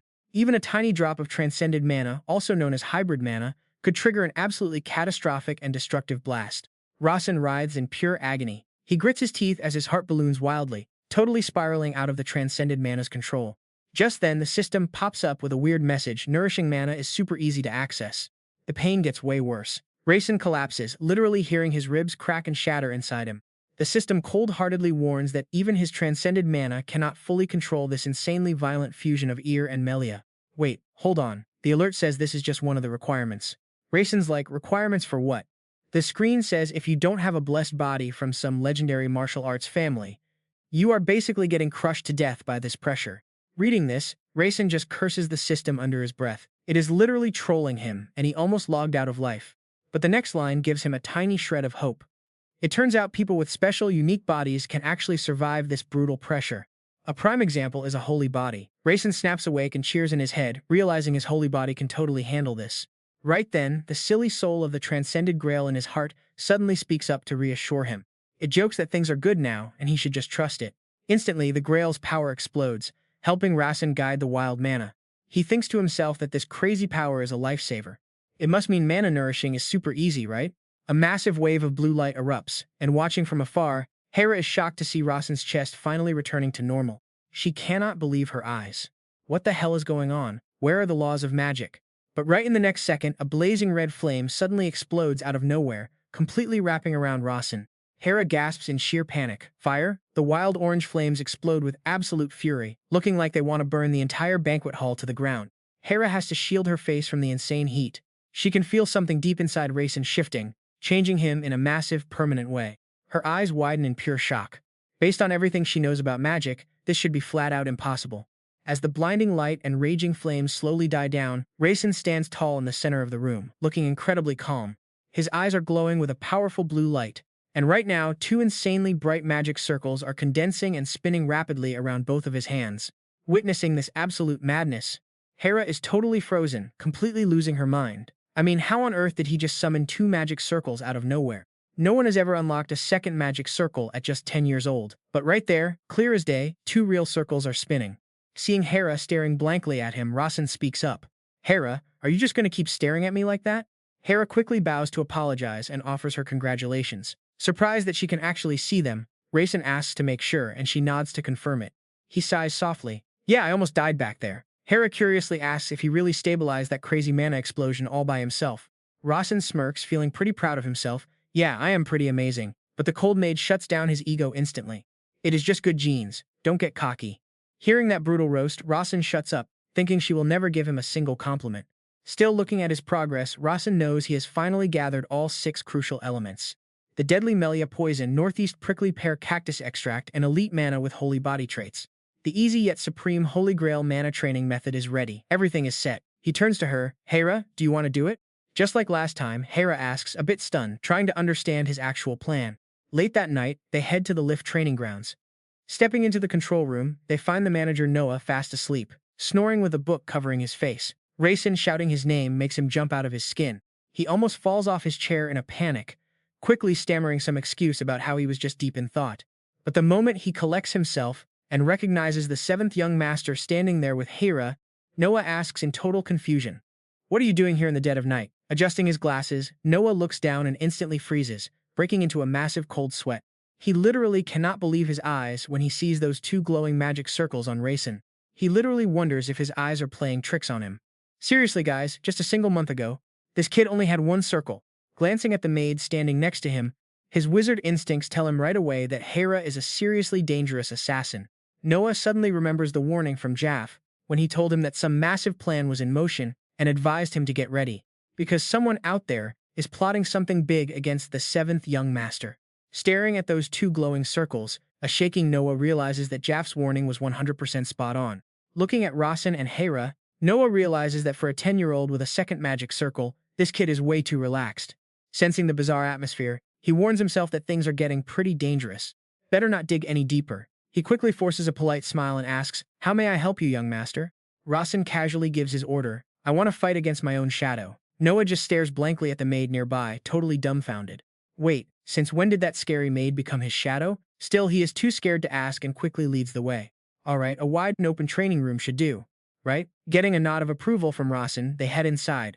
Right then, Hera suddenly glares at Noah with glowing green eyes full of pure bloodlust, sending shivers down his spine as he panics. "I see nothing, hear nothing, I am a stone statue." They teleport to the center of the empty training grounds, standing across from Hera who is holding her daggers. Rasen speaks up. "Hera, you already know how my skills work from last time, right?" The maid softly replies, "Yes." Clenching his fists, Rasen grins with excitement. "Just fight me based on my current skill level, alright?" When Hera asks if they should factor in his brand new second circle, Rasen explains that he is actually trying out some new things. Hera asks, "What should I do?" Rasen tells her, "Don't try to kill me, just attack a bit slowly." Hera's eyes flash with a sharp, cold green light. She warns him that real enemies won't be this nice. But Rasen just replies calmly, "You're family. And family doesn't go around killing each other." Hearing his absolute trust shakes Hera up a bit. Flipping her daggers in reverse, she finally agrees to the fight. Alright then. Facing his opponent, Rasen focuses his mind as 2 glowing blue magic circles materialize all around him. He thinks to himself, "My shadow self now has 2 circles. The total amount of mana I can hold completely shifts when they combine." Feeling the energy surging through him, his purple eyes light up. "I get it now, I can move this mana however I want, sending it flowing throughout my entire body." Right on cue, the system screen flashes a notification. His beginner combat magic just got a massive boost from high-level mana. In an instant, his rookie skills literally level up to master tier. Talk about an absolute cheat code. Rasen drops into a confident stance and yells out, "Alright, bring it on." In the next split second, Hera bolts forward, tearing through the air at terrifying speed and completely vanishing from his line of sight. Rasen looks around warily, realizing that even with the same attack pattern, she is still way too fast to track. But this time is different. Thanks to his newly unlocked double mana circles, Rasen can actually track Hera's insane supersonic movements with his heavenly eyes. That is the massive gap between having 1 mana circle versus 2. Plus, his special slow-motion flow ability must have gotten a serious power-up too. Charging in like a moth, Hera has no idea she's about to get outplayed. Rasen focuses completely, waiting for her strike. The moment she closes in, he activates his slow-motion ability. Look at that. Everything suddenly slows down, letting him predict her next move easily. She is going for his legs again, but this time he is fully prepared to dodge it. Rasen leaps high into the air, gracefully dodging Hera's sharp blade as it sweeps low beneath him. Missing her target completely leaves Hera feeling absolutely stunned. Her eyes widen in disbelief as she wonders, did he actually dodge that? Can he track my moves? Without giving her a moment to recover, Rasen twists his body mid-air, channeling glowing blue mana into his fist before launching a devastating strike straight down from above. Watching the sheer power and terrifying speed of her young master's counterattack, Hera's green eyes shrink back in pure shock. Rasen's near-miss punch unleashes a massive shockwave that rips through the air, yet the gap between him and a legendary assassin is still way too wide. The instant Rasen pulls back his fist, Hera glides behind him like a ghost, coldly pressing her razor-sharp dagger against his neck. Rasen freezes, glancing at the icy blade against his throat as he sighs in total defeat. She is straight up hacking. My eyes cannot even keep up. Hera pulls back her blade, calmly declaring her surrender. I lose, she says. I promised to use the same skills as last time, but I broke my word. But she still has to quietly acknowledge his growth, admitting he has indeed gotten a bit stronger. Rasen just smiles back, pointing out he now has 2 mana circles. Hera sighs, admitting she did not expect such a massive difference, which makes Rasen smirk with pride. Are you praising me? He asks, but his mate immediately shuts him down, saying he is still weak as hell. Rasen snaps back in frustration, asking why she cannot just give him a single compliment. While the two keep bickering, they have absolutely no idea that someone is watching their every move through a magic crystal ball hidden in the shadows. Back in the surveillance room, Manager Noah glues his eyes to the orb, cold sweat drenching his clothes. He screams internally in sheer terror, wondering what on earth he is witnessing, because a 10-year-old mage should not be capable of such feats. Without magic, her movements are nearly impossible to track, and the destructive force of her attack is just as insane as a month ago. Her final move was by far the most terrifying thing, unlike anything he has ever witnessed before. With the spar over, Rasen and Hera head down the hallway to leave. Rasen waves goodbye, saying they are heading out and apologizing to Noah for staying so late. Noah quickly bows, saying it is totally fine and wishing him goodbye. But the second the door shuts, Noah freezes in utter confusion, wondering why the kid just apologized. For a notoriously arrogant and hot-tempered 7th young master to actually apologize first makes him highly suspicious. Suddenly, a sharp blade presses against Noah's neck from behind, making him freeze as cold sweat pours down. Hera appears right at his back, her eyes glowing with deadly intent. She growls a threat, telling him to forget everything he saw today, while Noah stammers in absolute panic. He claims he saw nothing and was just using the bathroom, but Hera leans close to whisper a cold warning. She notes the young master has his second circle but cannot fully control it yet, asking if he understands. Noah trembles, playing dumb. Oh, the young master has 2 circles now, he asks, but in his mind he is screaming at this insane reality. Think about it. A 10-year-old with 2 mana circles is something completely unheard of in this world. Seeing Noah's cooperative attitude, Hera pulls back her dagger and leaves him with one cold remark. Good boy, playing nice is how you keep your head, she says, before teleporting away instantly and leaving the terrified manager alone in the dark. What just happened? Time flies, and in the sunny courtyard of the Maple Estate, a shirtless Rasen is working hard, doing intense pull-up sit-ups to train his body. He keeps counting. 245, 246, 257, 248.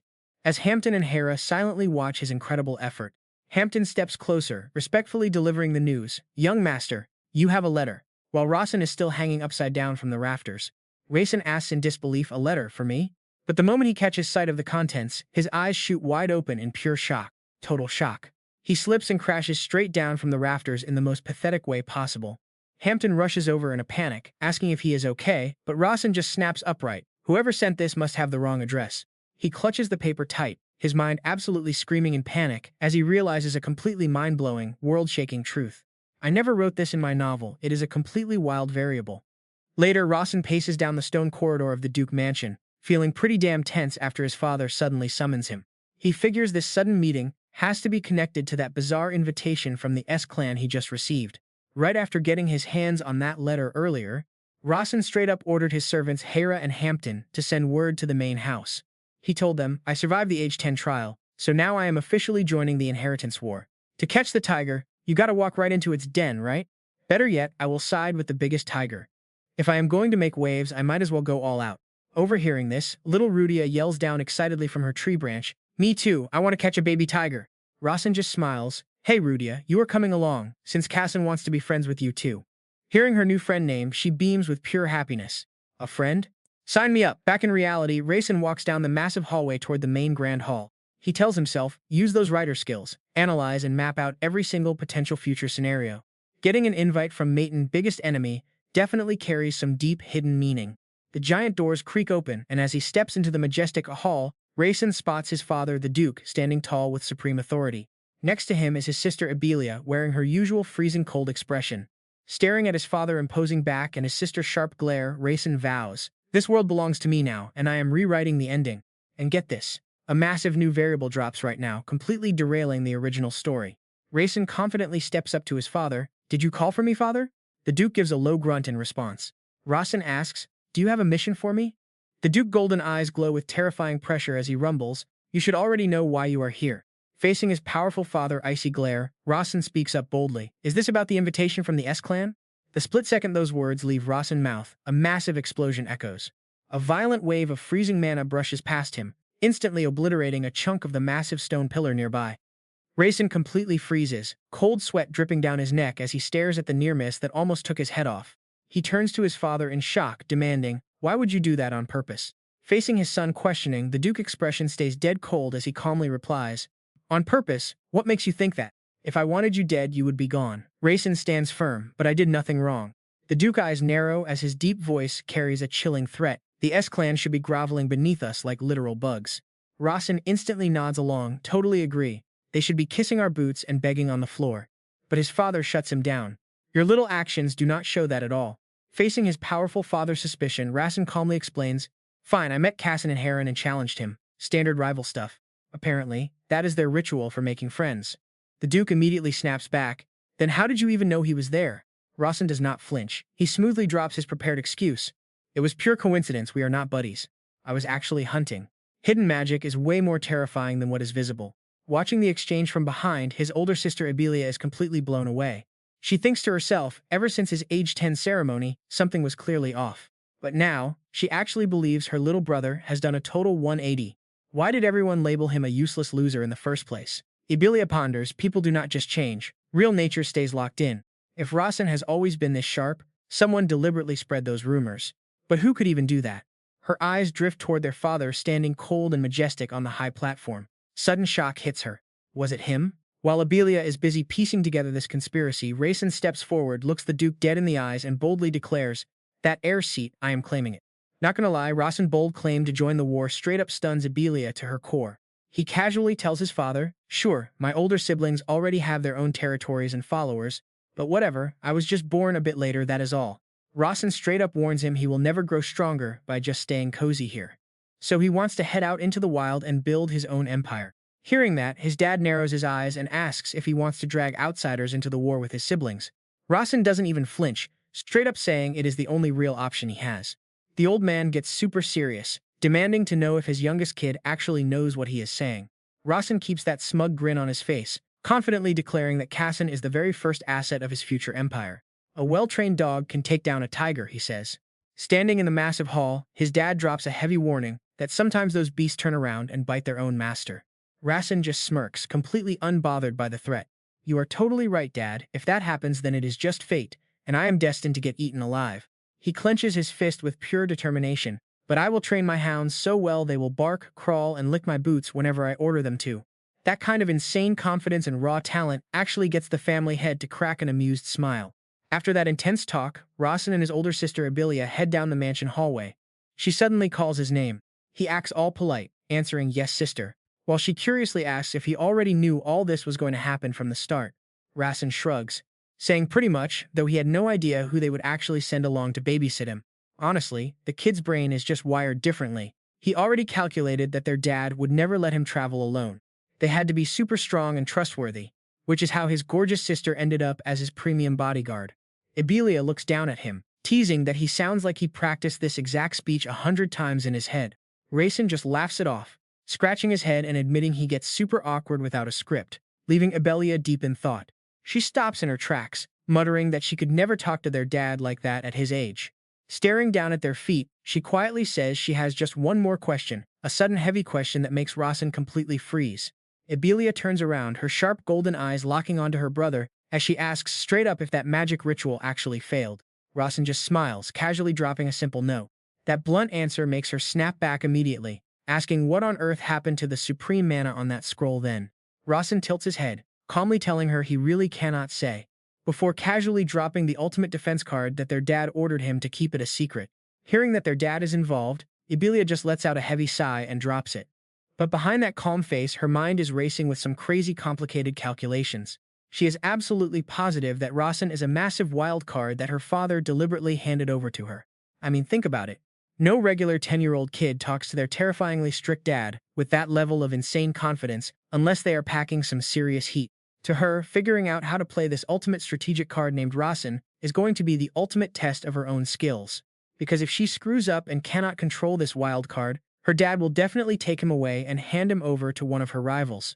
This once-in-a-lifetime golden ticket was handed to her first, and since Rasen is her biggest investment, she absolutely refuses to lose. Breaking her train of thought, Rasen suddenly pipes up, asking if she is still curious and offering to give her another massive shock. Ibelia turns around looking pretty skeptical, asking what he means, but without making her wait, Rasen just holds out his hand and starts to concentrate. Right from his palm, a blindingly pure, pinkish-purple mana explodes outward, shooting out wild sparks of magical lightning that crackle violently in the air. Seeing this, Ibelia completely freezes up, her eyes going wide in absolute disbelief as she gasps that this is impossible. Staring at the insanely violent yet perfectly stable power buzzing in the hand of her 10-year-old brother, she can only gasp out, "Is that supreme mana?" Rasen just stands there, casually showing off the glowing pinkish-purple supreme attribute mana, swirling right over his open palm. He explains that this is the transcendent attribute mana he chose. And even though the core is just basic fire, the output is absolutely terrifying. Watching her face, Rasen realizes she is actually using high-level mage vision to scan deep inside his body and analyze his entire mana flow. Breaking the heavy silence, Ibelia quietly calls his name, and Rasen politely answers, "Yes, sister." Softening her voice, she warns him not to overdo it, saying she already recognizes his insane potential. Rasen quickly cuts off the power, asking what she means, so she explains that maintaining that supreme mana form puts a brutal strain on his heart. Hearing this, Rasen actually flinches, realizing that even in his past life, he never knew this cheat code had such a massive drawback. Ibelia keeps analyzing, saying that at his age, having a second magic circle already puts his heart through pure hell. If he keeps pushing like this, he is just going to trash his own future and ruin his chances of becoming a legendary mage. She looks at him warmly, saying she wants to see him succeed. Rasen just nods slightly, saying yes. But deep down, he is totally confused, constantly wondering why his usually icy second sister is suddenly acting so incredibly nice and caring towards him of all people. Then he remembers another weird detail. His strict dad, who literally interrogated him earlier, did not even mention that Rasen had already broken through his second magic circle. Interrupting his train of thought, Ibelia drops some major news in a pretty low voice, explaining that the legendary sword family did not just invite their Mayton clan, because the famous Grandel martial arts family is definitely showing up too. An alliance between those two massive forces has more than enough power to literally turn this entire world upside down. Hearing this, Rasen digs through his memories and realizes that a massive prodigy from that martial family, someone exactly his age, is going to show up there too. That person is none other than Rosalind, the prized daughter of the Grandel family. Ibelia goes on, saying that to travel to the Vestia continent, that famous martial family is borrowing the teleportation gate the Maytons already set up. Hearing that, Rasen flat out declares that he will go wait for them first. His sudden initiative shocks Ibelia so much she immediately asks him why. Rasen bluntly replies that he was pretty disrespectful to them before. Suddenly, those absolutely awful memories of his original self start flooding back into his head, clear as day. Back when he was 8.5, he was crazily beating poor little Rosalind with a wooden stick while she was sobbing on the ground, hitting her while screaming, "You look like a fish. Do you want to get beaten to death?" That cruel, arrogant act forced his dad to lower himself to apologize and banish him to that remote maple mansion. Rasen turns to his sister and tells her not to worry because he is going to clean up his trashy past. Ibelia looks stunned, asking, "Apologize?" Rasen nods, saying yes, since he was the one in the wrong. Hearing this, she sternly reminds him about the pride of a mage. "Our clan does not bow to anyone. A mage will never bow if they are innocent. If we mess up, we fix it, but we make sure to look cool doing it." Wait, hold on. Right here, Rasen suddenly realizes that something feels totally off in his head. Before he possessed this body, the original Rasen did not have any combat skills at all. so how could a total loser like him beat the direct daughter of the strongest martial family on the continent? The system window immediately pops up to answer his question. Rosalind was actually the only daughter of the legendary Grandel martial family.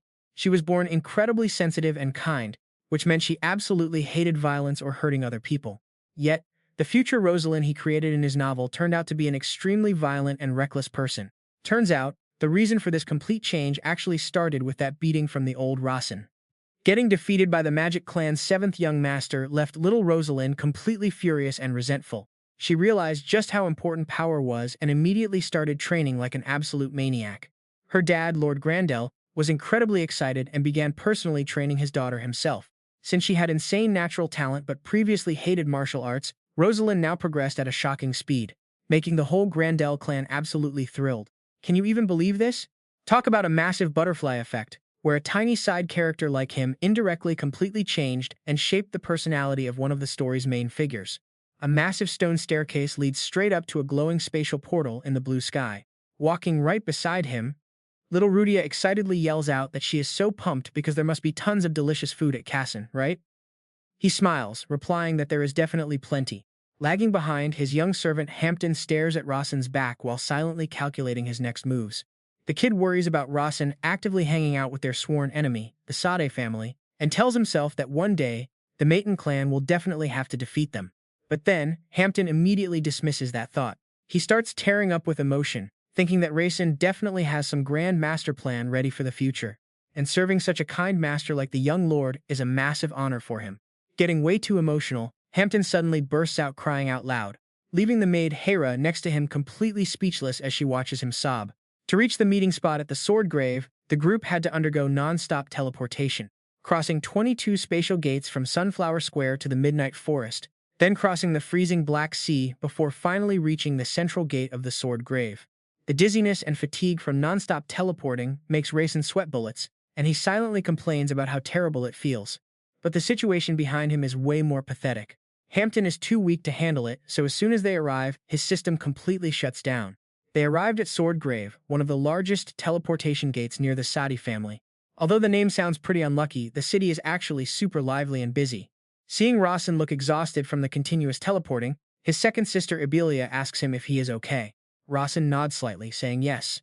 His sister then announces their schedule for the day. According to the plan, the Grandel family won't arrive for another 4 hours. Taking advantage of this free time, Rasen suggests practicing his mana while they wait. Big Sis agrees instantly, she is down. While the servants rush off to book hotel rooms, Rasen immediately sits cross-legged right there, focusing his mind to train his mana. Watching her youngest brother from afar, Avelia cannot help but wonder what kind of crazy trick this kid is about to pull off next. Meanwhile, back at the Mayton clan main house, another super-secret conversation is going down as the head of the family, Dekatra, quietly calls in his most trusted personal bodyguard. Dekatra tells him that he just met the youngest kid, making Senkin pretty surprised as he asks if he means Master Rasen.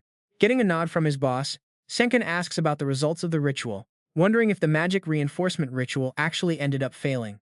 But Dekatra hits him with a massive curveball. It was not a success.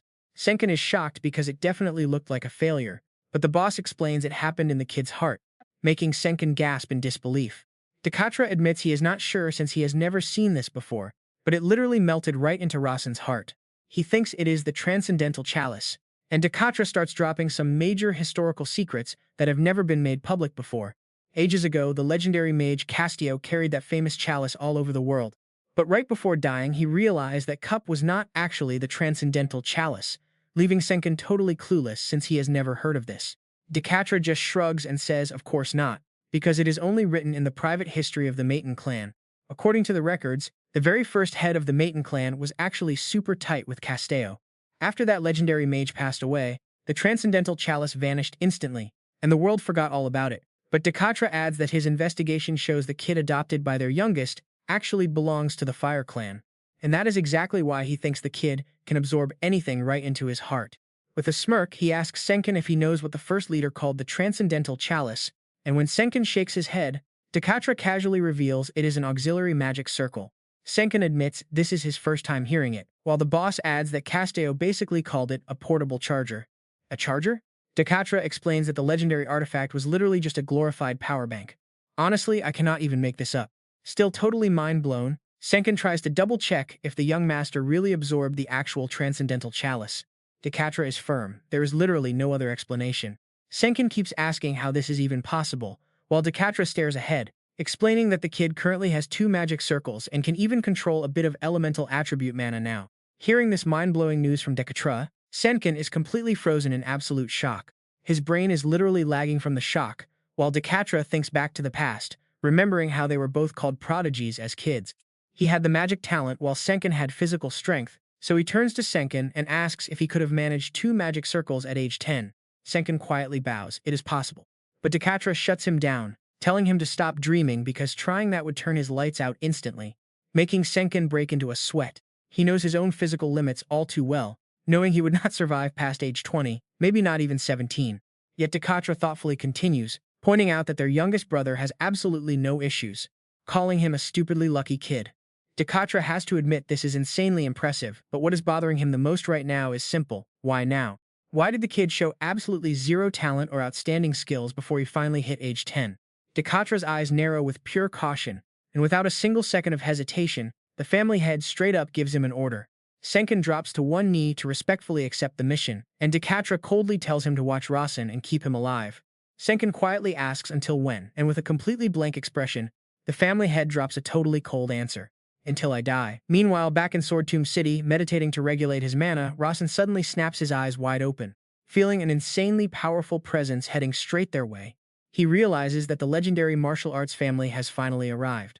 Looking up at the massive stone stairs, where the teleportation portal is glowing brightly, 2 figures slowly step out, radiating a wild and heavy physical pressure that is totally different from the swordsmanship family. Rasen steps forward with a calm smile, greeting them casually and saying it has been a long time. Out of the bright teleportation gate, the 2 figures finally appear, showing a massive giant of a man with majestic gray hair. Right next to him is a wary girl with pink pigtails and glowing red eyes, and watching from afar, Rasen calls out to Rosalind. Hearing her name, she turns around totally lost. You can literally see her brain cells trying to process who this is. Ren's new handsome and elegant look makes it completely impossible for Rosalind to recognize the obnoxious brat who beat her up back then. But the sharp instinct of a martial arts genius lets her piece everything together in a flash. Landing smoothly from above, she angrily demands why he is here, while Rasen is low-key amazed seeing her drop down safely from dozens of steps high. Wait. What? She sticks a clean landing after dropping down dozens of stairs, but he quickly regains his cool, tilts his head, and says he wants to apologize to her. Hearing him say sorry, Rosalind blankly asks if he is serious, then suddenly cracks up into a crazy fit of laughter, cackling like a total maniac.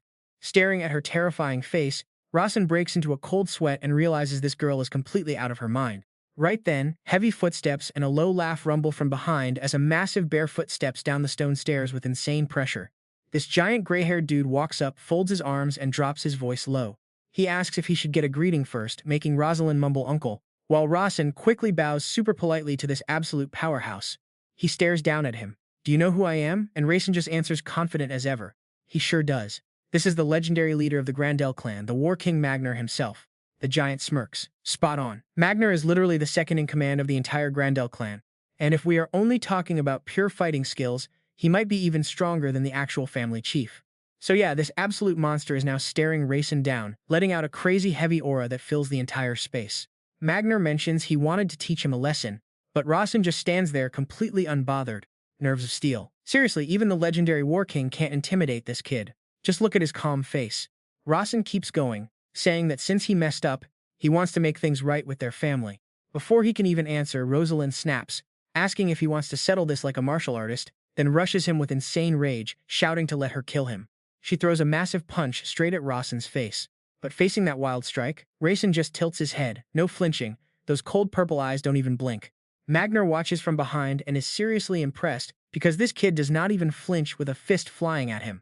Rosalind smirks, mocking him, saying she thought he would run away, and tells him to try blocking her next hit.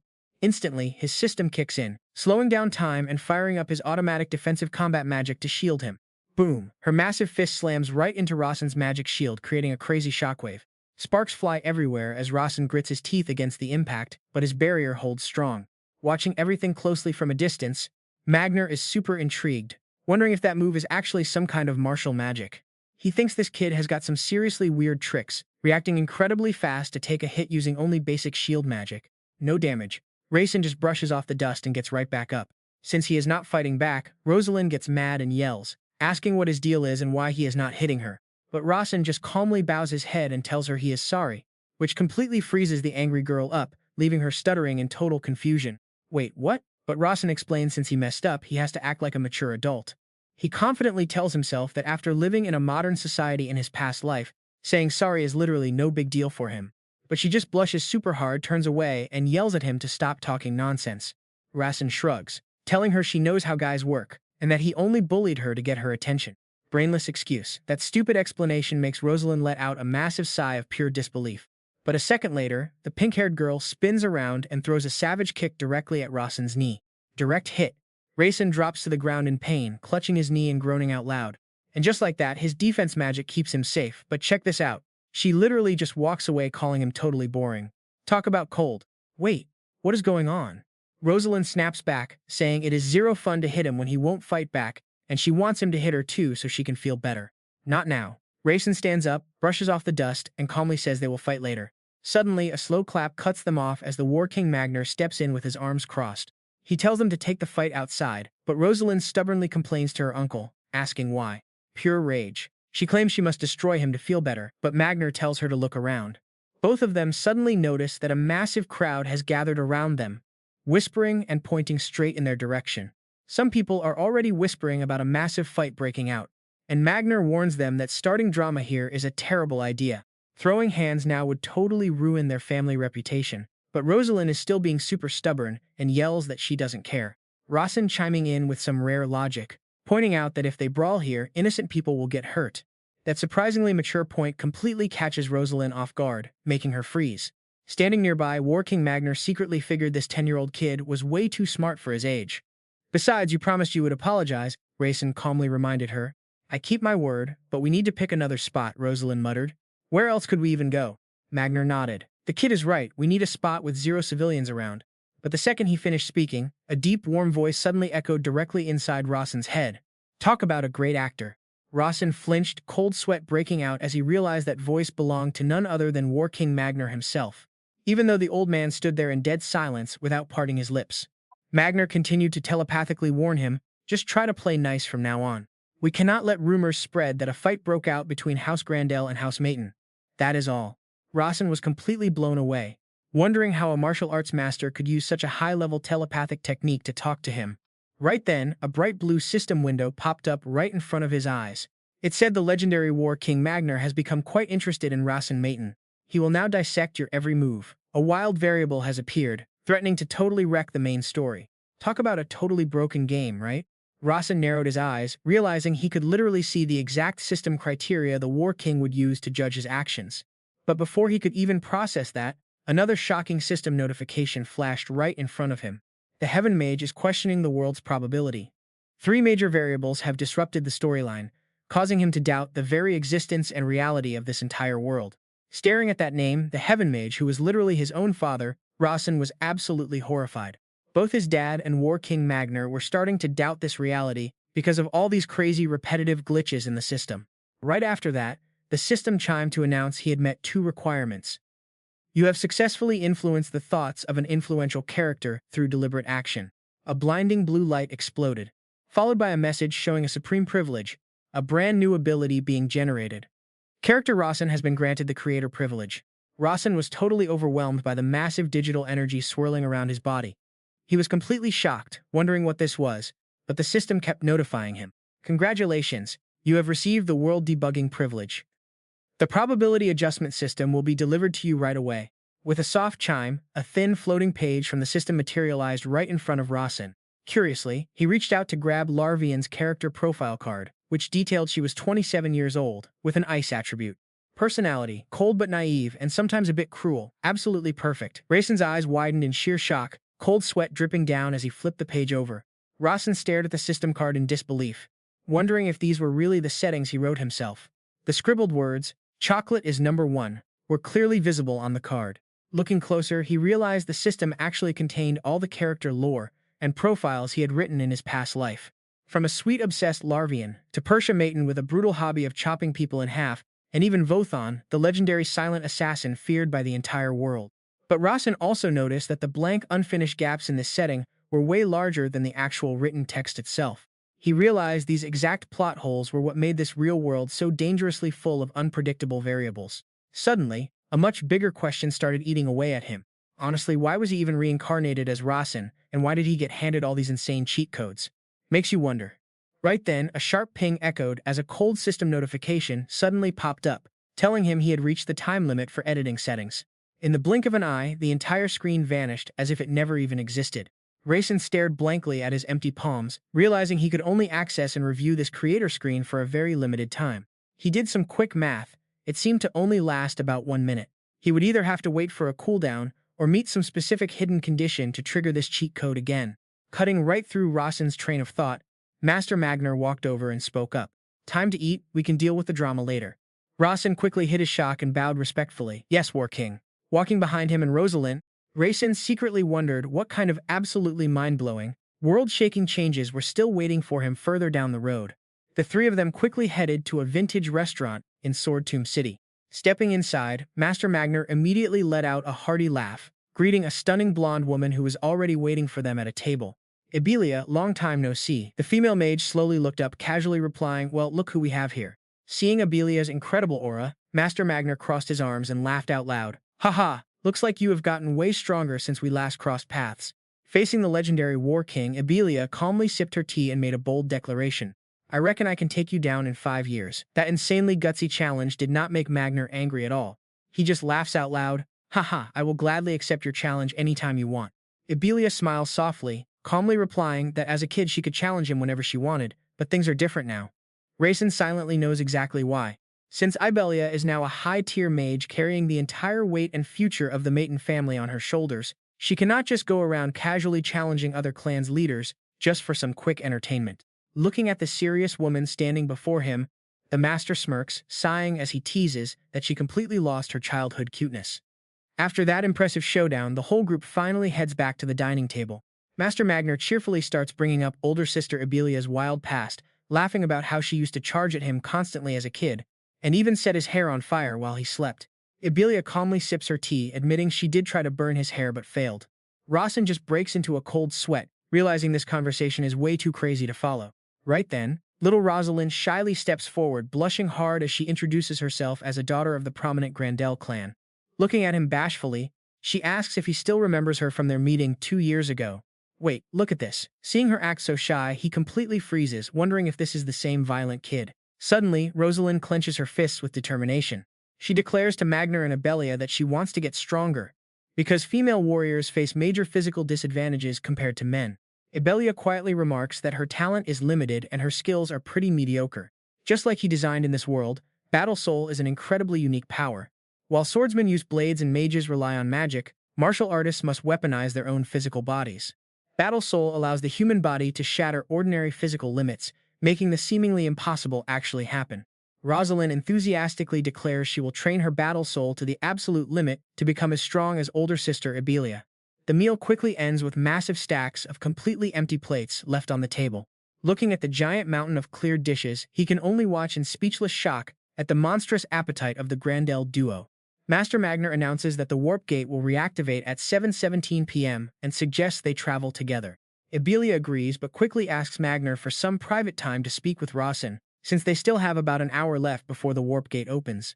Rasen is slightly startled, wondering what on earth she wants to talk about. After Magner and Rosalind bow and head off to wait at the portal, he and Ibelia walk along the gorgeous sunset beach. Walking right beside him, she quietly asks if it is finally time to talk about what happened earlier. Curious, he asks if she is referring to the crazy incident back at the warp portal. Ibelia glances at him and asks directly, "Spill it, what are you plotting? Did you already know Rosalind would try to attack you?" Rasen nods and admits, "Yes, that is exactly why I came. If I just wanted to settle the score with her, I could have easily brought up the demilitarized arena of the Sept clan and demanded we settle it there. Are you asking why I chose to use combat magic there? It is because the War King Magner was present. He is literally the second strongest in Clan Grandel." Rasen knew for a fact that a top-tier master like him, after witnessing that fight, would immediately start analyzing how incredibly effectively he utilized combat magic. And here's the key. The combination of combat magic and Magner's presence was the ultimate masterstroke. Not to mention, a veteran warrior like him, would definitely notice the completely abnormal mana flowing inside his body. Meanwhile, Rasen is notorious across the land for being a useless scoundrel. The most logical conclusion Magner could reach, after putting all these puzzle pieces together, is either Rasen completely changed, or he was secretly raised in some special way to create this difference. A guy like Rasen normally should not be able to understand Magner this deeply. But if you predicted all of this and set up this entire situation yourself, that is insane. Magner will think you are a hidden trump card that the Mayton family has been secretly breeding in the shadows. He will surely want to investigate everything about you, making this hidden trump card reveal itself right in front of everyone. Older sister, just wait for the show to start. Looking at her 10-year-old youngest brother, Abelia is silently amazed. I think I finally understand why father said those things. Even if combat magic has its limits regarding growth potential, his sheer genius for planning everything is unreal. His ability to calculate both current events and potential future scenarios is absolutely brilliant. The scariest part is that he is only 10 years old, and already this incredibly cunning. Abelia looks at Rasen, realizing that the sheer potential of her youngest brother now completely surpasses everyone else. Even without their father's orders, she instantly wants to make this kid a powerful card under her wing. I actually met Magner at age 14 as a wandering pilgrim, not as a mage. You know that the successors of our Mayton clan must go through these stages of pilgrimage to find the truth before being recognized as a candidate for family head, right? Rasen nods his head slightly. Yeah, Abelia casually shrugged and kept talking. Back then, she didn't even know who he was, or she would have tried way harder to kill him. Seeing his sister's sweet but totally terrifying smile, a massive shiver ran down Rasen's spine. He's like, "Sis, you look warm but your words are brutal." Memories of 14-year-old Abelia flashed back, showing her gasping for breath in a bloody, brutal clash with the War King, as she kept talking about their crazy past encounter on the snowy mountain. He literally told her to just kill him if she was annoyed, offering her 3 free shots at his life. Rasen thought to himself, no clue how many memories they share, but they all sound pretty wild and wholesome in a weird way. Besides, that guy is the type who absolutely has to dig up the truth about anything suspicious that catches his interest. Abelia smiled slightly, even if it was just some rookie mage trying to take him out. If he is curious enough, he will come to find me. Walking along the golden beach under the sunset, Abelia casually reminded him, Rasen, we still have 30 minutes left. Rasen smiled politely. Hey sis, why don't we go on a quick sibling date while we wait? Since this is a massive commercial city, there should be plenty of cool spots to check out. But Abelia casually poured ice-cold water on that idea. Most commercial cities I visit end up completely wrecked. I do not do shopping, I do demolition. Hearing his sister's totally destructive warning, Rasen did not even flinch. He just stepped right up, grabbed her hand, and smiled. Let's go, I'm leading. That sudden, warm, confident move from her little bro actually caught the legendary great mage Abelia off guard. Look at them walking hand in hand under that beautiful sunset. Honestly, it is a pretty sweet sibling moment as they slowly fade into the horizon. Meanwhile, over in a bustling street of Swordtomb City, Master Magner and little Rosalind are casually strolling through the massive crowd. As they walk, the veteran War King keeps analyzing all the bizarre behavior of that kid from the Mayton family. 2 years ago, 8-year-old Rasen was just a wild, completely out-of-control brat. But now, when staring straight at dangerous situations, he calmly warns everyone that people will get hurt if they spar there. That crazy, chilling level of maturity shows that Rasen has become a completely different beast.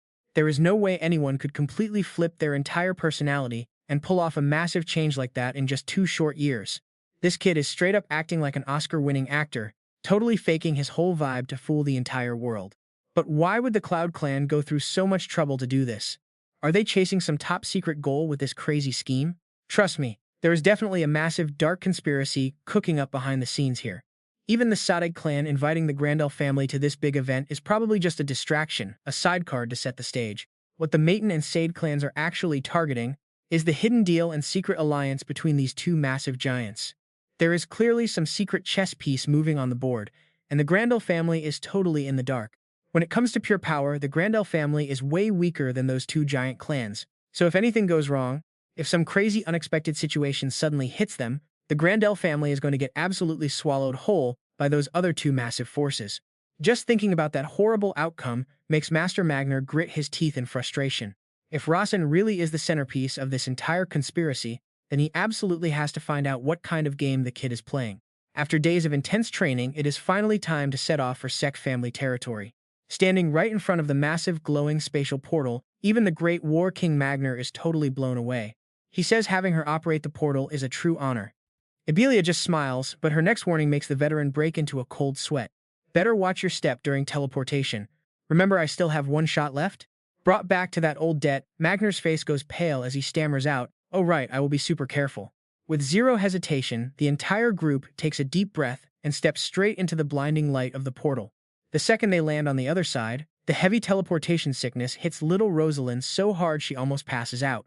She complains that the ride literally felt like her soul was leaving her body, though Ludia is totally fine and completely unfazed. The portal light fades away completely, revealing a gorgeous wide-open green meadow with the wind blowing right through it. Seeing Abelia behave so surprisingly chill this time, Magner asks if she is really not going to try any funny business. She calmly tells him she has no plans for destruction today. But then, right out of nowhere, a loud, incredibly excited shout echoes across the peaceful green field. "Rasen, Ludia, you guys must be absolutely exhausted after such a crazy long trip." The guy running over to welcome them is none other than Cassini, the second young master and the prime candidate to inherit the prestigious Seksh family. Seeing someone of his status show up in person actually leaves War King Magner pretty shocked. He whispers to Abelia that the Sad clan never rolls out the red carpet like this. Then Rasen walks up to his old buddy with a smirk, saying, "It has been a minute, Cassin." Cassin is totally shook seeing how ridiculously good-looking Rasen got since they last met. He says Rasen grew like crazy, but Rasen just shrugs it off. "Magic," he says. Suddenly, the whole friendly vibe is completely ruined. Out of absolutely nowhere, Ludia dashes in like a rocket, spreading both her arms to decisively shove Cassin right out of the way. She is screaming that she is closest to Rasen, telling him to back off. Her wild, stubborn attitude has Rasen standing in the back, sweating bullets, and left totally speechless by the chaos.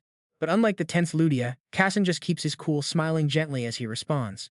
He explains that friendship does not really have levels. It is just that Rasen and he share the same mindset and goals, so they chose to become buddies. Is not that what actually matters? Honestly, this incredibly deep yet totally clueless speech leaves both Ludia and Rasen standing there completely frozen in shock. Visible question marks are basically floating around the black-haired girl's head as she tries to process this. She wonders what he is even babbling about, but to save face, Ludia stubbornly yells that she is still Rasen's absolute number one. Finding her stubbornness pretty cute, Cassin just smiles and suggests that they can be friends too. That totally hits a nerve, making Ludia instantly blush as she mumbles out a shy response. She says that is actually true, so she will be his friend, thanking him. Right then, sharp footsteps echo down the stone stairs as a super proud voice cuts through the air. "Look at that." Rosalind slowly walks down the steps in her bright orange martial arts uniform, calling out to Cassin. Rasen apologizes, saying he just got a bit hyped after finally seeing his old buddy. He tells her she does not need to be formal since he is younger, but Rosalind is secretly annoyed at how chill Rasen is with everyone else. Why the distance? It makes absolutely no sense to her. Watching Rasen from a distance, the legendary combat king Magner smirks, highly impressed with how the kid carries himself. He thinks the kid is incredibly smart for setting this up on purpose. Looking at Rasen's back, even this veteran fighter gets a sudden shiver down his spine. He feels Rasen is basically an old soul trapped in a kid's body. Not wasting a second, Rasen turns and asks Cassin for a favor. His friend stares. Wait, what does he mean by that? Rasen immediately drops a massive bomb, saying he wants to fight Rosalind right here, which absolutely stuns Cassin. A duel? Seriously? Rasen calmly asks if he can set up an arena for them, setting the stage for a totally insane match that nobody saw coming. His opponent? The only daughter of a prestigious martial arts family. Just think about it. This match is going down at a legendary swordsmanship arena, with big names from the three biggest families on Earth gathered together to watch. This is no longer some simple playground fight, but a massive debut to show the entire world exactly what Rasen Mayton is made of. Word about this crazy showdown spreads like wildfire all over the Sade clan training grounds. The disciples are whispering like crazy, wondering which of these two is actually going to take the win. Another disciple confidently calls Rasen a stupid little trash, saying there is absolutely no way that Rosalind is going to lose this battle. But someone else hesitates, pointing out that Rosalind cannot even control her battle aura properly yet. If that is true, then their raw physical strength is going to decide who walks away with the victory. Does not that mean Rosalind still wins easily? These guys have absolutely no clue that our main character is packing some seriously terrifying high-tier combat magic. Meanwhile, up in the massive VIP room overlooking the arena, the head of the Sade clan, Cassia, stares down thoughtfully before turning to ask his son, Cassin, standing right next to him. He asks his son what he thinks of the fight. Cassin admits he is pretty jealous of his two friends getting to battle. He smiles and says it is because fighting a close friend sounds like a lot of fun. A total scoundrel. That is what everyone currently thinks of Rasen. Cassin notes that he used to think so too, but the kid is actually built different and is definitely a threat. His dad is surprised he even has a rival his own age. Kassen says he is way stronger for now, but things might change. Seeing his son smile, Kasia goes quiet. The sharp head of the Sword Clan starts suspecting that the crazy rumors about Rasen were actually leaked and modified on purpose. It means Rasen is the secret weapon of the Mayton clan, and this whole setup was made just for him. Turning back to his son, Cassia asks who he thinks wins. Casson confidently says Rasen will take it. This completely catches Cassia off guard, but right after, Casson drops a highly confusing twist. He claims Rasen is actually going to lose. As his dad stares in confusion, Casson narrows his crimson eyes. He explains that Rasen is just way too kind, knowing that this soft side could be a fatal weakness against a combat-hungry beast like Rosalind. Smelling a seriously good fight, Cassia gets up to leave, tossing out a casual comment. Looks like I will be watching the showdown tomorrow too. Turns out this dad loves drama just like his son, Casson, who asks if he is really going. Sweet, then I can introduce my buddy to you. Cassia just gives a little smirk. A friend of my boy, huh? Cannot wait. The next day, at the Windy Firmament Sword Arena, a massive sandy stage is fully set for the ultimate clash. Up in the stands, Abelia and War King Magner are watching.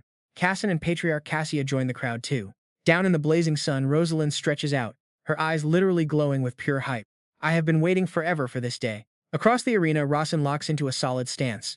He tells himself there is no more hiding his true powers. It is time to go all out. This is his official debut, after all. Instantly, Rosalind unleashes her absolute entire power, charging forward with terrifying speed while leaving a massive trail of flying dust behind her. She leaps high into the air, channels all her battle soul into her leg, and drops a devastating roundhouse kick right from above. Below her, Rasen locks in, bracing himself to take on this lightning-fast opening strike head-on. At that exact second, Rasen's insane slow-motion talent kicks in automatically. He quickly calculates that in a battle of stamina, he has the edge since she still cannot fully control her battle soul. Watching her every move in slow motion, Rasen casually slips past her wind-splitting strikes with some incredibly smooth dodging. Seriously, how is anyone supposed to beat this? Refusing to back down, Rosalind spins and drops a thunderous kick, aiming straight for his head. Right on time, his defensive combat magic activates, spawning a solid mana shield that blocks her deadly strike cold. Rosalind is completely stunned. She was totally aiming to break his arms and ribs, but hitting him felt like punching straight into water. That flawless defense leaves Patriarch Kasia, Casson, Abelia, and War King Magner up in the stands completely wide-eyed with shock. Gritting her teeth, she screams loudly, launching another incredibly furious, blazing kick. Do not get cocky just because you got lucky once. You still have a long way to go. Yet Rasen calmly raises his arm and blocks it. She roars. Pure excitement. Then comes a non-stop barrage of strikes. Heavy physical impacts echo non-stop across the dusty field as Rasen quickly slips in a powerful counterpunch, forcing her to dodge by a hair's breadth. Backing off. Both of them quickly create some safe distance. Rosalind is already panting heavily from running out of steam, while across from her, Rasen stands perfectly poised, wrapped in a very calm, steady blue mana aura. Seeing this insane display, everyone up in the stands is totally stunned. War King Magner's eyes narrow in shock, silently wondering if this kid is just playing with her. Watching his flawless style, Magner knows the apple does not fall far from the tree. Those rumors about him being a loser are clearly fake. He has been strictly trained by the Mayton clan. Drenched in sweat from missing every shot, Rosalind gets super frustrated and fumes over why she cannot land a single hit. Right across the arena, Rasen just stands in a cool stance with a confident smile, having already spotted a fatal opening in her defense. The longer this fight goes, the more she panics and throws raw power into her wild attacks. But that reckless impatience only leaves her wide open, and Rasen is easily reading and catching every single mistake she makes. He only strikes back when it is completely safe to do so.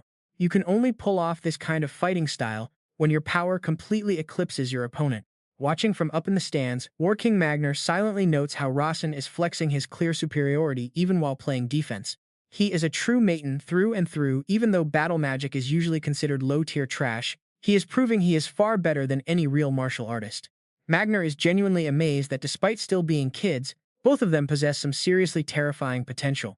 He figures Rasen is flexing like this for two major reasons. First, to prove that combat magic can completely put martial arts to shame. And second, to show off the Mayton clan's power right in front of the three most famous families in the world. Cassia figures that Rasen must have been secretly trained as a combat mage by the Mayton family for a very long time. He completely agrees with Magner, but still wonders why the kid chose this exact moment to finally flex his true power to the world. Cassia quickly finds his own answer to that question. Looks like Rasen has been low-key grinding and secretly practicing combat magic this whole time. Now, he wants to use this actual real-deal fight to straight-up prove himself and finally unlock a major breakthrough of his own. Up in the stands, War King Magner tells Patriarch Sia that Rasen definitely knew his little stunt would get caught. Sia just smiles. The Mayton family is straight up using this kid to flex on him. Watching her little brother's performance, his sister Ibelia finally figures out Rasen's actual master plan. Meanwhile, little Cassin next to her is just fanboying in absolute awe. Down in the arena, Rosalind is totally losing her cool over Rasen's super annoying defensive playstyle. Furious, she snaps at him to ask how long he plans on hiding behind his defense. Rasen keeps his cool and calmly throws back a reply. Until you stop being mad. His insanely sarcastic answer just triggers Rosalind even more. She clenches her fists, charging up all her energy, and screams in pure rage that if that is his plan, he should at least act a little tired. Right after, Rosalind goes all out, activating her Battle Soul technique to unleash one final devastating strike. Now watch this. Rosalind's fist, wrapped in Savage Battle aura, slams directly into Rasen, triggering a massive shockwave. No dodging. Rasen takes the hit straight on, shattering his bones. Seeing him heavily injured, a shocked and angry Rosalind asks why he didn't dodge. Rasen just smirks with a sly, calculating grin to explain. Since you really wanted to hit me. Rasen's reckless move makes Rosalind scream in anger, asking what kind of fight this even is. Take this, a potion? Rasen flops onto the dirt and casually forfeits, saying he will just let her have the easy win. Sighing at how soft he is, Rosalind calms down and explains that she actually tapped into her battle soul for that last hit. Since you are being so nice, I cannot even stay mad. I straight up forgive you. Your bones are broken anyway, so we are even now. Rasen just grins, wipes the blood from his lips, and thanks her. Right then, Cassin comes rushing down from the spectator stands, shouting Rasen's name at the top of his lungs. As a lonely kid with zero friends, Cassin is completely obsessed with hero stories and always keeps a super positive vibe. That match was peak. You are literally my idol. Watching Cassin's hype, Rasen just sits there completely clueless, wondering if he really loved it that much. Glancing at the potion in his hand, he notes that combat magic really does level up insanely fast in the early stages. Seeing Rasen wrap up his fight, Cassin blushes and shouts out with pure excitement. I am so hyped my friend got stronger now. I am officially challenging you, my friend Rasen Mayton. No lie, this sudden challenge from the main character has Rasen totally frozen, sweating bullets because his prediction was spot on. Trying to dodge this annoying matchup, Rasen slumps down tiredly and waves his hands to reject him, saying he is way too exhausted. Combat magic burns through massive mana, and seeing Rasen back down, Cassin blankly asks if they can fight when he is at his best instead. Rasen shivers, thinking that if he fights this annoying main character right now, he straight up won't survive. He really doesn't think he'd make it out alive. The young swordsman keeps pushing, asking if he will fight him tomorrow instead. Seeing his hopeful eyes, Rasen figures the guy probably wants a birthday duel, so he just flashes a smile and agrees. Right after, Rasen activates his healing magic, letting a warm blue glow burst forth to wrap his body. The light quickly wraps around him, instantly patching up every single injury caused by Rosalind's heavy strike. Fully recovered, Rasen approaches Rosalind as she sits in the corner of the stage and quietly asks her for a favor. Clinging to her water bottle, Rosalind eyes him warily, asking if he is here to humiliate her, though he assures her he'd never do that.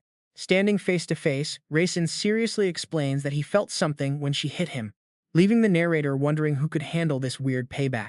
That sketchy phrasing instantly triggers Rosalind, and she glares at him with pure disgust, asking if he is some kind of pervert. Sweating bullets, Rasen scrambles to explain that he isn't entirely sure, but he could definitely feel something there. Rasen bows, begging for some secret tips while promising a huge reward, but she asks why she should even bother. Rasen quickly doubles down on his promise to repay her later, making Rosalind fall into deep thought. She remembers her miserable past, recalling how she used to promise herself every single night that she would get ultimate revenge on Rasen. But she sighs, realizing all those plans are ruined now, while War King Magner watches from afar and loudly cheers them on. Go ahead and try it. Rosalind quickly bows and obeys her uncle with a respectful nod. Magner smirks, deeply impressed by Rasen's guts to openly ask his rival for help, and realizes this son of the legendary magic family is actually the real deal. With her uncle's blessing, Rosalind turns to Rasen and agrees to help him out just this once. She warns him to make sure he repays her, so Rasen smiles, bows, and makes a highly solemn oath. Swearing on his future title as a legendary Grand Mage, Rasen's proud vow leaves his sister Ibelia watching from afar, absolutely stunned in disbelief. She flashed a wicked smile, thinking to herself, did this kid really just say that? Like, did he actually declare he is throwing himself straight into the massive succession war for the Mayton clan? Rasen made that bold, proud declaration right in front of the heads of the two most powerful families alive. Back in the arena, Rosalind quietly asked if she should just hit him like before. Rasen just grinned calmly, saying he was totally ready. Rosalind narrowed her eyes, thinking this insane power of his should not even be called regular martial arts anymore. With zero hesitation, she loaded up and threw a devastating punch, sending a wild wave of battle spirit crashing right into Rasen. A clean, direct hit, yet he barely even flinched. What is going on? The shockwave made Rasen groan in pain. But right when the hit landed, Rasen's eyes suddenly went wide with shock. Sweating bullets, Rasen felt a bizarre and insanely violent resonance in his soul. There was definitely a reaction happening. The mana in his heart was reacting to Rosalind's half-baked battle spirit. Shocked that he was still standing, she could only stare and wonder. Is that all? Rasen dragged himself up, demanding another. Once again, Rosalind unleashed another brutal punch that caused a massive explosion. Up in the stands, Combat King Magner watched with a dead serious face. He muttered to himself, is this kid crazy? Is he fighting or committing suicide? Down below, Rasen kept pushing his limits as the weird phenomenon continued. The CA's patriarch turned to ask Abilia what the young master was even doing. Abilia replied with a serious look. It seemed the mana in Rasen's heart was reacting to Rosalind's battle spirit. The C's patriarch eagerly pressed for details, but Abilia just shook her head, saying she was only sure that a reaction was happening. Back on the field, another lightning-fast punch slammed straight into Rasen, causing a massive, violent shockwave. The sheer pain brought Rasen to his knees, gasping. Rosalind rushed over to catch him, asking if he was okay as he endured it. His mind was in absolute chaos right now. He was positive his transcendent mana was reacting aggressively to Rosalind's battle spirit. But get this completely contradicts his original novel. According to the very settings he had written himself, battle spirit and mana were two totally conflicting forces that could absolutely never harmonize or resonate together. Rasen's purple eyes shrank in absolute terror as a scary realization hit him. The logical consistency of this world was breaking down. Right then, a glowing blue system window suddenly popped up right before his eyes. You have discovered an error in the lore. You are granted the authority to rewrite this broken setting. Rasen realized in complete shock that surviving this plot hole-filled world was no longer his only mission. Then, a bright blue light suddenly flared up. The lore notebook he had written in the real world suddenly materialized, floating right above his hand as Rasen gasped out, "What?" His old setting book was right there. Nearby, both Rosalind and Magner were frozen mid-action while enjoying the drama. The entire surrounding space lost its color and faded into a dull gray as time completely stopped around them. Rasen knew that whenever the world was being reset, time would automatically freeze for him to make his edits. He quickly flipped open his setting book, where a line of text appeared clear as day. The battle spirit of the renowned martial family and the mana of the magic family are two things that absolutely cannot be mixed. But look at this. The system keeps flashing warnings about reality breaking down. In the battle between Rasen Mayton and Rosalind back in May 2019, his mana reacted with her spirit. Right underneath was a blank space saying the reason is, making Rasen sweat bullets as he realized he had to write something in to justify this massive contradiction. Gripping the glowing magic pen in his hand, he knew the original settings ended right here, and now it was up to him to write the next chapter himself. Yet, he was incredibly nervous, because if he messed up and wrote some stupid reason that ruined his existing lore, he might accidentally trigger a chain reaction that destroys this entire world. He had to come up with the most perfect excuse. It had to make complete sense without breaking any of the original rules of his novel, and he finally figured out the absolute best way to do it. Instead of blaming random outside forces like the Holy Grail or Transcendence, transcendent mana, or some divine body, he realized focusing entirely on the existence of Rasen Mayton himself was his best bet. By making his own character someone who exists completely outside the normal laws of this fantasy world, he would be totally free from random probabilities and avoid getting tangled up in any predestined fate. That meant Rasen Mayton would officially become a highly special individual, a completely unique existence operating way beyond the control of the system. Instantly, a brilliant blue light erupts from the pages of his setting book. The system prompt pops up. Because of that crazy low probability, you have unlocked the epic Adeline perk. Keep in mind, this cheat only lasts for 10 short seconds. Breaking into a cold sweat, he stands there utterly dazed. Wait, did writing just one sentence completely drain all his creative mana? Cut to late night at the Sai clan estate. Sudden, aggressive knocking shatters the silent darkness of the night. Inside, little Rudia is slumped on the floor, totally passed out and snoring loudly against a wooden cabinet. The relentless pounding on the door suddenly jolts her awake. She rubs her sleepy eyes in utter confusion. Stepping up to the door, Rudia calls out loudly, "Who is out there?" Outside stands a pretty stern middle-aged man with long gray hair and a thick dark beard, demanding to know where Rasen is. Thinking this scary guy is here to cause trouble for her savior, Rudia panics and blocks the door. But then she looks back and sees Rasen walking over. Ah, Rasen. War King Magner silently studies him, noting that the kid has built himself a pretty impressive, solid physique. He can feel mana, something totally different from battle spirit, flowing heavily through his body. Usually, most mages keep their mana concentrated solely in their hearts, but Rasen's body is somehow totally unique, almost like he is some kind of mutant. See, controlling mana gets insanely difficult if a mage overtrains their muscles, just like those hardcore martial artists do. Yet Rasen's body is somehow perfectly conditioned, making him exceptionally adapted for high-level combat magic skills. Staring at his rock-hard 8-pack, little Rudia gets pretty curious and shyly creeps over to poke his stomach. She asks if she can touch his 8 little bread buns, but Rasen just coldly crosses his arms and rejects her. His golden abs are strictly off-limits. Rasen turns to call for Hera. The killer maid instantly steps forward to assist him. Answering to her master, Hera moves so smoothly that War King Magnar is left completely shocked. Her movements are on a whole different level. He wonders how on earth a mere 10-year-old kid like Rasen could have such a powerful master serving as his personal maid. Soon after, the entire group sits down together for a banquet. Hera respectfully serves a plate of fresh fruit before bowing and leaving, as Rasen guesses the War King only came here because of his magic combat style. Magnar admits he is deeply intrigued, but Rasen calmly replies that he is also pretty curious about the king's own martial arts. This bold confession completely catches the War King off guard, causing him to choke on his fruit. Eyes wide with shock, Magnar coughs repeatedly, quickly trying to recover his serious composure as he narrows his eyes at Rasen. Magnar questions why he is so confident that he will share his martial arts secrets, but Rasen just grins, knowing the old man is itching to fight. Seeing such massive confidence in a mere 10-year-old kid, Magnar lets out a sigh and finally agrees. Leaning back in his chair, he mutters that even if Rasen learns his martial arts, success is never guaranteed.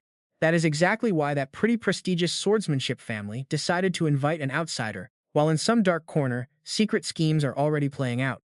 Ironically, Magnar's own father's eyesight has grown quite blurry. Even the Sei clan leader could not plant any spies inside that swordsmanship family for many complicated reasons, even though that place is the enemy's absolute strongest stronghold. But in some ways, it is actually the safest haven for certain people. Staring at Rasen, Magnar slowly stands up and suggests examining the kid's physical build first. He orders him to take off his shirt and turn around, which Rasen quickly agrees to. Shedding his outer shirt, the moment Magnar touches Rasen's bare back, the War King is hit with pure shock. His back is somehow exceptionally smooth yet incredibly solid, looking absolutely nothing like the body of a normal 10-year-old kid. A flawless physical build like this could never be achieved through just a few days of normal exercise. Magnar warns him in a low voice that his battle spirit will flow through his body, advising him not to resist it. Feeling the War King's massive hand on his shoulder, Rasen asks skeptically if he is absolutely sure there won't be any side effects. Magnar calmly replies with just 2 decisive words, "Trust me." Magnar places his massive hands on Rasen's shoulders to channel his battle energy, darkly asking what the kid could possibly do if he decides to turn on him. Facing the heavy, invisible pressure, Rasen does not flinch and calmly tells himself that he trusts the old man, but he needs to cheat first. This bold attitude makes Magnar realize that the kid in front of him is actually pretty damn sly.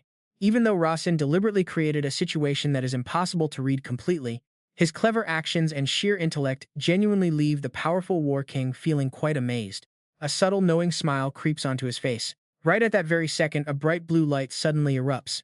And here's the crazy part. Taking advantage of his brief 10-second cheat privilege, Rasen instantly opens up his setting book. Ever since his dramatic duel with Rosalind, countless wild ideas have been swirling around in his head. As the author, he wonders what kind of gift he should give his main character. So, without hesitation, Rasen writes down a brand new setting: Swordsmanship Family Martial Arts. The battle spirit reacts with Rasen Mayton's mana, which lets him grow stronger without a single bad side effect. Right as the notification finishes flashing, a massive burst of crazy crimson energy suddenly explodes, wrapping directly around Rasen's body. The legendary battle spirit is officially fusing with him right now. Seeing this insane scene unfold right in front of him, Battle King Magnar is shocked. He mutters in total disbelief. What kind of monster is this kid anyway? A pretty huge question pops into his mind. Is this what the Mayton family is trying to show off to him, on purpose? Watching the kid easily sync up with the battle spirit, a pretty wild smile creeps onto the Battle King's face. He thinks this is a loud, arrogant flex from House Mayton to the whole world. Then, Magnar lowers his voice to ask, "Who taught you battle magic?" Rasen just smirks and says, "I am self-taught." The Battle King keeps analyzing him. He admits that seeing a mage actually absorb a battle spirit is truly a first for him after scanning Rasen's body. Rasen shrugged it off. "Yeah, I did not even know a mage could pull that off." "So you are saying a Mayton will grow up using martial arts along with a battle spirit?" Rasen flashes a pretty confident grin. "Yep, I will learn what I need." That bold answer gets Magnar thinking. For the longest time, House Mayton has always looked down on swordsmanship. They think martial arts are just for total weaklings, showing nothing but disdain for anyone who is not a mage. Yet here is a direct descendant of House Mayton, actively mastering physical combat and leveling up his skills like a genius. The insane contrast makes the veteran Battle King suspicious. He looks right at the kid and demands, "Spill it, whose secret child are you?" Faced with Magnar's deep suspicion, Rasen stays completely chill. He confidently declares out loud, "If you want my dad's name, it is obviously Deca Mayton." Magnar suddenly bursts into a massive laugh. He laughs. "I have never seen anyone like you, so what do you want?" Rasen calmly asks if he can speak. Magnar squints with cold eyes. "You are going to spit it out anyway, so stop wasting time and talk." Pushed by the powerhouse, Rasen looks him dead in the eye and makes a bold offer. "Be my advisor, you will not regret it." Clenching his fist tightly, Rasen analyzes his own situation, realizing he has a real deep link between magic and martial arts. And honestly, this is the exact missing link that explains why his combat magic always felt pretty incomplete. To survive in this world, he knows he absolutely must fix this fatal weakness. His purple eyes glow with pretty fierce resolve. The wild offer catches Magnar off guard. "Did you seriously just say advisor?" Rasen nods casually, "Yeah," and when Magnar asks if House Mayton would even allow it, Rasen confidently says he will make sure they do.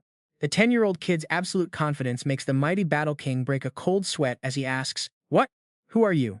Rasen states he is the 7th son of House Mayton, but Magnar cuts him off instantly. Rasen continues, "And also a mage who wants to learn martial arts." Magnar breaks a cold sweat, muttering in panic, "Are you completely crazy? Want to turn the martial world upside down? Do you know what you are saying?" He points out that a Mayton mage learning martial arts is basically like their entire family bowing down in defeat to the Grandel martial clan. But Rasen just brushes his hair back, flashing a smug smile at the Battle King as he drops a heavy line. "If you refuse, you lose, so make your choice." You can literally see the shock hit Magnar right in the gut as he freezes up completely. He realizes he has been totally cornered by a 10-year-old kid. His massive curiosity about Rasen's special body makes it completely impossible for him to just refuse outright from the start. And in a way, he has to completely admit defeat to this young kid's crazy sharp wisdom. Sighing in defeat, Magnar sits back down and murmurs, "All right, I admit I am interested in what you said." Standing nearby, Rasen asks, "But are you not curious? Are you not interested in combat magic?" He proudly declares, "Combat magic peaks when combined with a battle spirit and martial arts to make your own style." That extremely arrogant claim makes the veteran Battle King's heart beat fast with some pure, unadulterated excitement. He knows these are definitely not the words a typical Mayton mage would ever say.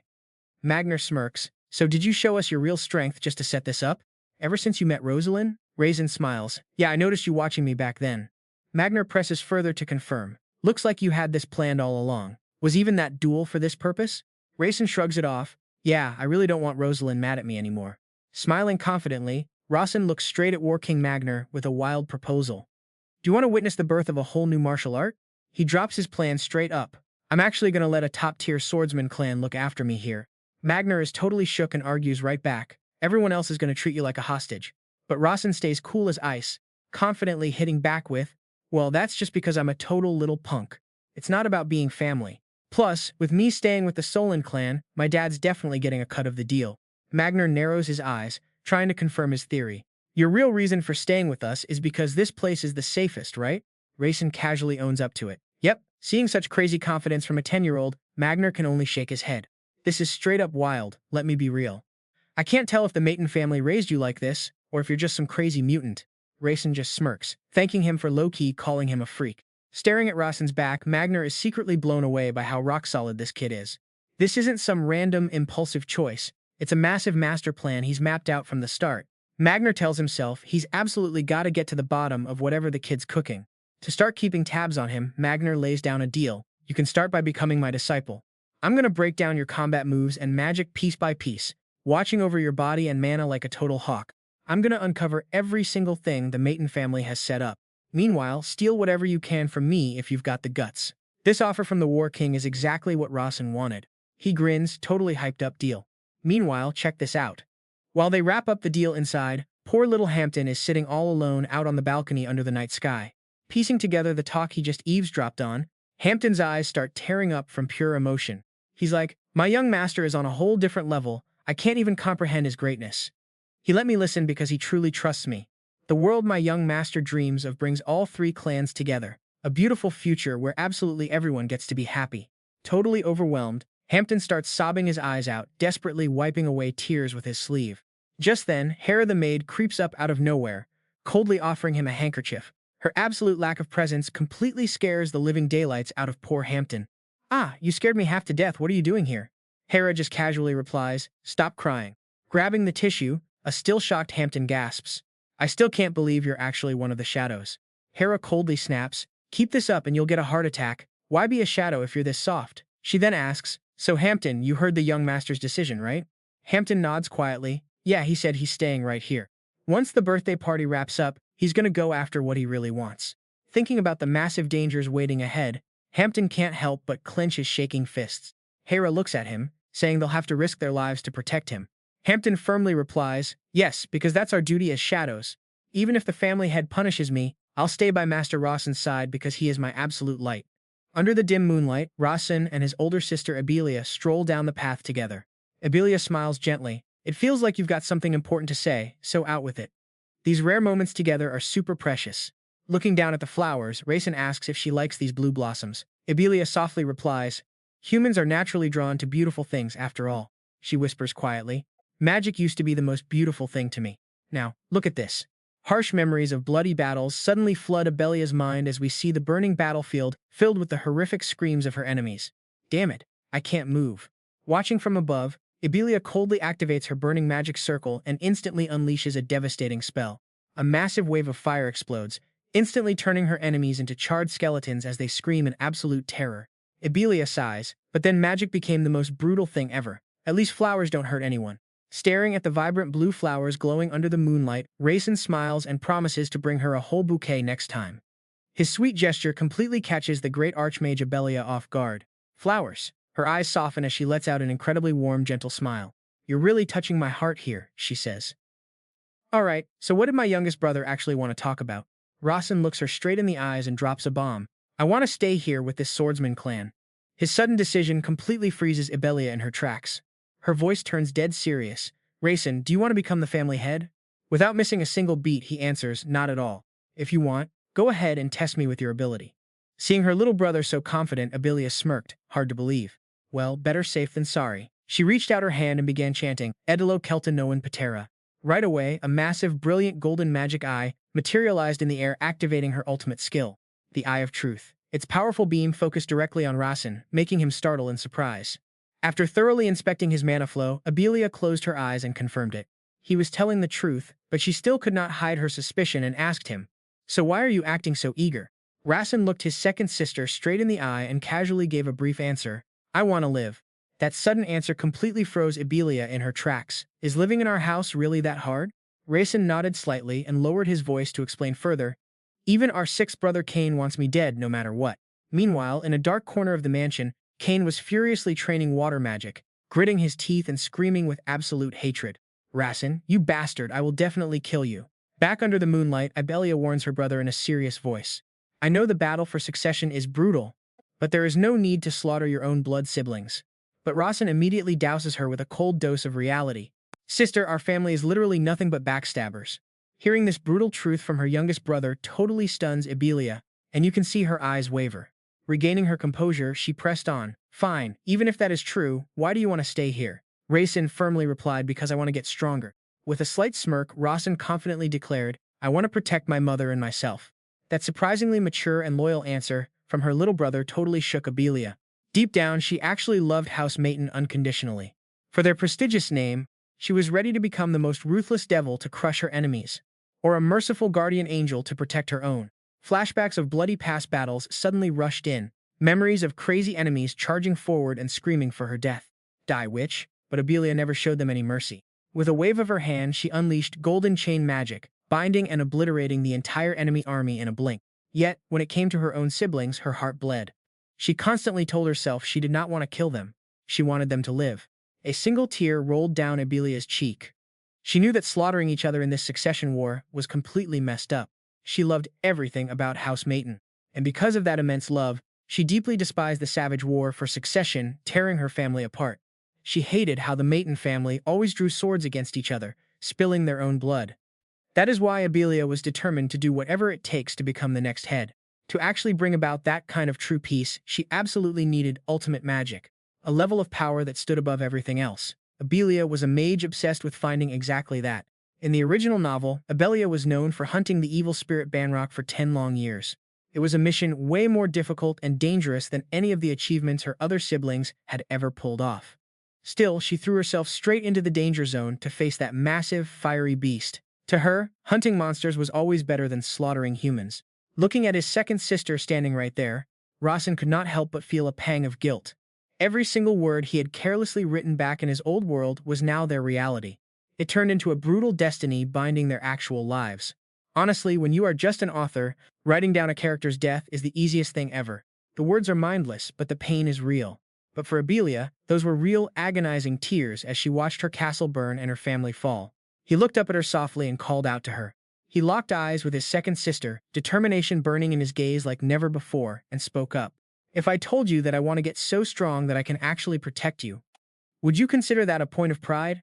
Abelia stared blankly at her little brother, muttering in disbelief, "Protect me?"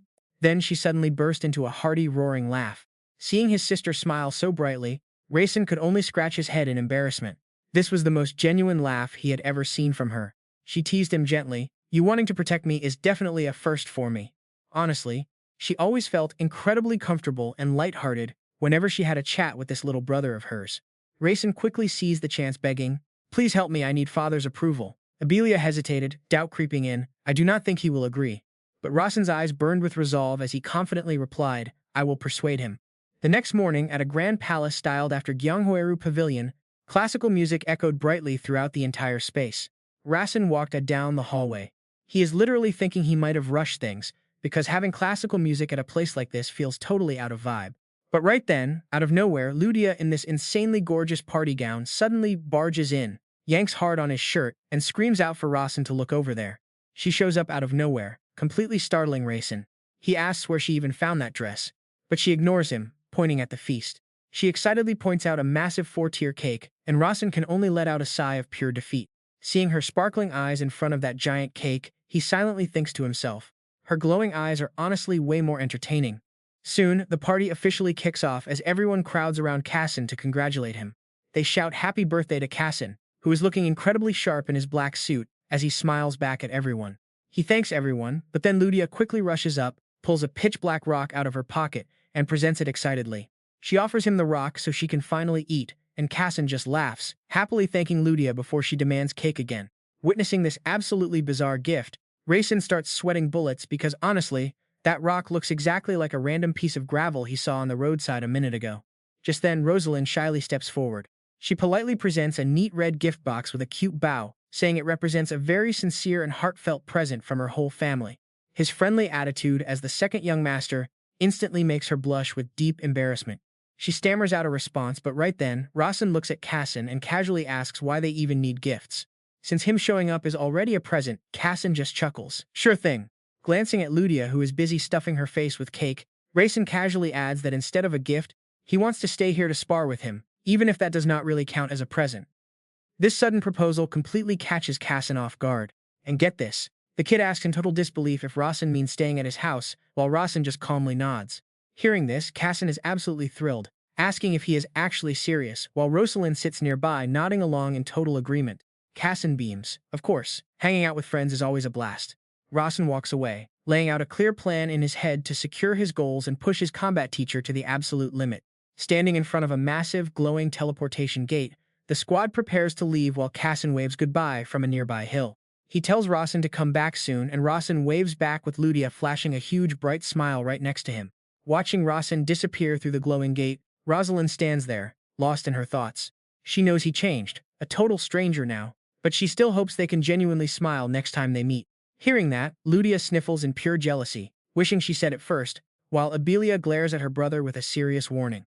She warns him that if their father loses his mind over this, their entire family might literally get logged out of life.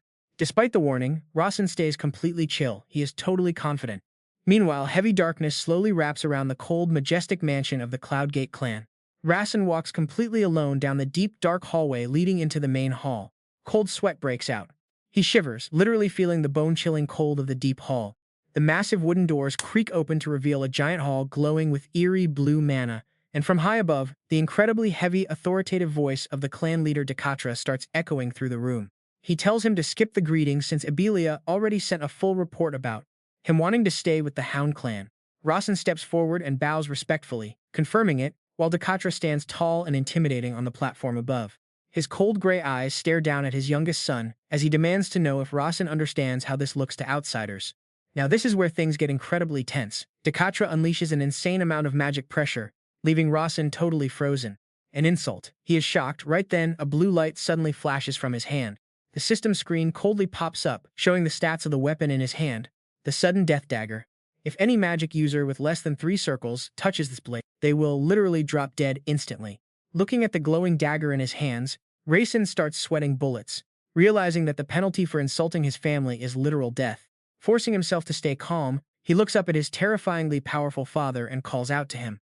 Rasen confidently raises the glowing blade and calmly asks if his father remembers the Hound Swordsman clan, to which Dekatra simply replies that they make excellent pawns. Thinking of his new friend, Rasen explains that Kassen is incredibly weak when it comes to human emotions and personal relationships. Dekatra smirks, challenging him by asking if that is really the only reason he wants to stay with them. He speaks up, lays out his plan. While the rest of the magic world might think his combat magic is still incomplete, he has already seen the crazy potential of those spells.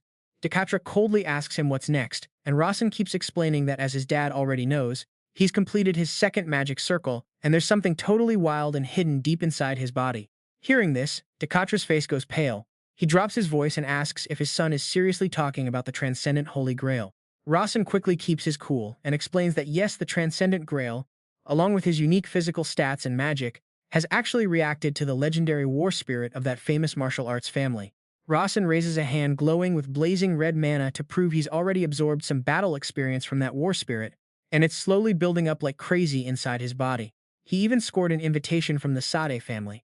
Setting the scene inside the rival family's massive mansion, Rasen continues laying down his grand plan. That's how his connection with them got locked in. It's a mutual deal between two powerhouse families to get the absolute best results. Can we call that a massive first step win? Analyzing how those guys roll, that Sword Clan doesn't waste time on petty arguments or tiny opinions when they move. They've got their own thoughts on him staying over there to grind and level up his martial arts skills. To absolutely prove his rock-solid determination, watch his eyes right here. They flare with pure confidence as he drops a life-or-death vow. Go big or go home, otherwise it's game over for real. Watching his youngest kid bet his entire life on this, Dekatra smirks with sheer amusement and says he guesses his son is pretty confident he'll pull it off.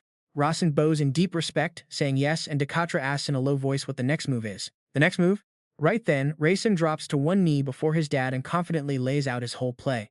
We pitched them a collab deal first. I'm sure you get how massive an alliance between our families would actually be, father. Hearing this, Dekatra narrows his eyes to think, while Rasen keeps spitting sharp facts. To me, raw power and absolute strength are great ways to rule, but you still need mutual trust and some warm alliances. Plus, true vision and being humble are what actually make a ruler last in the long run. Dekatra glares at his youngest, his voice dropping into threat territory. Talk is cheap, kid. Fail me, and I'll end you on the spot. The old man's insane pressure makes Rasen shake so hard he's sweating bullets and practically choking. Seeing that reaction, Dekatra pulls back his bloodlust and casually waves his hand, telling him to get lost and that he'll be watching to see if he can back up his big talk. Rasen quickly bows, thanking him and promising to hit those expectations, but then reminds his dad that he's still just a little kid of only 10 years old. Dekatra's eyes instantly flare up with dangerous energy, asking if he's seriously complaining, but Rasen just smirks and throws in a cheeky follow-up. So he definitely still needs his mom's warm love, begging to let him go to the Sade family together with her. Caught completely off guard by this insanely smart move that plays him perfectly, Dekatra pauses for a second, before bursting into a wild, echoing laugh that shakes the entire banquet hall. Laughing hard, the head of House Mayton stares at his youngest with pure amusement, saying, the kid really knows how to pull on people's heartstrings. How is this kid so genius when everyone used to call him a trashy, useless nobody? Too bad his real talent lies in combat magic. Some serious doubts start creeping into his head. It's crazy that nobody managed to notice this kid's insane potential way sooner. Suddenly, a cold blue light flashes right in front of Rasen's eyes, warning him that the system is doubting his actual chances of success, which means things are about to get way harder, and his success rate just took a nasty hit because of that suspicion. Staring at the system alert, Rasen completely freezes up as cold sweat starts pouring down his forehead, and you know he's screaming inside, realizing with total horror that he's walking a thinning tightrope. While Rasen is dealing with this terrifying wildcard from the system, over in a peaceful study room in the main house, his sister Abelia is wearing her glasses, intensely studying an ancient book. Knock knock, a sharp sound shatters the quiet room. Ibelia looks up toward the door, surprised to see her sister Persia visiting, as the door swings open and the third young lady walks in with her gorgeous wavy red hair. She smirks and asks why her big sis is reading that specific book, wondering why she's messing around with basic magic stuff.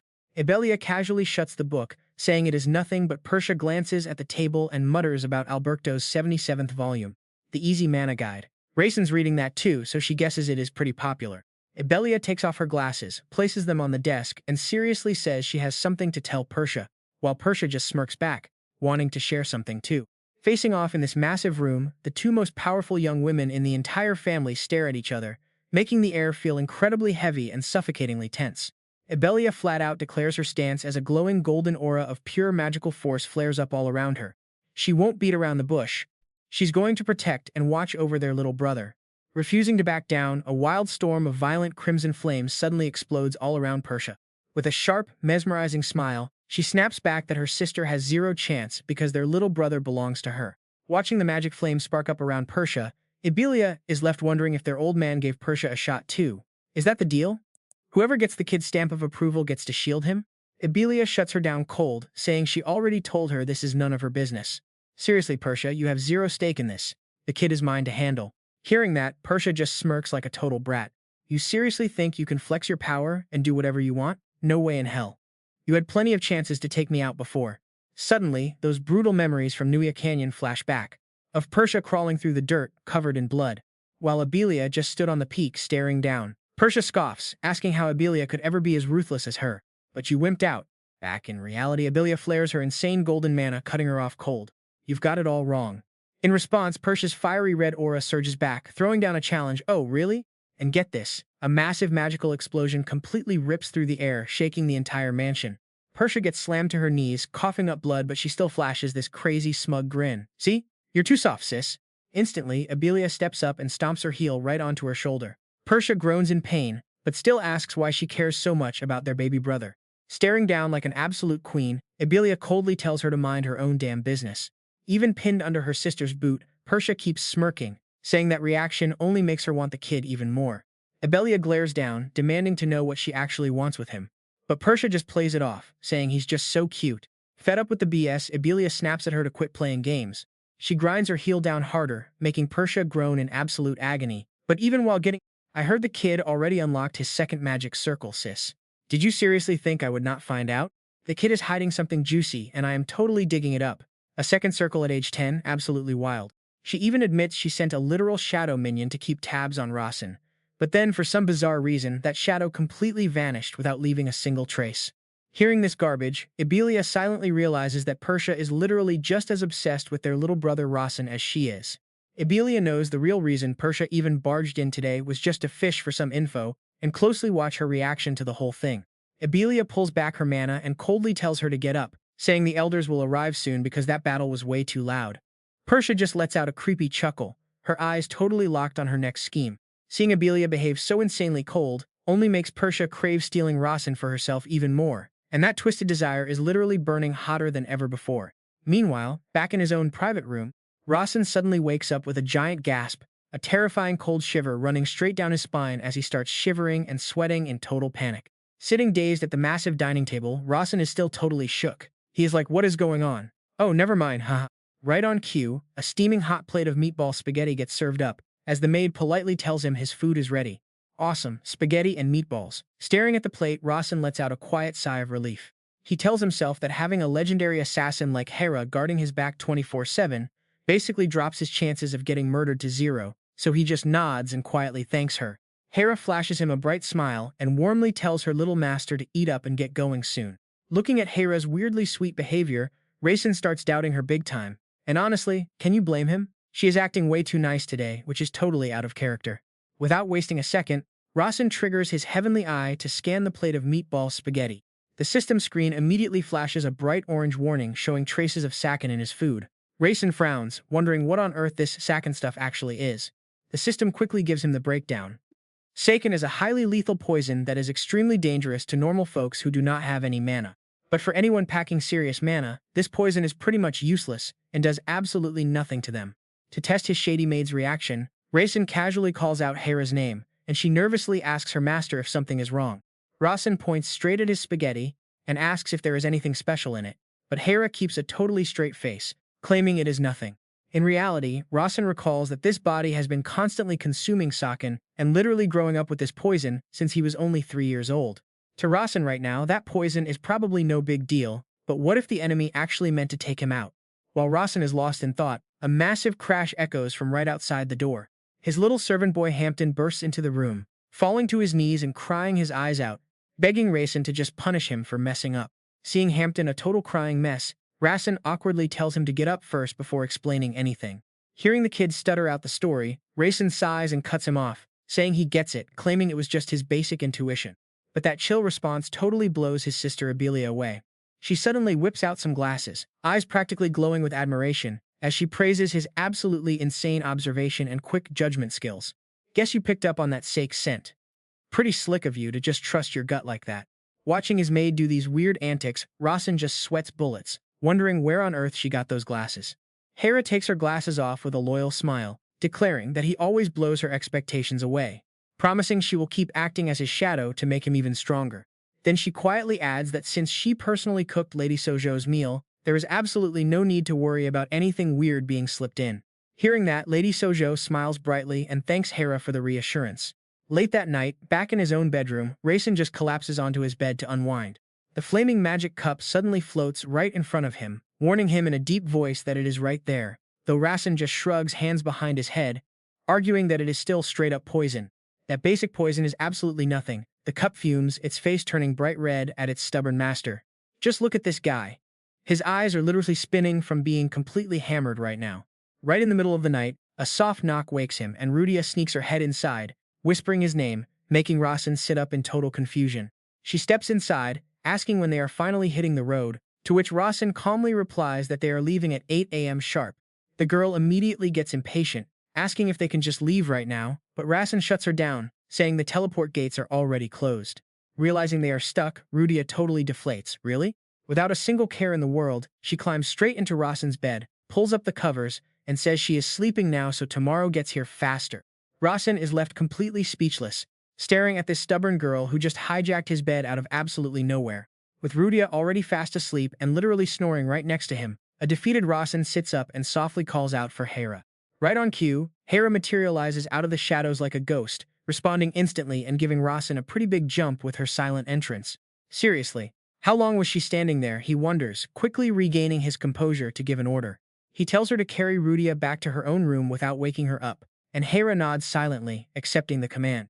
With a simple flick of her wrist, her magic gently floats Rudia into the air, making Rasen think his shadow maid is basically the ultimate delivery service. The next morning, under a bright blue sky, the family carriage is parked and waiting right outside the mansion. Taking one look at the basic ride, a servant sighs, apologizing that they have to travel in such a simple carriage. Rasen shrugs it off, knowing that in this world, flexing in a luxurious magic carriage is basically like rolling up in a multi-million-dollar supercar back on Earth, only for top-tier nobles. He tells himself that flexing like that would just make the other wives super jealous. And he definitely does not need that kind of useless drama right now. With that, the carriage starts rolling, and Rasen sits back inside, quietly mapping out his next moves. Getting the Sword Clan on his side is the key to his master plan as they roll past open green fields and onto the paved city streets. After a pretty long trek, the carriage finally pulls up right in front of a massive, ancient mansion that practically screams old money. Stepping out, Hera quietly lets him know that they have officially arrived at the Sea Clan. But as Rasen sets foot on the ground, an excited shout from the entrance steps makes him freeze, prompting him to look up with a grin. Standing right there is Kassen, flashing a huge, welcoming smile while yelling that he totally knew Rasen would show up. Rasen confidently heads up the steps, telling Kassen that he always keeps his promises, though his absolute main goal right now is to secure a real, high-stakes duel. And just look at this massive training arena. You already know things are about to go down. He tightly grips his cloak, and boom, brilliant purple mana explodes around him. Looking his rival dead in the eye, Rasen warns Kassen that he has absolutely no intention of holding back today. His eyes burn with pure focus, knowing he has to go completely all out for this debut match. It is go time, zero excuses.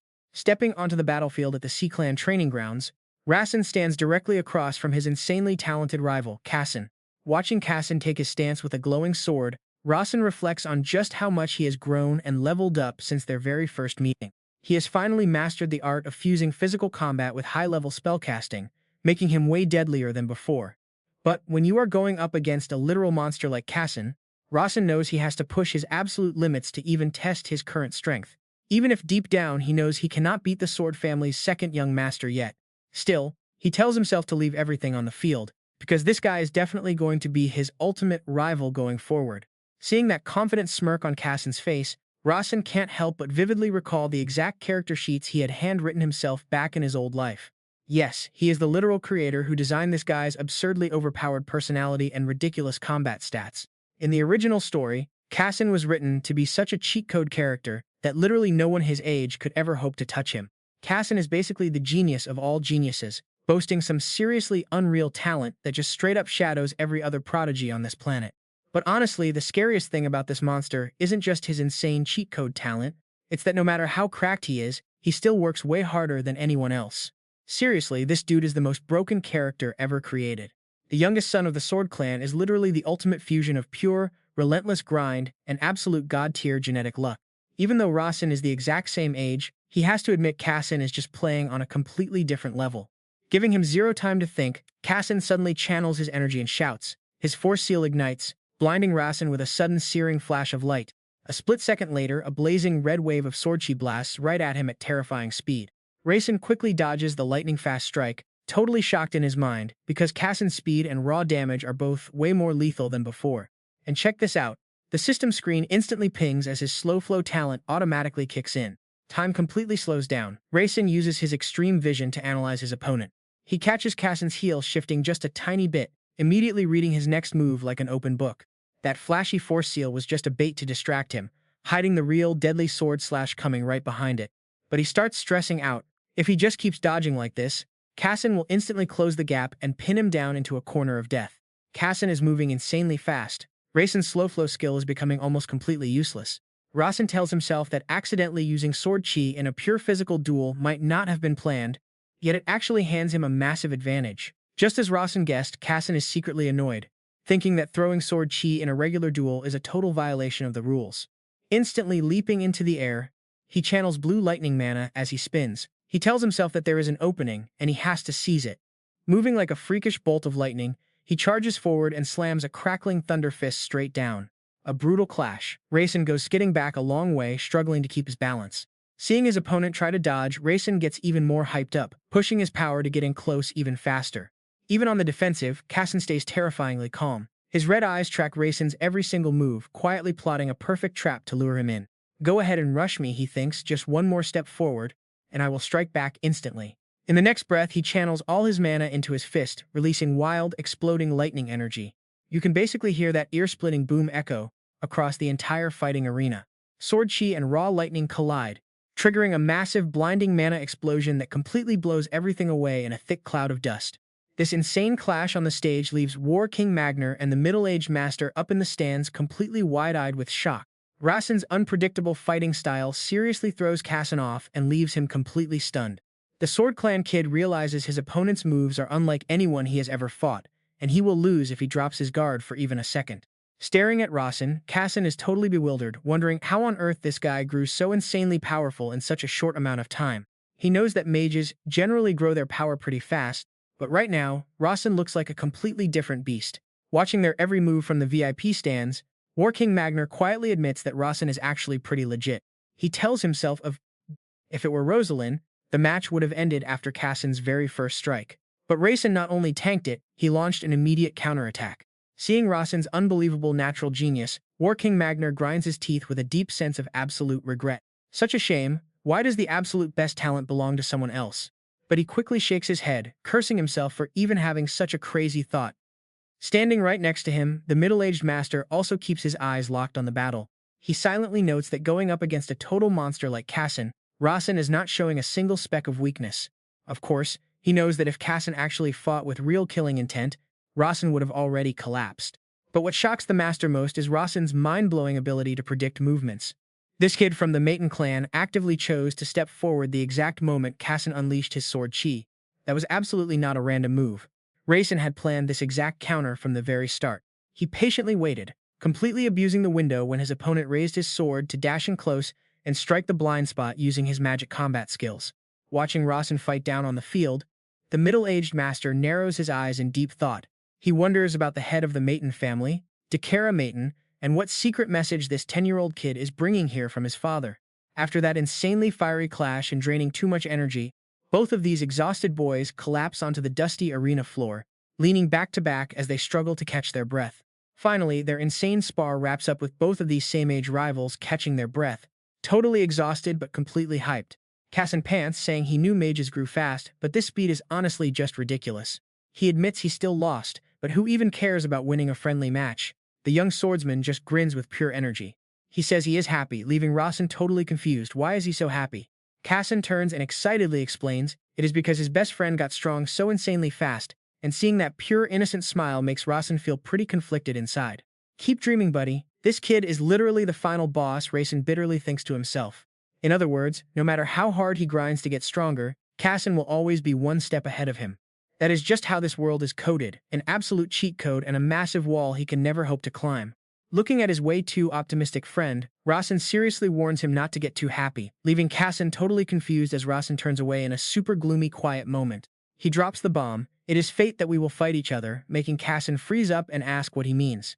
Rasen coldly drops the brutal truth, "It is just destiny." He belongs to the Mayton family while Kassen is a Sei. Their clans have this massive bloody feud that is destined to be unsalvageable, but Kassen completely rejects that dark drama and shouts back, "So what? We are friends, I am always going to see you as my friend, and we are going to be best friends forever. But we can never be truly free in a world where everyone is constantly fighting for power." Seriously, talking like an old man at 9 years old. Nobody expected a kid like Rasen to understand the heavy burden of power so deeply. Suddenly, a loud throat clearing cuts right through the heavy air, and their middle-aged master steps up with a proud smile on his face. He praises them for doing an amazing job at such a young age, and a respectful Kassen quickly bows his head in thanks. Kassen says he is honored, and the master points out that mages are known to level up their strength incredibly fast. Seizing the perfect moment, Rasen boldly steps right up and loudly declares to everyone that he wants to get way stronger. The master smiles, saying that is a great attitude to have, but Rasen's eyes burn with crazy determination as he emphasizes that he wants to get even stronger than Kassen himself. That bold declaration completely shocks Kassen, leaving him muttering in utter disbelief if Rasen really wants to surpass him. Staring directly into the 10-year-old kid's fiery eyes, the master's smile fades as a wave of shock hits him. This kid is dead serious and not playing around at all. He smirks with pure amusement, thinking Rasen is definitely going to make an absolutely legendary rival. He asks what his actual plan is to make that crazy goal happen, and standing right before two of the world's absolute top powerhouses, Rasen does not flinch at all. He says he wants to learn martial arts from the War King, a totally wild request from a magic family's heir that leaves both the master and Magner completely frozen in shock. Facing this crazy bold request right in front of the Sade family's head, War King Magner can only scratch his head and laugh helplessly. The veteran powerhouse cannot help but admire this kid's sheer guts. What a clever little rascal, dropping a massive request like this right in front of a legendary swordsmanship clan's head.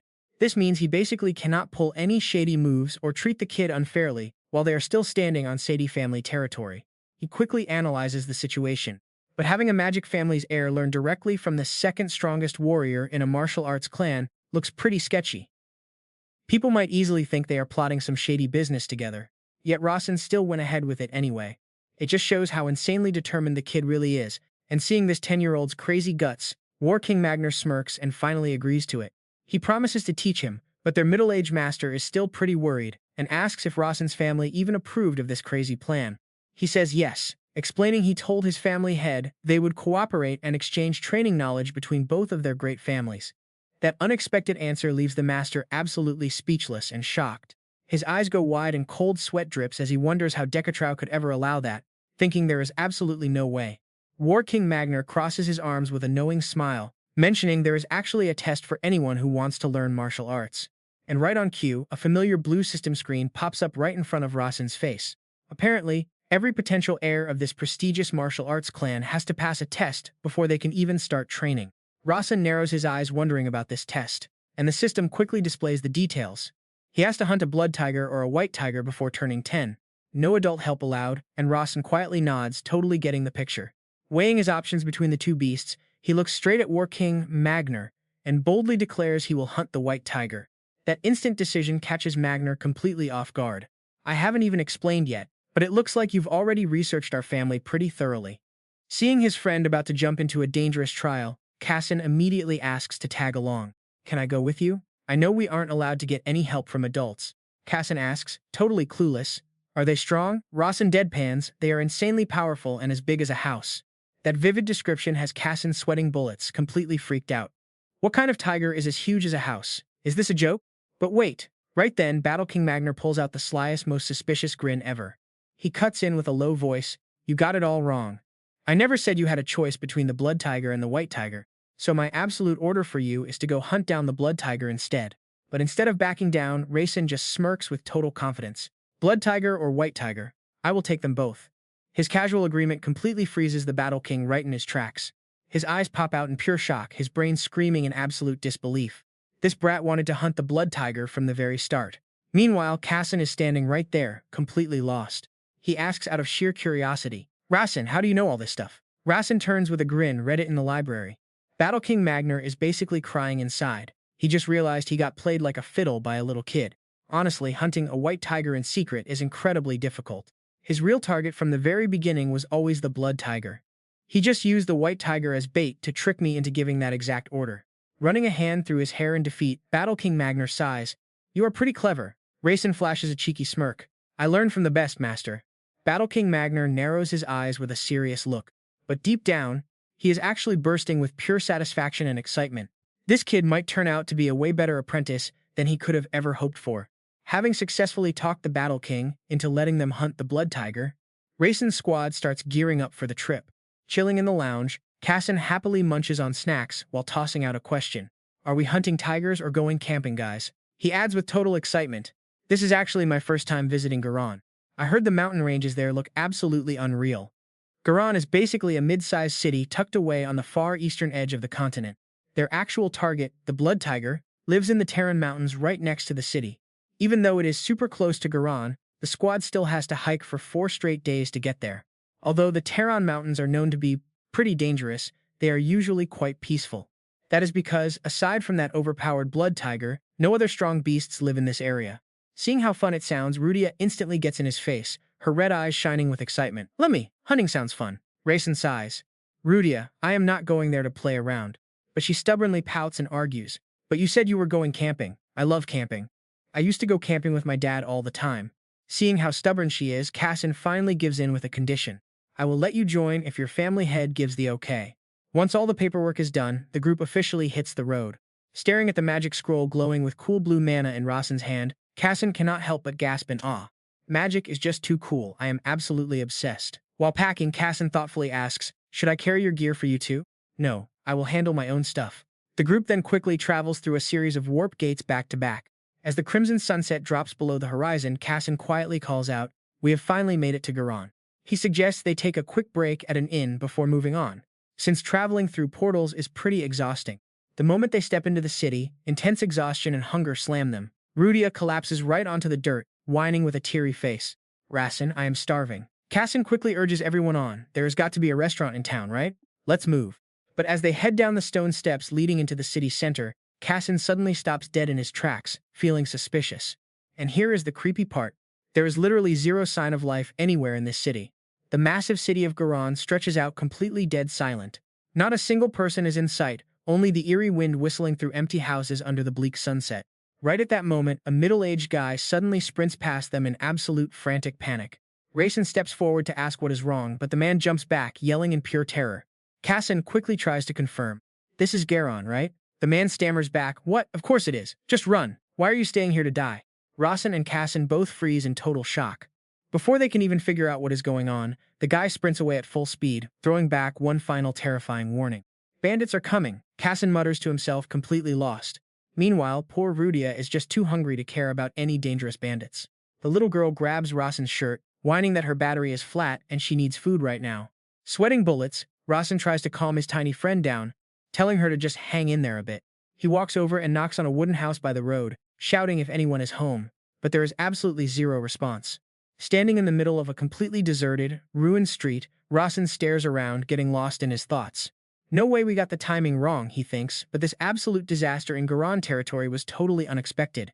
This place was supposed to be a pretty peaceful town, So what kind of crazy bandits completely wipe out a whole city? Out of nowhere, a freezing razor-sharp aura slams into the area like a literal sword, making Rasen's eyes pop with pure shock. Right in front of the three kids, this massive terrifying beast with striped red fur and glowing white eyes slowly creeps out. A blood tiger. Its deep rumbling growl literally makes the entire ground shake beneath their feet. They look totally microscopic next to this giant monster, but Rasen instantly spots a massive red flag. This creature is definitely not some wild beast, because some arrogant dude is literally sitting on its head with his arms crossed. Rasen immediately triggers his heavenly eyes to inspect the guy, and the Tiger Rider's status window pops right up in front of him. His name is Sen, a tamer. Rasen is completely blown away, wondering what this absolute jerk is even doing here. Even though Sen was not a highly detailed character in the original web novel, Rasen still remembers him pretty clearly as the ruthless leader of Huang Thong. They are a notorious bandit gang, a pretty formidable force completely outside the control of the three major clans. Rasen realizes with sheer horror that this once bustling city was completely ruined. This ghost town was entirely the work of this bandit leader. Looking down at them, Sen crosses his arms, speaking in a totally condescending tone. Who even are you? Just some random kids, right? Not even worth my time. Facing that insane arrogance, Rasen stays totally cool, asking him straight up if he is the bandit threatening this town. Hearing that, Sen points at his own face and bursts out laughing like a complete psycho, asking if he looks like a mere bandit. Sen's eyes narrow into dangerous slits as he gives a chilling smile, declaring that he is not a bandit, but just a guy who loves hunting humans. That psycho confession instantly sends a freezing shiver down Rasen's spine. Analyzing the deadly situation, he knows that fighting Sen right now is a guaranteed death sentence, even with Kassen. To buy some time, Rasen calmly asks a question. So, are you trying to hunt us? Rasen presses him, trying to corner him with sharp logic. I seriously do not get who gave you the right to hunt here. This is Garan, and some high-ranking swordsmen are definitely supposed to be stationed right here. So why would they let a punk like you run completely wild? Facing the roaring tiger, Rasen's mind is racing with intense calculations. He wonders if there is some shady deal going on behind the scenes, or if this nightmare scenario was just a bad probability triggered by his author authority. But there is absolutely zero time to think. The massive blood tiger suddenly explodes with a violent red energy and charges straight at them. Rasen screams a warning that the beast is coming, and together with Kassen, he draws his sword to block the devastating blow. Just as the tiger leaps down, the system's screen flashes, notifying him that the uncertain probability has been resolved. This unlocks his special author's privilege, so Rasen grabs his pen and quickly overwrites a brand new setting into his notebook. Time to rewrite the script and see what you can do, he mutters. The reason Sen could hunt freely here is that the townspeople were highly suspicious. Rasen is pretty confident this quick edit will work, and instantly a massive magic circle erupts, wrapping around the entire area. But wait, the beast is still roaring and charging. Did his cheat seriously just glitch? Talk about an absolute nightmare. That tiger is way faster than Rasen expected, and its lightning-fast charge triggers a massive shockwave. Sent flying, Rasen crashes to the ground, but he breathes a sigh of relief seeing that Kassen and Rudia are completely unharmed. Rasen yells out to Kassen and Rudia, telling them that dangerous monster is a blood tiger. If we take a direct hit, we are dead, but it has one huge weakness: it only charges in a straight line. But before Rasen can even finish his sentence, a super-hungry Rudia completely loses her patience. Shouting that she is starving, she summons a massive blazing fireball and launches it straight at the monster, shocking everyone. Her red eyes burn with pure rage as she fires the giant spell, screaming to get this stupid tiger out of her way so she can eat.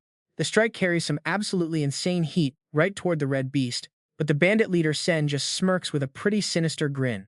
The next second, the giant blood tiger opens its massive bloody jaws.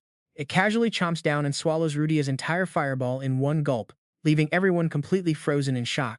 Seeing her harmless attack, Sen crosses his arms smugly, laughing that she is a pretty fun young mage. He looks at the three kids and makes a super arrogant offer. Do you guys want to join Hangtong? If so, I will spare your miserable lives. What even is Hangtong? Kaden casually explains that they own these mountains. So basically, they are just a bunch of cheap bandits.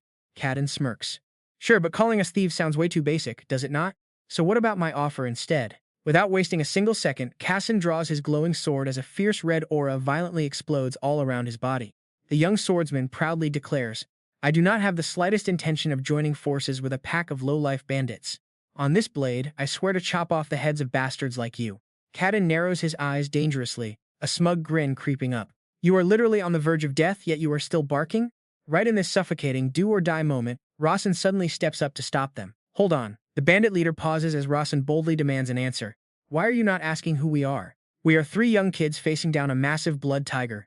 Kadin has absolutely nothing to say and falls completely silent under that sharp question. Seeing his reaction, Rasen lets out a highly confident smirk. He thinks to himself that this setup perfectly matches the author cheat code he wrote down just a moment ago. Check this out. Thanks to his author privilege, Rasen already knew the whole truth. The reason Kadin is hunting freely here in Garan is not just for fun, but because he was hired by someone else to set up this entire mock trial. From the very start, this test was totally rigged. The direct heirs of the family were never in any actual danger. This is exactly how Rosalind from the legendary martial arts family successfully hunted down a massive white tiger in the past without losing her life. Rasen looks at Kadin with total confidence, declaring that this means he already knows exactly who they are. And the only reason you keep spouting this nonsense, even though you know us, is because you are relying on backup. That hit home. Kadin completely loses his cool, standing there in stunned silence. Rasen smirks, slowly laying down his cards. Right then, the air behind Kadin suddenly rips open. A blinding golden light starts swirling like crazy, tearing a massive spatial portal right through the sky. He asks himself in shock, could it actually be her? Out from the blazing light steps a gorgeous woman, her long golden hair flowing and her golden eyes glowing with insane power. The overwhelming pressure radiating from her completely freezes Rasen in his tracks. He trembles, muttering in pure disbelief. Sister Abelia. Next to him, Kassan is totally dazed, his face flushing red as he stares at the legendary archmage. Meanwhile, their female companion instantly senses that the vibe has gotten extremely intense. Rasen quietly grins, totally thrilled, because his theories turned out to be dead on. Everything is going perfectly right now. He starts connecting all the weird, nonsensical dots from the moment they first arrived in Garan. The portal guards in a major city like this should easily be strong three-circle mages. No way they would just let bandits run wild on their watch. Plus, the fact that the locals locked their doors and fled over a simple hunting warning was just too sketchy. Even their bandit boss Kadin is not actually some notorious villain, and he has not even harmed a single soul in this town since he got here. A highly fortified city like Garan is absolutely not a place where random thugs can just run around doing whatever they want. But wait, here is where everything finally clicks. All these bizarre clues point Rasen to one undeniable truth. Right then, the roaring crimson tiger suddenly glitches, its massive body turning highly unstable. Its physical form dissolves into shimmering particles of pure mana. Kassan watches in shock as their reality cracks and shatters. Rasen realizes this is not the real city of Garan at all, but rather a highly sophisticated artificial domain created by magic. And there is only one person in this world with the insane mana pools and god-tier control to pull this off, his big sister Abelia. Staring down at her youngest brother with a stern look, Abelia speaks up. Pretty smart of you. When did you actually catch on to this? Rasen casually smiles and replies, the moment everyone started fleeing this city. Abelia raises an eyebrow, asking if fighting that crimson tiger was basically just for show then. Rasen does not try to deny it and straight up admits it. Exactly, I just figured I should probably put some real effort into your test. Such a cocky kid, who can even stop him? Abelia turns toward the windy forest edge and speaks respectfully. So, what do you think, sir? Out from the shadows of the ancient trees, the buff war king Magner slowly walks out. Crossing his arms, he says the kid passed the exam. Glancing at the giant crimson tiger standing submissively behind him, the veteran war king cannot help but admire his calm demeanor. Truly expected from a member of the elite Mayton family. To keep such insane composure right in front of a crimson tiger is honestly super impressive. Just like that, War King Magner officially declares that Rasen has passed the exam. The dude acting as the bandit leader Sen faceplants straight onto the dirt, begging these young masters for forgiveness after being so damn rude during their trial. Big Sis Abelia tells him to chill. He has nothing to apologize for since this fake arena was her design anyway. She built it with the Battle King Magner, leaving the subordinate deeply touched by how incredibly forgiving she is. Standing in the back and watching the two kids, Magner starts making his own mental notes, realizing that Rasen is definitely the one pulling the strings here. Even though he originally figured Kassan was stronger and would take the lead, Rasen's sharp and super calm nature proves who is really running the show. This kid's genius vibe gets the Battle King hyped up, and he mentally smiles thinking about how crazy fun it is going to be training him later. Magner steps up to clarify that the Grandel family never really expected the heirs to beat the giant red or white tigers right away. Hearing this, Kassan quickly jumps in to double-check. He asks if the real goal was just to test their courage in front of a scary enemy, making Magner grin with pure satisfaction. Exactly, and Kassan confidently adds that the guardian spirits protecting them must be hiding somewhere close by right now. Whoa, that completely catches Rasen off guard, and honestly, same here. He immediately triggers his 1,000-mile eye skill to scan the ancient woods, and yep, glowing blue guardian spirits are floating everywhere around them. Rasen is totally blown away by how sharp Kassan is. since this little sword prodigy is only 10 years old but already figured out the exact truth. Rasen reminds himself that if he was not the author who built this world, he probably would have passed out from sheer terror the second that massive red tiger showed up, instead of keeping his cool to analyze things. Right now, the giant red tiger has lost all its fury, standing totally chill while Rudia gently pets its head. Magner curiously asks young Casson, did he attack the beast because he trusted the spirits? When the kid nods, Magner remarks that it is not quite a fully satisfying answer just yet, but Casson stands his ground, completely unwavering. Looking at Rasen, he boldly claims that winning alone means absolutely nothing. Someone who relies solely on their own power will never grasp a true win, he says, gripping his sword hilt tight to express his personal creed. Even if I am filled with flaws, I can find trustworthy allies to cover my weak spots, and I think that is what makes living a meaningful life actually worth it. Seeing his friend's resolute look, Rasen is quietly but deeply shaken to his core. He realizes Casson has zero fear about admitting he is still weak and has plenty of flaws. Instead, the young swordsman quickly noticed the hidden spirits and chose to put all his faith in them. For a prestigious mage kid like him, the rule is totally different. The absolute rule of survival is to only trust your own skills and what you can control. Because of that, Cassin's humble yet incredibly powerful speech is something a normal mage would absolutely never say out loud. These heartfelt words do not just shake up Rasen's mindset, they also strike a deep chord in the soul of the Grand Mage Abelia. Standing there under the glowing crimson sunset, she closes her eyes as complex emotions surge inside, bringing up warm thoughts that a battle-hardened veteran like her never dared to imagine. Abelia wonders why the naive words of a 10-year-old could make her cold heart ache this much. Right then, a system bell chimes loudly, and you know something big is coming. A wild alert pops up, warning that a major new variable has just triggered, completely altering the main storyline.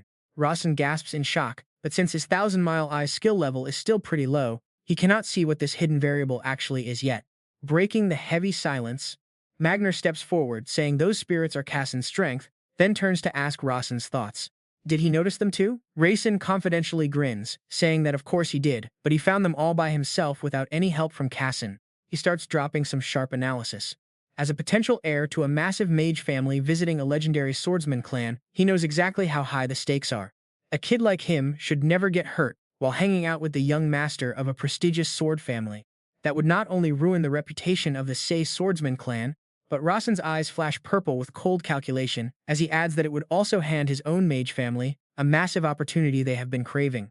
Hearing this, Abelia asks him in total shock, an opportunity, she asks. Rasen confirms it with absolute certainty, but deep down, Abelia feels this massive wave of pure dread rising inside her. She worries this whole crazy plan is just going to be a humiliating slap in their family's face. Honestly, can you blame his sister for being absolutely terrified here? Our boy Rasen is literally walking straight into danger without a single care. Rasen calmly points out that unlike her, he does not hold some super important high-ranking position in the clan. He knows exactly where he stands within the hierarchy of this family. Not long ago, everyone treated him like a useless piece of trash, a total nobody of the Maytons. Rasen keeps going in a low, steady voice. If a nobody like him suddenly dies in some tragic accident, the Mayton family actually wins because they finally get to throw away a kid they always saw as an eyesore. Rasen drops the brutal truth. His tragic death would just be the perfect excuse for the Maytons to go threaten the House of S. Hearing this cold, calculated logic from a 10-year-old kid totally breaks Abelia, leaving her completely stunned. She just stares at him, her heart completely breaking for her little brother. How can he say such bitter things about his own family while staying so terrifyingly calm and relaxed? No 10-year-old kid should ever have to view their own family through such a brutal, calculated lens. Noticing how serious she looks, Rasen quickly tries to break the heavy tension in the room. He tells her not to get him wrong because he does not hate the family. He is just looking at things logically. But before he can even finish, Abelia steps in, pulls him close, and locks him in a tight hug. This sudden affection from his second sister completely freezes Rasen in absolute shock. Burying her face in his shoulder, she whispers to him with pure warmth. She tells him that Mayton blood still runs through him, and hearing those words from a young kid is heartbreaking. She hopes their family name is not putting too heavy of a burden on his shoulders. Feeling this unexpected warmth from his usually cold sister, Rasen's eyes finally soften. He quietly whispers back, "Thank you, sister." But while they are sharing this touching moment, Casson is standing right there, clenching his fists so hard, they are practically shaking with raw emotion. Did this kid just short-circuit? Rasen wonders, as Casson suddenly looks up and asks to be best friends. This totally random request from the second young master leaves Rasen completely baffled. It looks like seeing everything play out really hit Casson hard. The kid sincerely promises that he will be friendlier from now on, and that he will really try to change. This insane, over-the-top energy has our boy Rasen sweating absolute bullets while feeling completely helpless. Just when things are getting way too emotional, look who decides to totally crash the party and completely ruin the mood. She whines that she is hungry, completely wiping away the heavy mood as she excitedly cheers that the exam is finally over and they can go eat. You are right, Rudia, let us go. A few days later over at the House of S, a loud knock completely shatters the peaceful silence of the private sauna room. Soaking in a bath full of rose petals, War King Magner calls out in his deep voice to come on in. Rasen steps inside, seeing his master chilling out, and straight up tells him he wants to go to the Terran Mountains. Magner raises an eyebrow, questioning if he is really heading to Terran, and Rasen confirms the place is supposed to look gorgeous. He wants to see the real deal, not some magical fake. Magner just chuckles and asks if he is on vacation. Rasen shakes his head no. So Magner presses him, asking what he is actually up to.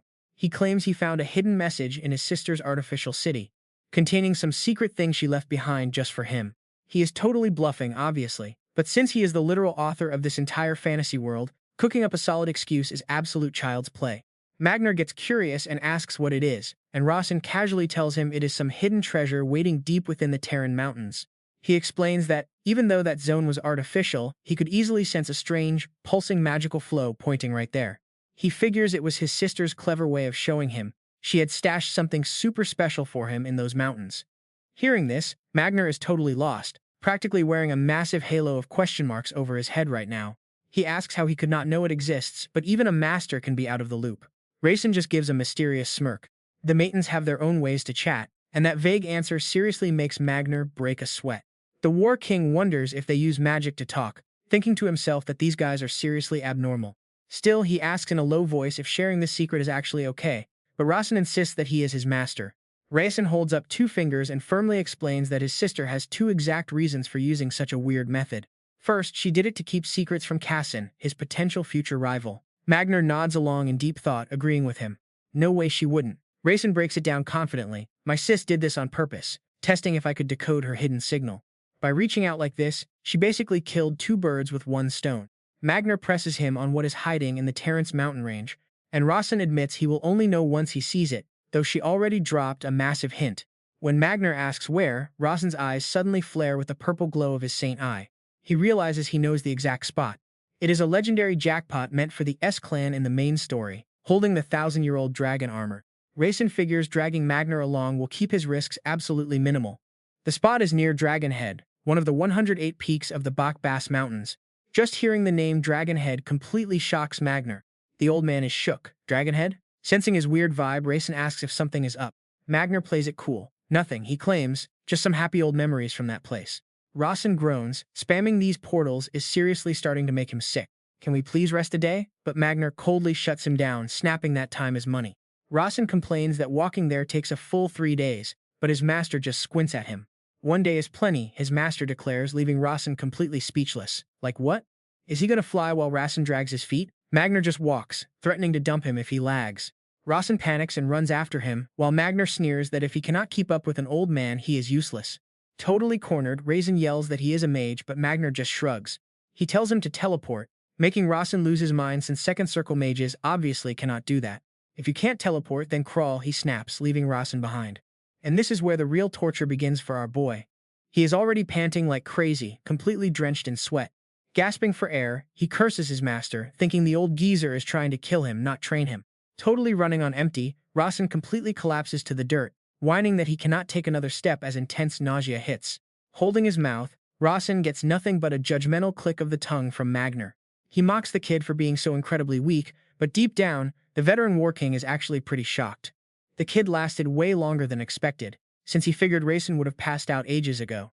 Even Rosalind couldn't have pushed this far. Staring at his young disciple, Magner actually feels a spark of respect. He definitely tapped into his battle spirit, but a kid with pure mage roots surviving a hike this brutal is seriously impressive. But to keep pushing him, he throws some shade, asking how such a weakling could ever be his disciple.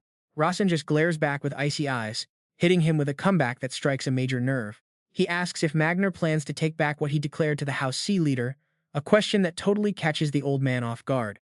Confused by the sudden freakout, Rasen just blinks.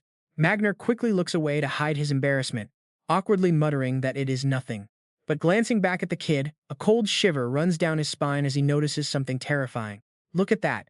His breathing is already totally normal. This cheat-like recovery speed is genuinely enough to give the old man goosebumps. Imagine if the kid actually had a complete battle spirit. Shaking off his shock, Magner barks at him to get moving. Since they have a massive way to go, Rasen groans that he told him it takes 3 days, earning a smirk.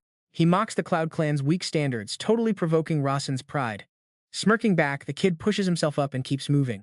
Staring at Magner's towering back gliding effortlessly ahead, Rasen can only grit his teeth and force his legs forward. The steep rocky path is absolute hell, yet this crazy master is still moving at a terrifying speed. His steps are unbelievably light and smooth, almost looking unnatural. Not even a single speck of dust touches his clean robes as he literally glides like the wind, leaving Rasen eating his dust. Wind, huh? A wild idea sparks in his mind as he suddenly feels a strong, cool breeze brushing against his back. Up until now, he was only focusing on circulating his mana to keep his stamina from crashing. But what if he switches it up, using his crazy deep mana pools to literally merge with the wind itself? No hesitation there. Rasen instantly shifts his entire magic flow. A second later, this insanely cool blue mana bursts out and wraps around his entire body. Rasen grins with pure hype, realizing his body feels light as a feather, making his movement smoother than ever. Right on cue, that classic system notification pops up. Novice combat magic activated. The attribute optimization engraved deep inside his physical body has finally been fully awakened. The wind attribute optimization skill has been successfully activated and is now fully burned into his mind. Rasen thinks to himself, sure, he might not be a specialized single-element mage like those other guys, but to make up for it, his god-tier mana lets him wield multiple elements to boost his combat magic to a whole new level. This is the unique path he chose. Standing right up ahead, War King Magner looks back with a pretty shocked expression. The old man realizes his young student literally invented a brand new movement skill in the blink of an eye. But keeping up that insane speed completely drains Rasen. In the middle of the dark night forest lit by glowing magic butterflies, he is gasping for air, sweating bullets, realizing he just blew through all the mana stored in his Grail of Transcendence. Talk about overhacking the system, he completely crashes, and the cup spirit in his heart is complaining about being totally drained. Absolutely unable to take another step, Rasen collapses to the ground, barely whining a final complaint to his master before blacking out completely. Looking down at the unconscious 10-year-old kid, the veteran War King literally shivers in pure disbelief, wondering how on earth a mere mage could travel 100 kilometers on foot in just 50 minutes like some kind of absolute beast. War King Magner sighs and mutters to himself, is he really asleep? Well, the road's not going anywhere. If he can't handle it, that's on his weak self.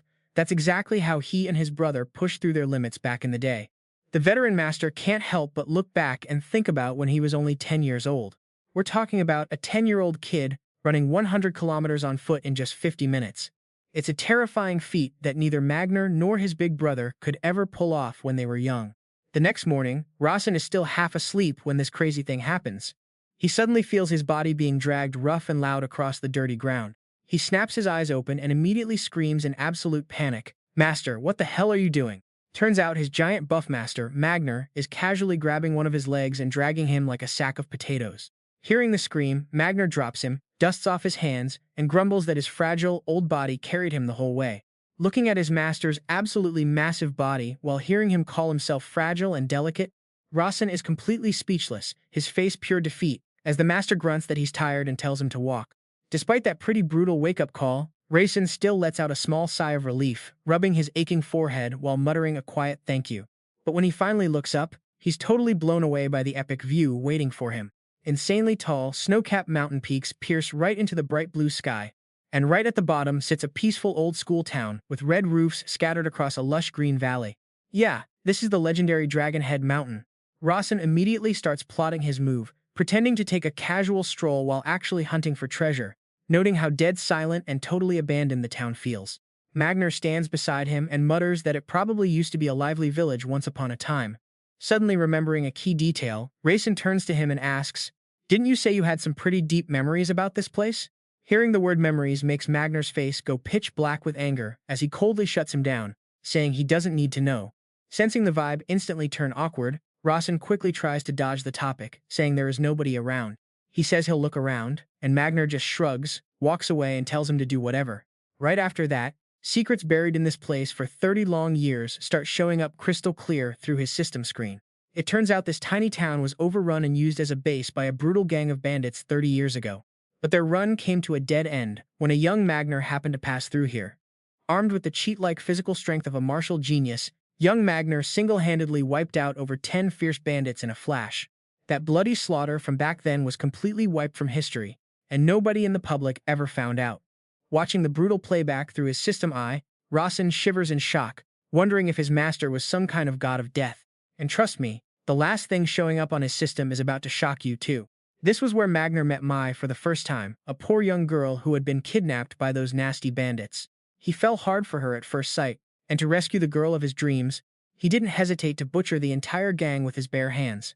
But tragedy struck because Mai was already badly poisoned, forcing a desperate Magner to carry her on his back through a pouring rain with barely any hope left. But all their desperate efforts were way too late. Mai breathed her last breath right in his arms before they could even escape the mountains to find a doctor. Young Magner let out this gut-wrenching scream of pure agony that echoed through the deep forest under the freezing rain.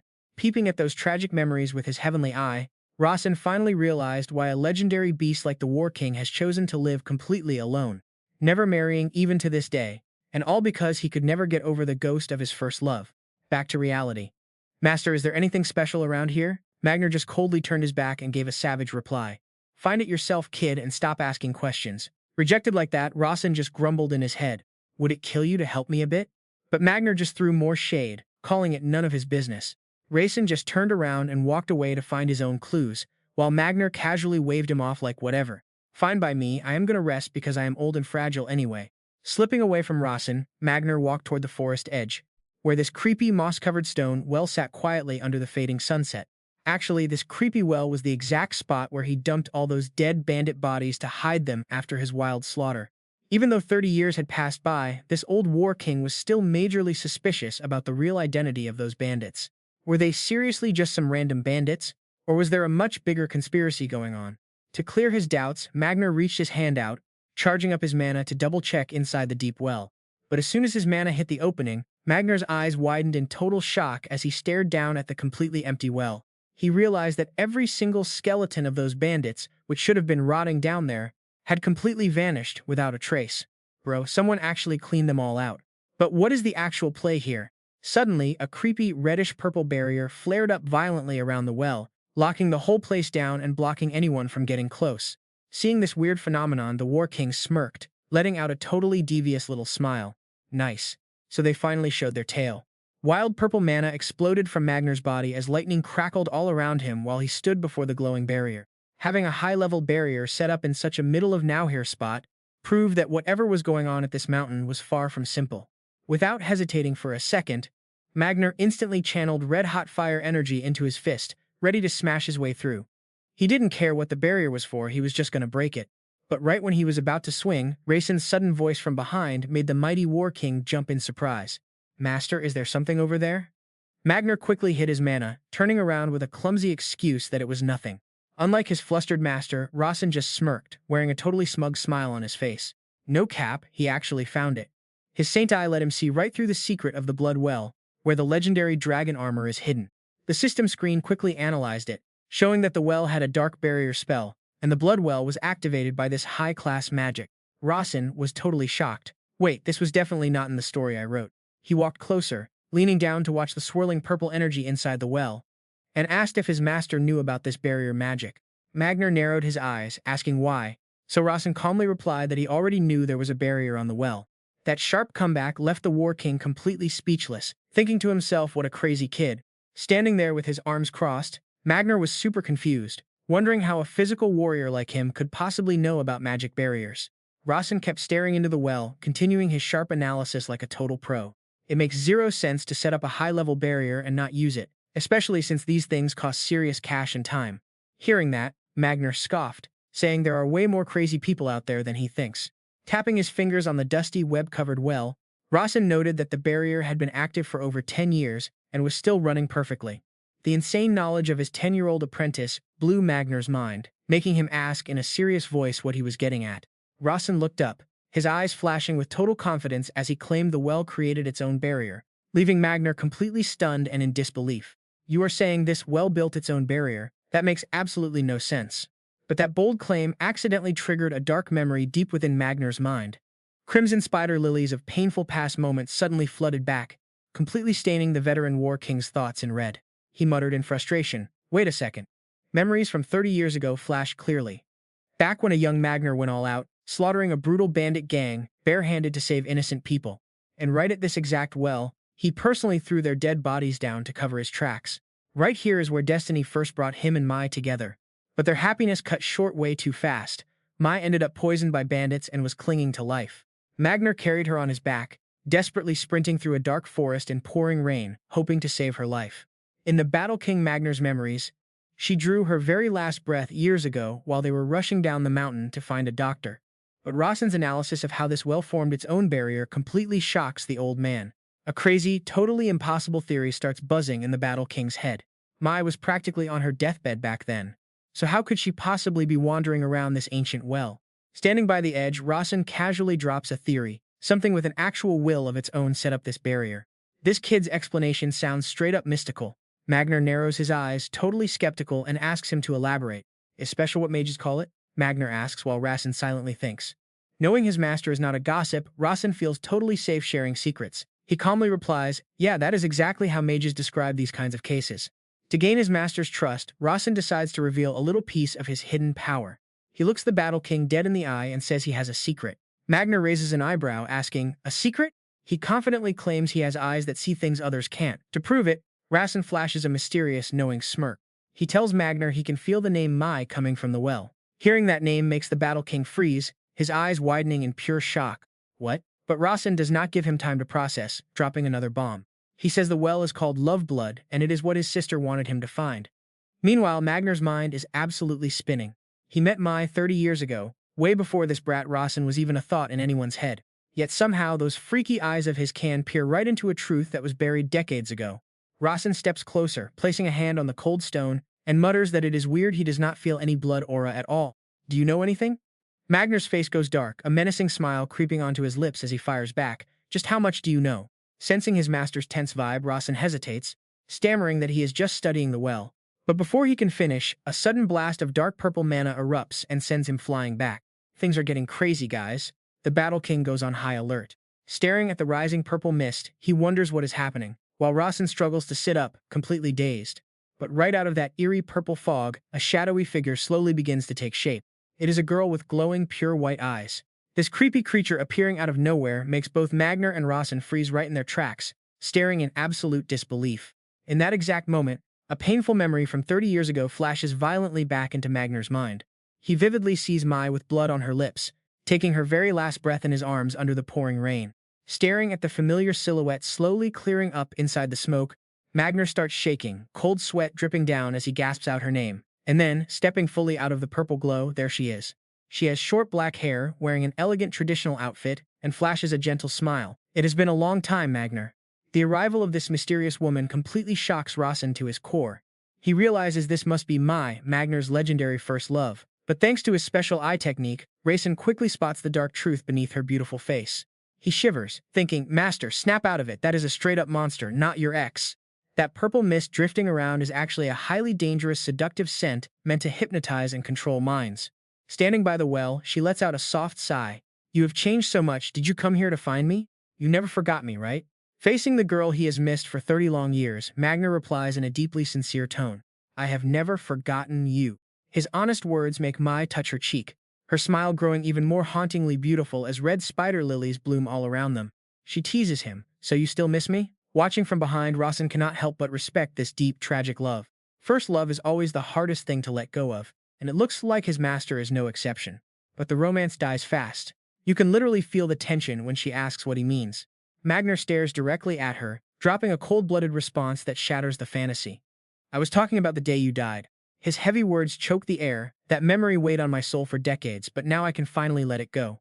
Hearing this, Mai's smile cracks, but she instantly forces her charming mask back on. She glides right up to him, leaning in close with a wicked whisper. "Yo, Magner, it has been forever, so why do we not get a little closer?" Mai keeps pouring sweet poison right into the War King's ear, whispering about back when they were just little kids. "But you are way bigger and more charming now. It is seriously awesome that we are finally meeting again." But right then, Magner suddenly barks out Rasen's name. Caught completely off guard, the kid flinches and stammers out a quick yes. Check this out. Next second, Mai's eyes bug out as she screams in pure agony. Magner coldly barks at his young student to watch closely, while his massive iron hand literally crushes Mai's neck and hoists her straight into the air like a ragdoll. Choking out of nowhere, Mai thrashes around in pure rage, screaming, "What the hell are you doing?" Magner just keeps a totally blank face and says, "This is your first real lesson, kid. Is this chick a monster or a ghost?" He stares right at the struggling creature and keeps lecturing. There are basically two ways to hunt monsters. First, use enough brute physical force to crack its skull. Second is using mana or some other battle energy to shred it. Completely pinned down, Mai hisses with pure burning hatred. "Magner, I am shocked. I never thought you would actually destroy me this ruthlessly." But Magner does not buy it for a second. He tosses her aside like trash, muttering that this is just his morning warm-up. A wild red battle aura explodes from the War King, while insane lightning crackles all around as he roars his command. One of the four basic concepts break. Watching this absolute madness, Rasen's eyes go wide, completely terrified by the insane amount of energy gathering right in front of him. Without missing a single beat, Magner throws a monstrous punch, driving his wild battle aura straight forward. The brutal direct hit leaves Mai completely defenseless. She spits blood, thrashing around as her dark mana gets utterly shredded to pieces, groaning out, "What did you do to me?" Watching his masters attack like a hawk, Rasen immediately spots the trick. He realizes that Magner did not even touch her physical body. Rasen's jaw drops as the truth hits him. He is not striking her physical form, he is directly targeting her soul. The sheer force of Magner's punch explodes, literally shattering the space around the ancient well. Staring at this insane destruction, Rasen realizes his master is using pure muscle to crush the illusion world locked down by his devastating attack. The monster Mai screams in absolute agony. "Magner, are you seriously trying to end me? Are you really doing this? But you loved me once, how can you do this to me?" But Magner does not flinch. His glowing fist charges up with even more energy as he tells his student to watch closely. "This is how you slap down a hater with pure power." Let's be honest, this is a pretty sick lesson. Rasen quickly realizes that shattering space with enough raw force is actually enough to directly damage a monster's soul. Right when Mai is struggling to survive Magner's insane pressure, Rasen realizes this is his absolute gold chance to strike. He channels all his wild blue-purple mana straight into his fist, sliding in close to unleash a nasty finishing blow. Getting hit repeatedly, Mai shrieks in pure salty rage. "How dare you treat a total hottie like me this way?" After that full-power hit, Rasen clutches his chest, feeling a pretty nasty recoil. His lungs squeeze tight because he dumped all his mana with zero preparation. Well, at least it worked out pretty well. Under their joint assault, Mai's monster body starts cracking up, slowly dissolving into a cloud of purple smoke. But before she completely vanishes, she still flashes a wicked, seductive smirk, teasing them like a total narcissist. "Oh, this is totally a battle between two guys. Are you guys trying to kill me? Because only one of you can have me?" Watching the smoke drift away, Magner nods, telling his student he did great. Rasen smiles, acting all humble, and says it is only because I have such a great teacher. But a second later, the kid gets this super cheeky look. "Why did not you just one-shot her right from the start?" Magner freezes, asking what he is even talking about. The 10-year-old kid casually teases him, betting he did not kill her instantly because he is still in love with her. This dumb joke instantly triggers the War King. Magner delivers a savage chop to his head, leaving Rasen seeing stars as he clutches his skull, screaming in pain. He did not even have time to activate his iron will. Magner crosses his arms and walks away with a smug grin. The kid is pretty sharp. Rasen yells out in pain, "Master, are you trying to murder your own student?" Magner shrugs it off, saying next time he will teach him something else. Rasen smirks, asking if he can guess what it is. Looking straight at his master, Rasen seriously asks if it is to help hide these weird eyes of his. Magner calmly asks what makes him think that way. Rasen explains that his own brothers and sisters might end up getting super jealous of him. Staring at his student's deadly serious face, the master feels a bit shaken. Why does this kid trust him so damn much? Standing by the ancient well, the seasoned War King is absolutely blown away, wondering how a freakishly talented monster like Rasen ended up in the Mayton mage family. Magner peers into the dark depths of the well and speaks up. He asks if this is what Abilia set up, and Rasen flatly says yes. Even though he literally wrote these exact settings in the original novel, facing it in reality hits completely different. Now check this out. He seriously starts questioning if this creepy place is even an artificial dungeon at all. At its core, an artificial dungeon is just a virtual space whipped up by mages to serve some highly specific purpose. Rasen analyzes further, guessing it is a natural dungeon, but his sister,